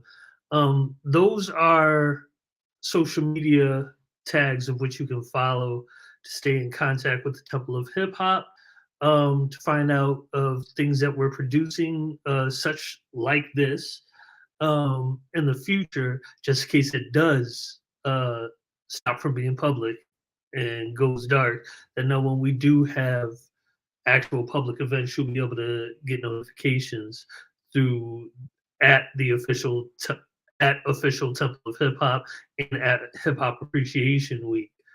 Again, if you intend on joining us for Hip Hop Appreciation Week, please send a email to Breakin' Hip Hop Appreciation Week, or Breakin' HHAW 2022.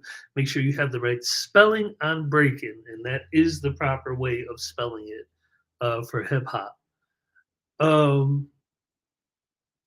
We also have our calendars, which by the Temple of Hip Hop, which you will see also if you follow us on social media, that you can get if you're in the United States and internationally. You can order your calendar through PayPal, $25. If you're out of the United States, you have to add an extra $15. And again, if you're in Canada, it is actually best, you'll save a whole bunch of money by ordering it directly through Lifted.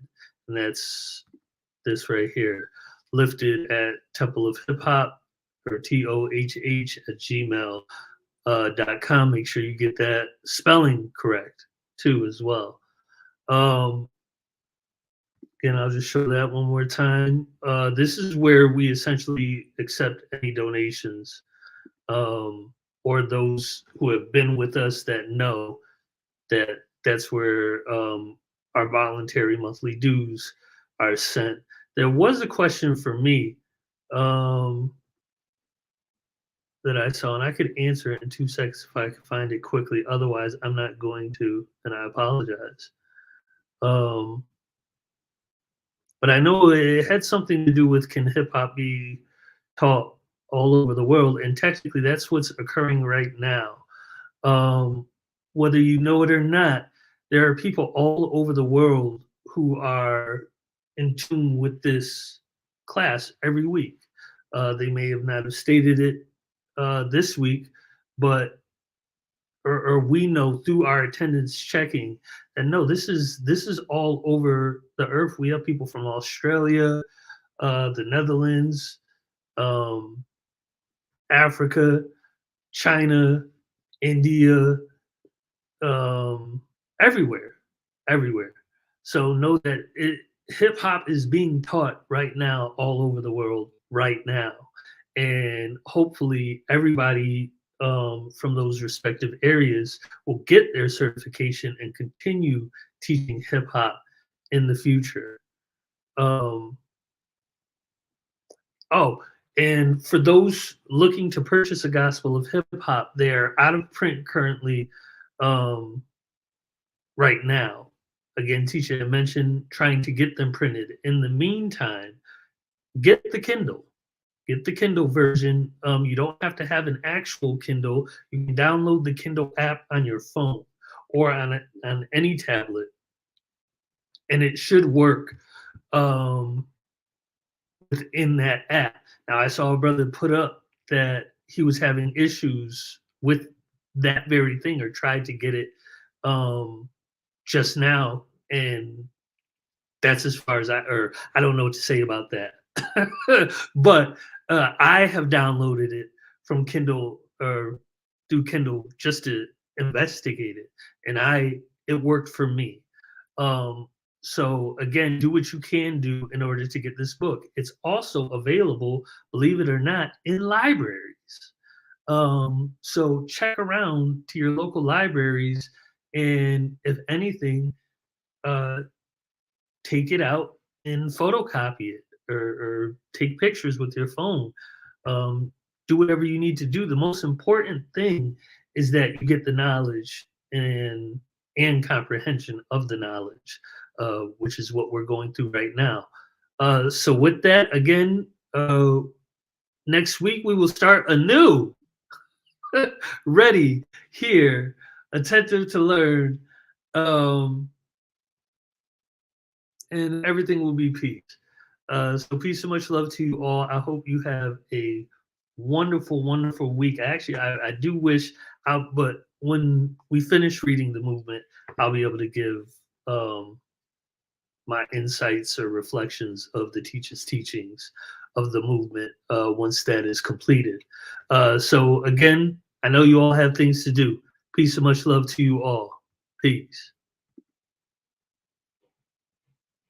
We all agree tonight, all of the speakers have agreed that America has a very serious problem.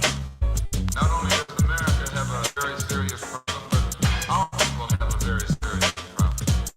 America's problem is self-destruction, headed for self-destruction. Self-destruction, headed for self-destruction. Self-destruction, headed for self-destruction. Self-destruction. Well, today's topic, self-destruction. It really ain't the rap audience that's bugging. It's one or two suckers, ignorant brothers, trying to rob and steal from one another. You get caught in the mid. So to crush that stereotype, here's what we did. We got ourselves together so that you can unite and fight for what's right. Not negative cause. The way we live is posits. We don't kill our relatives. Pop, pop, pop, when it's shot, who's to blame? Headlines, front page, and raps the name. MC Delight here to state the bottom line. The black on black crime was way before our time. Took a brother's life with a knife as his wife cried, cause he died a trifling death when he left his very last breath. Was I slept, so watch your step. Back in the 60s, our brothers and sisters were hanged. How could you gang bang? I never ever ran from the Ku Klux Klan, and I shouldn't have to run from a black man, cause that's self-destruction. Yeah, for self-destruction. Self-destruction. Yeah, for self-destruction. Self-destruction. Yeah, for self-destruction. Self-destruction. Yeah. 1, 2, 3, 4. Be fresh, dressed to impress, ready to party. Money in your pocket, dying to move your body. To get inside, to pay the whole $10. Scotch tape with a razor blade, tape to your collar. Leave the guns and the crack and the knobs alone. MC lights on the microphone, bum rushing and pushing, snatching and taxing. I can't understand why brothers don't be maxing. There's only one disco, they'll close one door. You ain't guarding the door, so what you got a gun for? Do you rob the rich and give to the poor? Yo, daddy-o. Who's some more? Straight from the mouth. Why? And daddy-o. Do a crime, end up in jail and gotta go. Cause you could do crime and get paid today, and tomorrow you're behind bars in the worst way. Far from your family, cause you're locked away. Now tell me, do you really think crime pays? Scheming on taking what your brother had? You little sucker. You talking all that jazz. It's time to stand together in a unity. Cause if not, then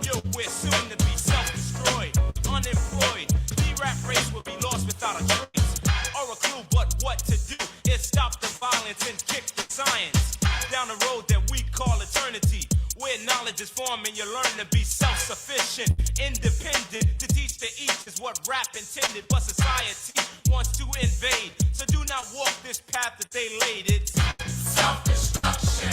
You're headed for self-destruction. Self-destruction. D-Nice. Take it down like this. Children growing, women producing, men go working, some go stealing. Self-destruction. You're headed for self-destruction. Self-destruction. I'm Miss Melody and I'm a born-again rebel. The bombs in rap must cease and settle. If we want to develop and grow to another level, we can't be any pigs for the devil. The enemy knows they're no fools because everyone knows the hip-hop rules. So we gotta get it and grab what's wrong. The opposition is weak and rap is strong.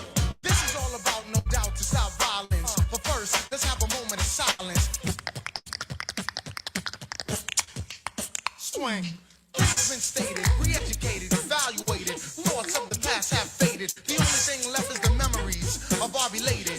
And I hate it when someone dies to get all hurt up for a silly gold chain by Chuck. Word up. It doesn't make you a big man. And you want and go and dish your brother, man. And you don't know that's part of the plan. Why? Cause rap music is in full demand. Understand? Self-destruction. Self-destruction. My name is Just Ice, the man, not a prankster. I was known as the gangster, but believe me, that is no fun. The time's now to unite everyone. You don't have to be soft to be for peace. Robbing and killing and murdering is the least. You don't have to be chained by the beast. But party people, it's time I release. Hey yo, here's the situation. Idiocy, nonsense, violence, not a good policy. Therefore, we must ignore fighting, fussing. Heaven's at the door, so there'll be no bum rushing. Let's get together because we're falling apart. I heard a brother shot another, it broke my heart. I don't understand the difficulty, people. Love your brother, treat them as an equal. They call us animals, I don't agree with them. I'll prove it wrong, but right is what you're proving them. Take heed before I lead to what I'm saying, or we'll all be on our knees The praying. heavy deep in the heart of the matter. The self-destruction is served on a platter. Making a day, not failing to anticipate. They got greedy, so they fell for the bait. That makes them a victim, picked and plucked. New jack in jail, but did the vets still a duck? There's no one to rob, cause in jail you're a number. They never took the time to wonder about Self-destruction. You're headed for self-destruction. Self-destruction. You're headed for self-destruction. Yes, we urge to merge. We live for the love of our people, the hope they get